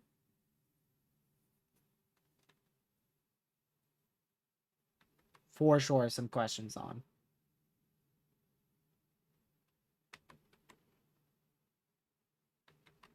This is definitely intensifying a little bit quicker here. I still don't trust those velocities with up to 80 mile an hour winds. I think that's really far. Scanning really far up into the atmosphere and not legit. But if there is a storm that produces 80 mile an hour winds, it's going to be that one because it's latched on to that axis, instability axis. If I can choose the right one. There you go. It's right on that instability axis.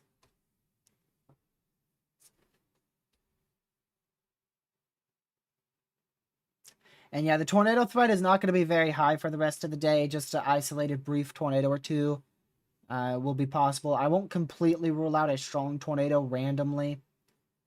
It's not impossible.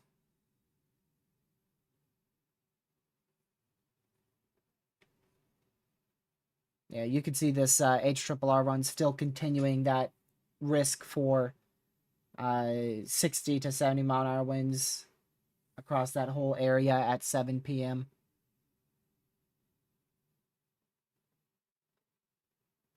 So I think we'll get a couple more 80 mile an hour severes. We're going to be getting plenty of 60 to 70 mile an hour severes, and I think we'll get a couple more 80. as that line re-intensifies later today. But I don't think we will be getting 90 or 100 severes like we had earlier.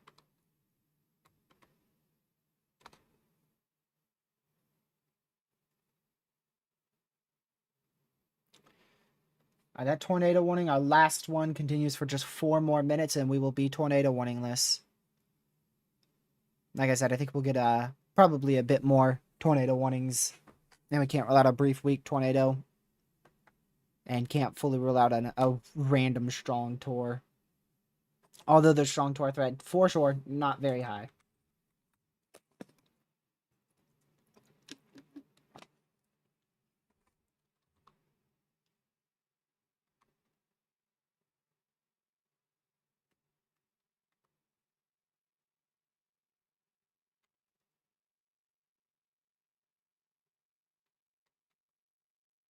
I'm not under a watch, Haley. I most likely will be tonight, though. 70-mile-an-hour severe going into Indianapolis. That's continuing to the south.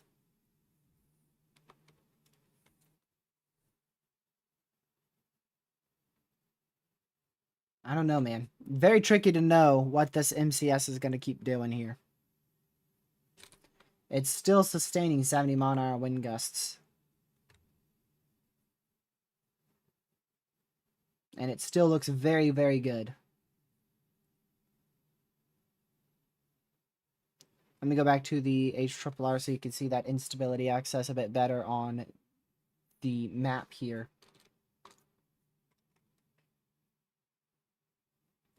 So yeah, you can see it's right on that instability access right now. And it's going to continue to be. But the question is this out in front. Does this atmosphere recover? Does this atmosphere push up into that atmosphere and help it recover? What happens with that? And that's the big question mark on how widespread today's damaging wind event will be.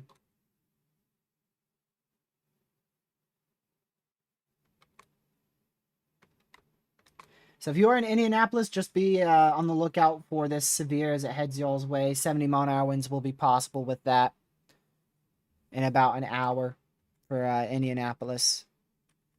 I think the bulk of the wind speeds will stay to the east and northeast side of Indianapolis. But there's definitely going to be some damaging winds in and around the northern northeast side of Indianapolis here in about an hour.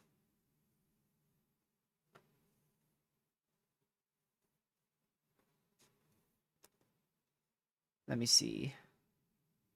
So we already have that severe watch out towards Ohio. We probably will get a new severe watch in this area here in about 2 or 3 hours, closer to 4 p.m. Eastern, once storms start moving into more of Kentucky and southwest Ohio and southern Ohio.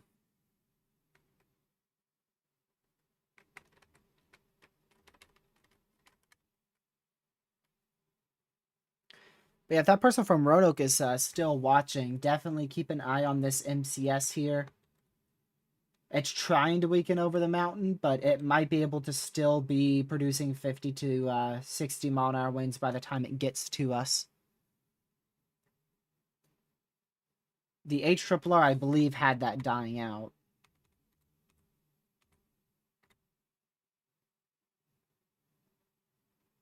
Where is that? Okay, so it's a little past halfway through West Virginia. And the HRRR thinks it's in far western Virginia, far southeastern Ohio still. So the HRRR still thinks that this thing's in Ohio, when in reality it's actually here. HRRR thinks it will be where it actually is at 3 p.m. So according to the HRRR and current radar data, our MCS in West Virginia is an hour and a half ahead of schedule.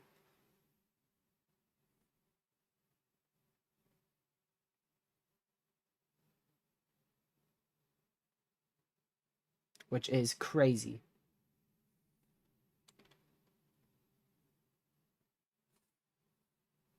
So that's the border there of West Virginia, right in here. And I mean, there's already about to be a severe storm close to that border of West Virginia. So definitely too slow on the HRRR, which is huge. That's huge. Because the HRRR is most likely underdoing instability behind this MCS, because the MCS is already moving out of Ohio. The bulk of it's already moved out of Ohio. So the environment should be able to already be destabilizing, whereas the HRRR thinks it's not. So that's very, very big. That literally could be the difference of our MCS intensifying sooner rather than later, which is probably why we still have it at 70 miles per hour. Probably some role in that.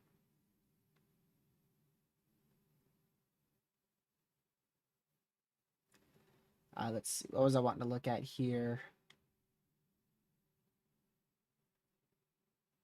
Yeah, you could see this is 10 p.m. It still has 50 to 60 mile an hour winds ongoing across southern Virginia, and maybe even into a slither of southeastern Kentucky.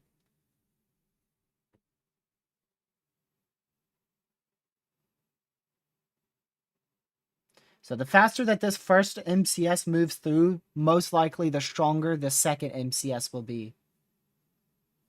They did downgrade this now to 60 mile an hour winds. That's what I was thinking it should have been at anyways.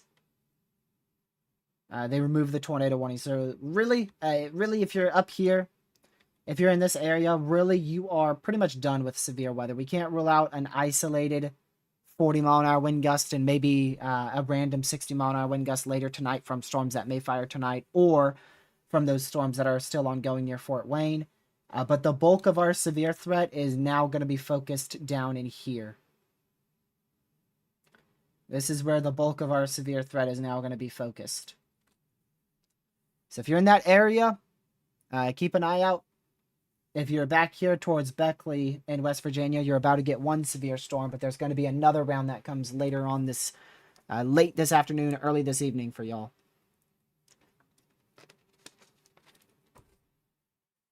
So that's where I think our severe threat is going to continue for the next multiple hours.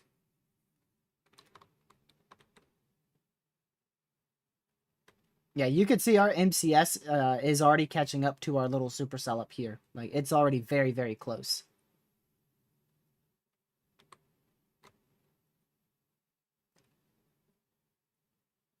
Yeah. I still think they need to expand that 30% wind risk. Hopefully they'll do that at the 4 o'clock update.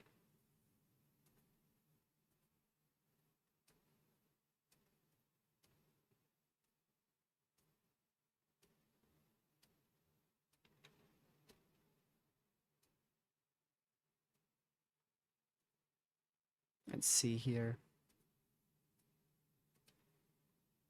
Take two verify yes or no. Oh, you're funny. You're funny. You got jokes today. Verified or no? We only had 100 to 120 mile an hour winds. I don't think it verified. Dude, it literally could have verified as a local SIG 3 from Chicago to South Bend. Like, literally, if they had a SIG 3 in place where the SIG 2 was, it literally could have verified.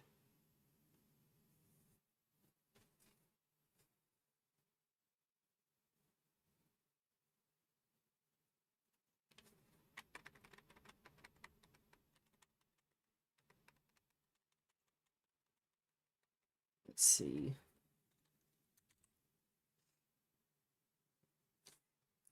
I want to try to make this real quick.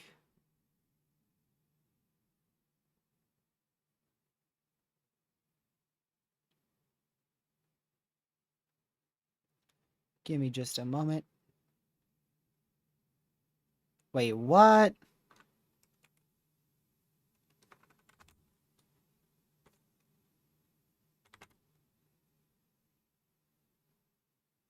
Hold on, I gotta see this, y'all. Give me just a second.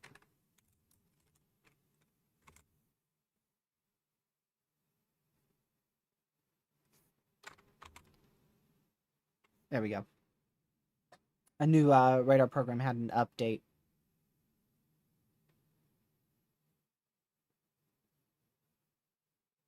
And I want to see what it is here.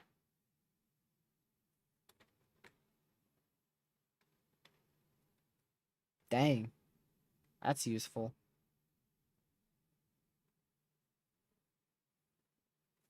Okay, let's go ahead and go back to this radar here for Indianapolis. Because this storm is approaching Indianapolis now. I still think it has about 60 to 70 mile an hour winds. I really think those radar velocities are far overdone.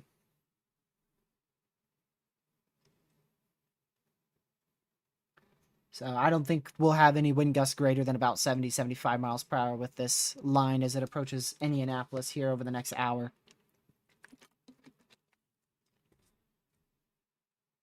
Power outage map? Yeah, let's see. I'm sure nobody's out of power. Yeah, like 1 million people. Almost 1 million people. 30,000 without power in West Virginia. 175,000 without power in Ohio. 300,000 without power in Indiana. And almost 300,000 people without power in Illinois. You have some random in California. And the Virginia one is pretty random too. There's been some severe storms, but the bulk of it, West Virginia, you could see where that MCS is tracked if we zoom in here, where that MCS is tracked the worst. And then in Ohio, you could see where that MCS is tracked the worst. That's from your first MCS. And then from your derecho, you can see where it tracked from northeastern Illinois into northwestern Indiana. And we're going to continue with those power outages. We're going to get a lot more back down over in here as that MCS continues to push off to the south and the east.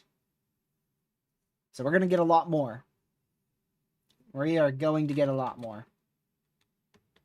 But of course, the power companies are going to be restoring power as more power goes out. So this is probably the most you'll see without power today. As power companies will restore it, like I said, they'll restore it as we get new people without power.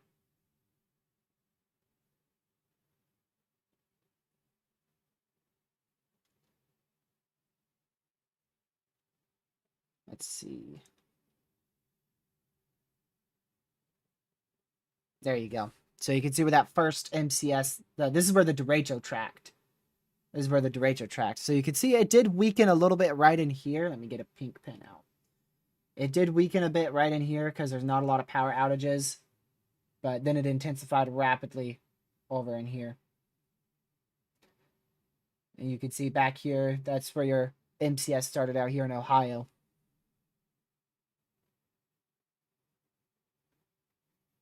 And I'd have to go back to the region to show you the rest of that.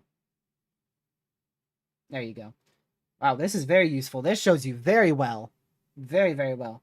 So you can see your MCS started here, weakened a bit here, and then it re-intensified here, continued to here, and your first MCS started here and is weakening here. And actually going to continue to, probably going to continue to get power outages even further into Virginia, maybe just not as many. And then again, I expect right in here, where that first county's out a bit more without power, we're going to start seeing a lot more power outages in this area here over the next hour. And eventually that's going to spread into all of this region as well. Even more without power. But once more, Chicago's going to start getting power. Some of these people in Ohio are going to start getting more power. And then we're going to start losing more power in Kentucky, Indiana, Ohio, West Virginia, and Virginia. But this is probably roughly what we'll peak at. Roughly 900,000 people without power today. At least right now.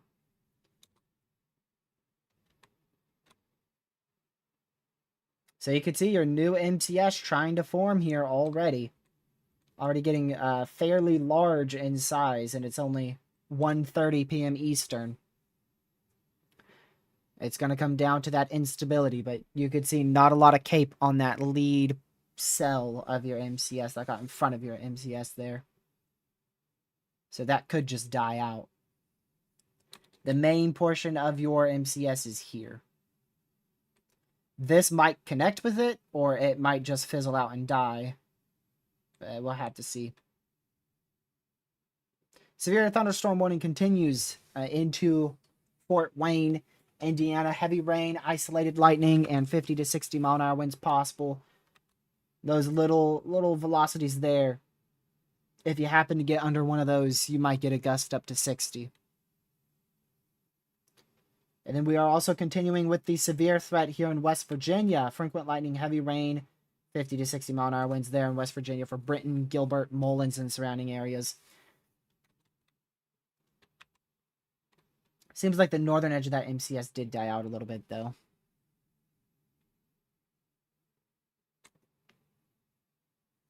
Let's see if we got our SPC outlook for day 2. Yes, we did. This is it. So they've increased the size of our 2% tour in Illinois and Indiana. They've increased the 15% wind, and they've increased the 15% hail back here in Nebraska and South Dakota. And they've extended that marginal into Virginia and North Carolina. I do think that this could go enhanced on day 1. But it's going to come down to storms overnight tonight. That's what it's going to come down to.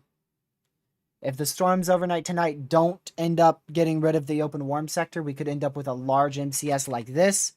But if they do end up wiping out the warm sector, boom, the whole MCS is gone. So it's either huge severe storms tomorrow or borderline nothing. Just a little bit spread in the models. Just a little bit. Just some small differences. So I think a slight risk is a good middle ground right now.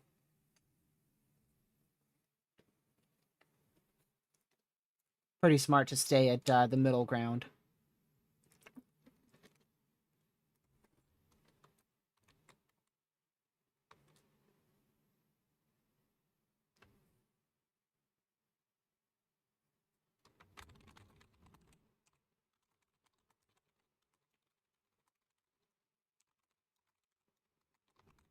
Give me just a moment.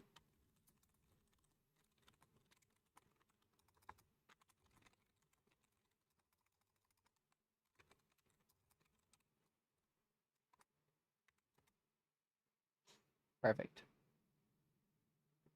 Massive trees down from the first MCS. Oh, I believe it.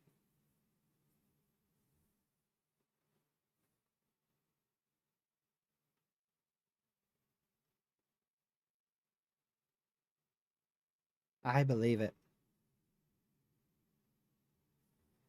So we'll see about a live stream tomorrow. It's 50-50. It just depends on what looks more likely. If we end up with an overconvected slop fest, I'm not going live. But if we do end up with the potential for an MCS, I'll go live at least for a little bit, whether it be a briefing or coverage. What does the RFSA have for tomorrow? The RFSA has a giant MCS. Gracious.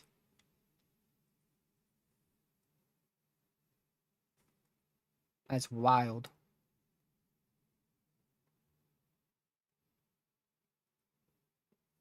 Stormnet's also pretty confident in a large MCS, but hopefully tomorrow's wind gusts aren't upwards.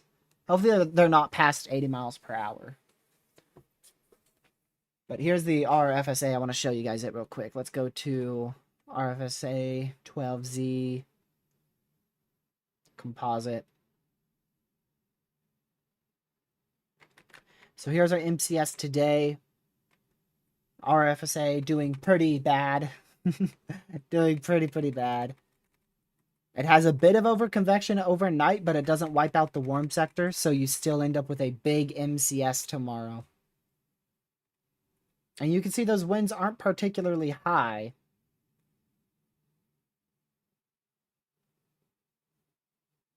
Let me go back here. There you go. Those winds aren't particularly high. 60 mile an hour winds, 70 mile an hour winds. Maybe a random gust as high as 80. But it all comes down to the overnight stuff. If we get more convection overnight, tomorrow's going to perform horribly. If we get no overconvection, tomorrow's going to be a giant MCS. So it just comes down to overconvection tonight, and we won't know that, unfortunately, until tomorrow morning. So I think it's a good idea for the SPC to just keep a large wind risk tomorrow, just in case. Just in case.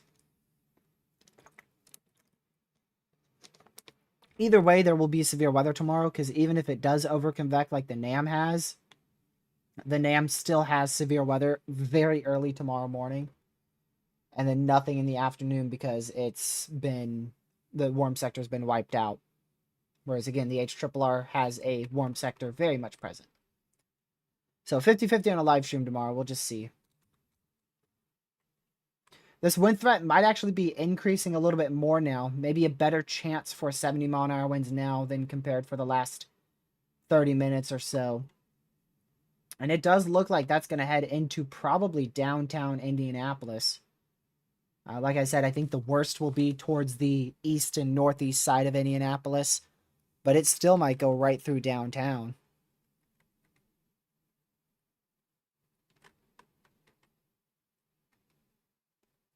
It still looks like that is very much possible.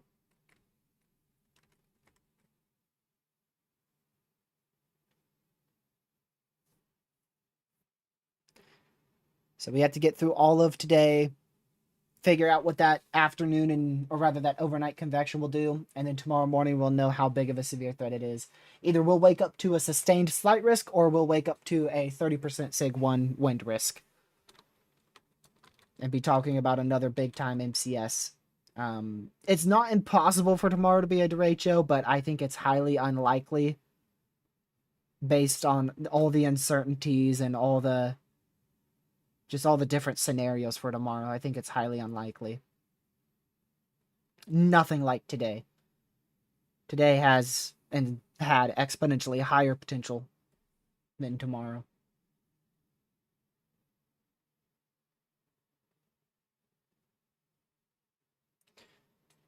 So we'll keep on watching this storm as it moves into Indianapolis. Just make sure if you are in Indianapolis, you're getting ready to get away from doors and windows as this 60 to 70 mile an hour wind gusts starts to roll through. Frequent lightning, heavy rain, 60 to 70 mile an hour winds, all possible.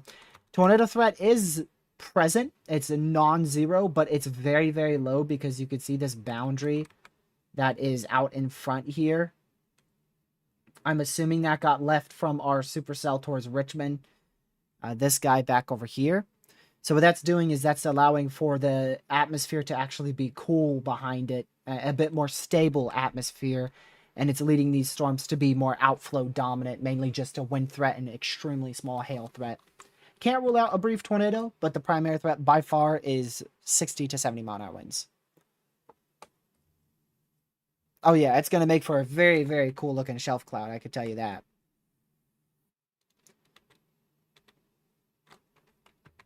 Let's move our analysis radar down here. Our other one is in Wilmington, which, believe it or not, I actually put this here for the MCS when we started, when it was way back here into Columbus. That thing is way down here into almost Virginia now. The second line is here. These storms have been moving fast. They have not been wasting any time. Let's see what a 3D looks like here of what is likely a shelf cloud right in this area. If we can increase that just a smidge there and a little bit more there. Yeah, that's for sure going to have a shelf cloud.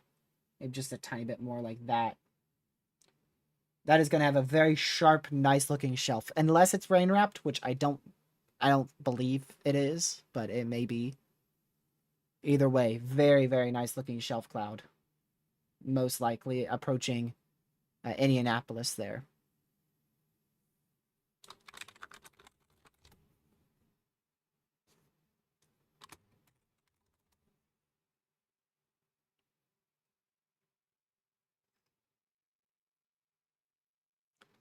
Let's see.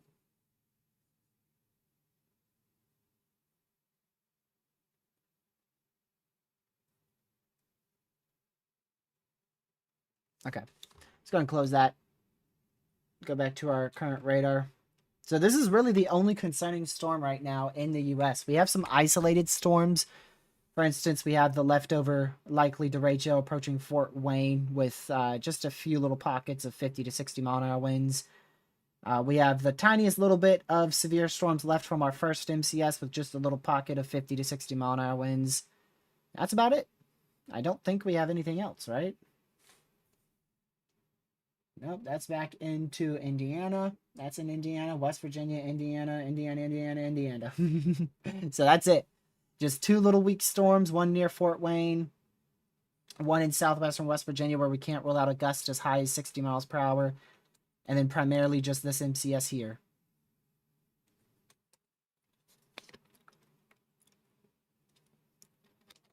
No, you do not. You don't have to download Discord. I recommend it, but it's not a must download.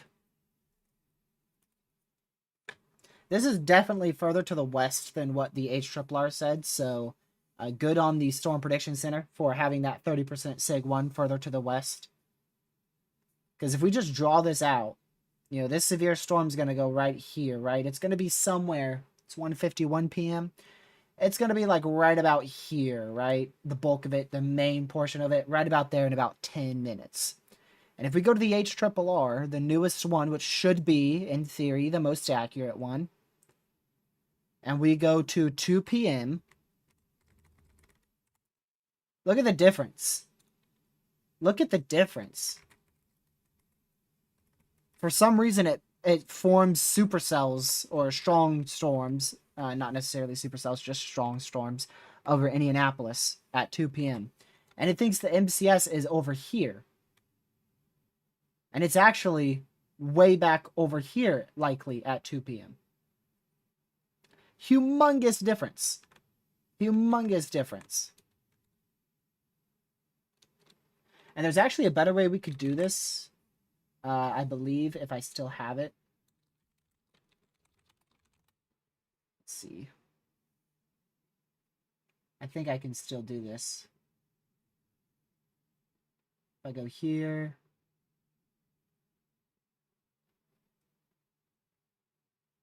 Give me just a moment, y'all.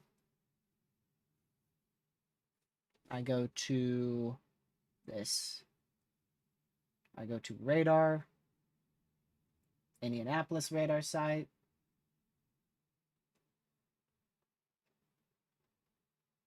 And then change this to the model. Change this to the HRRR at 2 p.m. So this is only, the radar scan's like just a few seconds behind.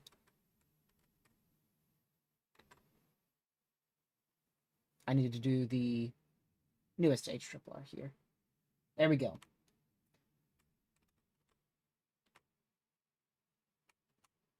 So this is the current radar versus the simulated radar on the newest HRRR. This is using Weatherfront, which is a newer app that we don't use too often. And look at the difference. Look at the difference. It's huge.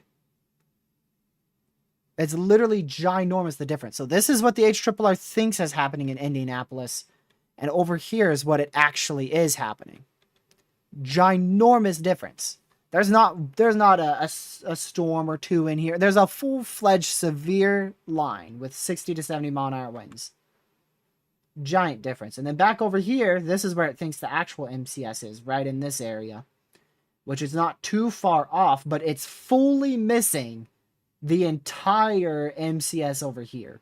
It's not that bad on this one. It's not that bad. It's still a little bit behind, but it's not that bad. Shows you how good the HRRR is. Basically, what that's going to mean is a significantly higher severe threat for this area. Significantly higher severe threat for this area than what the HRRR is portraying. And that actually could, because our little MCS here and going towards Springfield's a little bit faster, that actually could decrease the rest of the severe threat later on today a little bit more.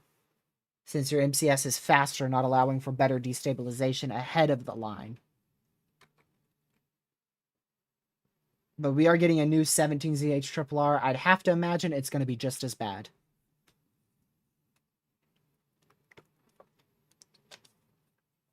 That's my third water bottle down. Oh my goodness. I have been hydrating like crazy on this live stream. Which is good because I literally woke up and went live, which means I didn't get to drink any water. Make sure you all hydrate, man. It's a little important. Just a little important.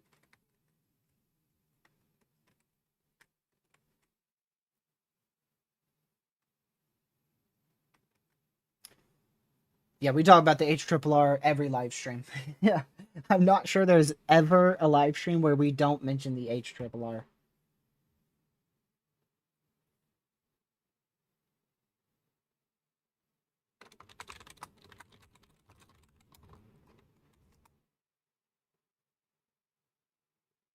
Should I watch for anything tomorrow? What, you think you're gonna get severe weather? You're funny. You ain't gonna get severe weather. Actually, I'm a little bit curious. Let's go to this is the high-end scenario tomorrow. Like, if we have pretty much no morning convection and afternoon convection. The absolute high-end scenario. Do you get severe weather? Hold on, I gotta use the right model run. This is like the worst case scenario for tomorrow. Almost. Almost, maybe, just a little to your northeast. Almost. This is the very high-end scenario for tomorrow, though. There's 3 scenarios for tomorrow. There's the clustered scenario that gives the bulk of severe weather up here. The big line scenario, which gives the bulk of severe weather over here. And the bust scenario, which gives the bulk of severe weather nowhere. So, we'll have to see which one of the 3 play out.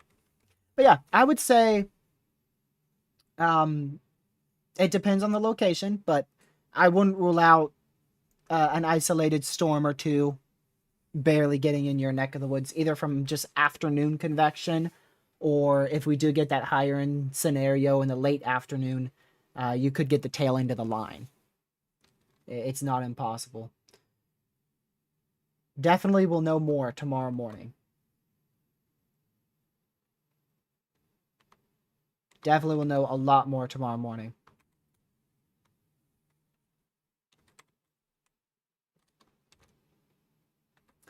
So, watching this line very closely because I know that it is further to the south than the HRRR shows, which means, yeah, look at that.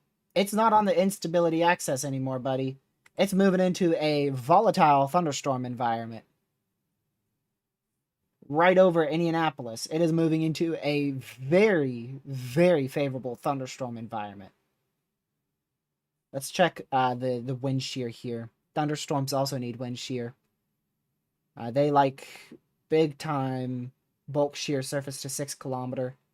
Not a lot. Surface to 3, shockingly not a lot. You could see 2 hours ago we had 30 right over Chicago. That probably helped with the intensification.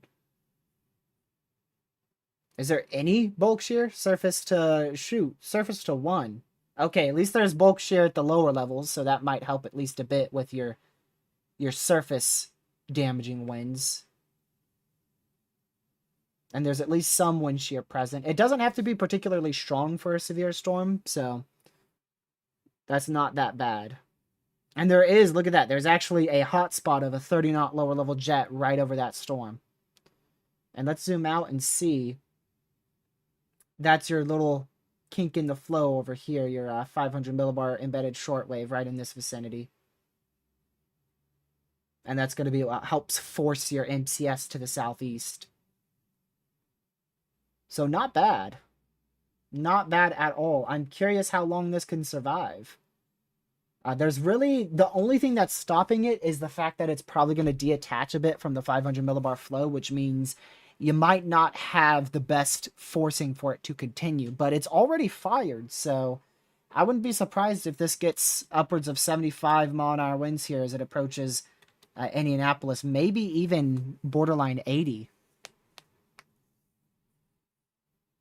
I've got practice tomorrow from 3 to 5. Yeah, you're cooked. You ain't chasing nothing. So it depends. StormNet, which is wanting the second scenario, which is where the bulk of the severe weather stays to your northeast. And in that case, your best chance for severe weather would be towards 7 p.m. your time.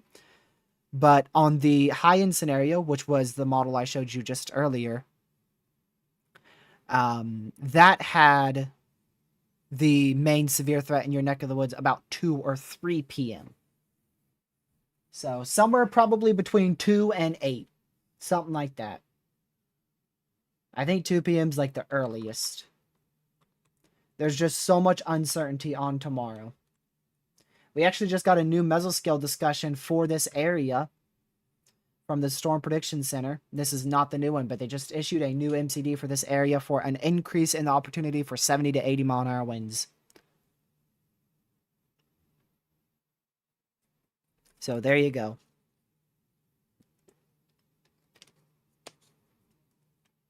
A corridor of even more widespread damaging winds with significant gusts up to 80-mile-per-hour winds appears to be evolving across central and southeastern Indiana into southwest Ohio and far northern Kentucky. An additional downstream watch or a watch extension may become necessary. And I don't think it's necessary. I think it's needed. I think in about an hour we will get either an extension or a new watch.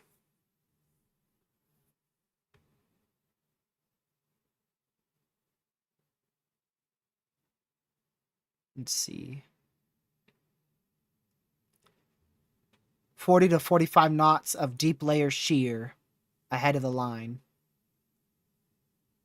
While the shear vectors are not necessarily orientated correctly to align with the ongoing storms present, KLOT VWP, which is the radar site in... Where the heck is it? I don't see it. It's somewhere in the US. That's all I can tell you. Suggests that shear vectors may become more favorably orientated with time.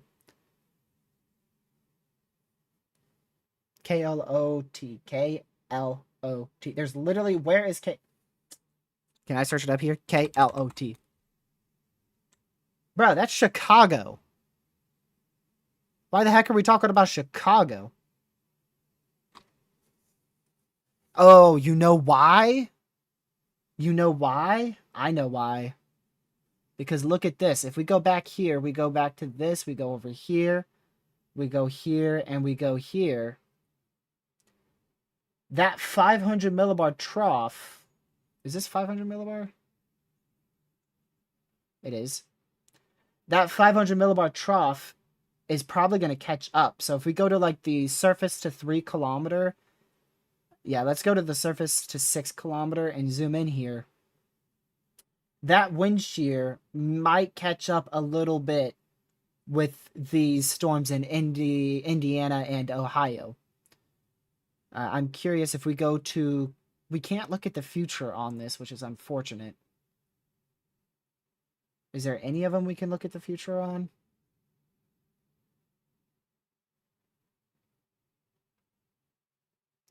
You could see how right now that 500 millibar trough is on the northwest side of the storm, but in 2 hours, it catches up to the southern side of the storm. So it might catch up and help increase the opportunity for damaging winds later down the line.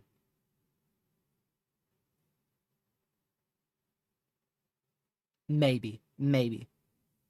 I think, don't quote me on that, but I think that is what they are talking about. So there's your little instability access there. Mesoanalysis is bugging. So we turn from a instability access to a full-blown warm front.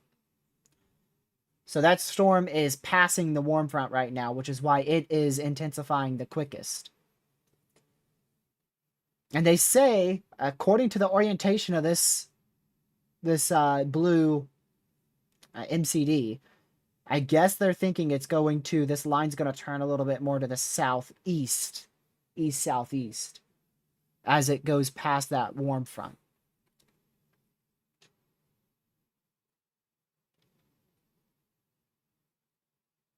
which it appears they are correct. Because it looks like it is moving more southeast. Because it looks like, at least to me, that the worst damaging winds might barely miss downtown Indianapolis, which is what we were originally thinking. So it looks like that should stay more southeast orientated like that. Which means we're probably going to get pretty quick intensification of some of these storms if that warm front, and there's a little extension of the watch, that's not a new one, if that warm front can lift further to the northeast over time. Because there's your warm front right in here. Right in here is your warm front. So I don't think this storm's going to be a huge problem. It might produce 50 to 60 mile an hour winds thanks to the cool pool. The big problem is going to be with the cells behind it right in here. And as that warm front shifts to the northeast. That's going to be the problem.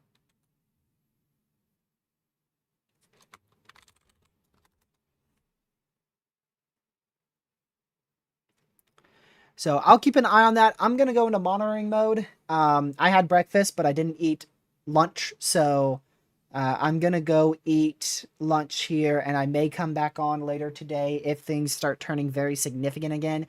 If it just stays as a widespread 60 to 70 mile an hour wind threat, I may not be live. But if it starts turning into 80 and 90 mile an hour wind severes frequently, I'm probably going to come back. But if I don't, this is the area to watch. You know where to stay, weather where. I've said it so many times, you're probably sick of it. So if you're in that region, stay tuned to your local National Weather Service and Storm Prediction Center for the best and most accurate information.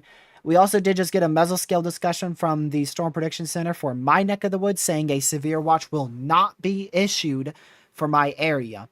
A very small hail and isolated 50 to 60 mile an hour winds will be possible, but weakening is expected downstream and a watch will not be issued. But that does include, I am barely inside of that. Barely inside of that. And they say the greatest potential in Southern Virginia with the leftover remnants of this MCS is going to be right here. So just stay weather aware. I'll keep an eye on it. If you're in Indianapolis, get away from doors and windows. 60 mile an hour winds rolling through, maybe a gust as high as 70. And I am going to go eat some lunch. And if I need to, I will be back here. But if I'm not, you have multiple other ways to receive watches and warnings, of course. Just make sure you stay weather aware. Your local meteorologist will most likely talk about this threat if it poses a good threat for you. And we do have a continuation severe for Fort Wayne for 60 mile an hour winds. That might stay severe for a little bit, but just isolated 50 to 60 mile an hour winds as that pushes into western Ohio. Not right now, Eli. There's no 90 mile an hour winds. We're just dealing with 60 to 70 mile an hour winds moving into Indianapolis, and then 50 to 60 moving into Fort Wayne, and then eventually Paulding, Ohio. And there's some isolated 50 mile an hour winds, upwards of 60, also moving into Dayton, Ohio. So really everything is 50 to 60 mile an hour winds except the storm in Indianapolis, which is 60 to 70 mile an hour winds. But all right, y'all, I'm going to go ahead and head out. Like I said, I may be back in a few hours if things start to really get crazy again. I should be back, but if not, I will be in monitoring mode. If you want any further updates, I will probably have an update on Twitter if things get crazy. Same as my YouTube handle, TRG Tornado, on Twitter. That's where I can post very brief, quick updates without spending hours on like a live stream. So, flash warning.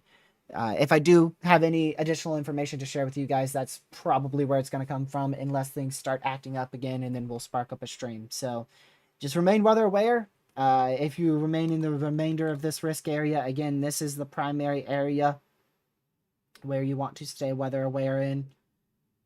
Of course, the worst damaging wind potential will be between Indianapolis and Dayton all the way till Charleston, and then it's going to start weakening once it gets to the Appalachians. So that's going to be where the highest wind potential is, right there in that second area that I have circled. So with that being said, I appreciate you guys for tuning in and helping me reach over 6,000 people with the word of severe weather today. By the time everything's done and rendered, it will probably be close to 7,000. We're not starting. I just couldn't change that in time. There you go. So thank you for that. Thank you for the additional 30 to 40 subscribers, people who subscribed. I really, really appreciate it. Hopefully you found this live stream informative. I tried my best to stay on topic with the ongoing severe weather today. That way we weren't too far off topic and, talking about too random stuff, but we definitely did at one point. So thank you much, Mon Chat, everybody, for being here. I really appreciate it. If you haven't already on your way out, hit that like button, share this channel with your family, friends, social media. Consider hitting that subscribe button with the notification bell set to all so you know if I go live tomorrow or when I do my next video. Live stream tomorrow is 50-50. A live stream later tonight is 50-50. It just depends on if these storms get very, very significant again, which I don't think is likely. If we do end up with 80-mile-an-hour winds, I have a feeling it's going to be just southeast of Indianapolis here in a couple minutes to an hour or so, because that storm's riding the instability axis and the warm front and next to 4,500 instability. But all right, y'all. Appreciate you guys for tuning in once more. I hope you guys have, if I don't see you, a great rest of your Tuesday. And I will see y'all in the next one. We have 30 seconds left, and I don't know what else to say. I started it a little bit early again. I typically do that. Yeah, go to that link that Caleb sent on Twitter. That's my my Twitter profile, and if I have any quick updates, that's where it will be. TRG Tornado on Twitter and/or X, whatever you like to call it. And yeah, Caleb, you're a horrible mod. Stay safe. Watch the severe weather, and I'll see you guys either tonight or tomorrow. If not, I'm not sure when. See you in the next one. Goodbye.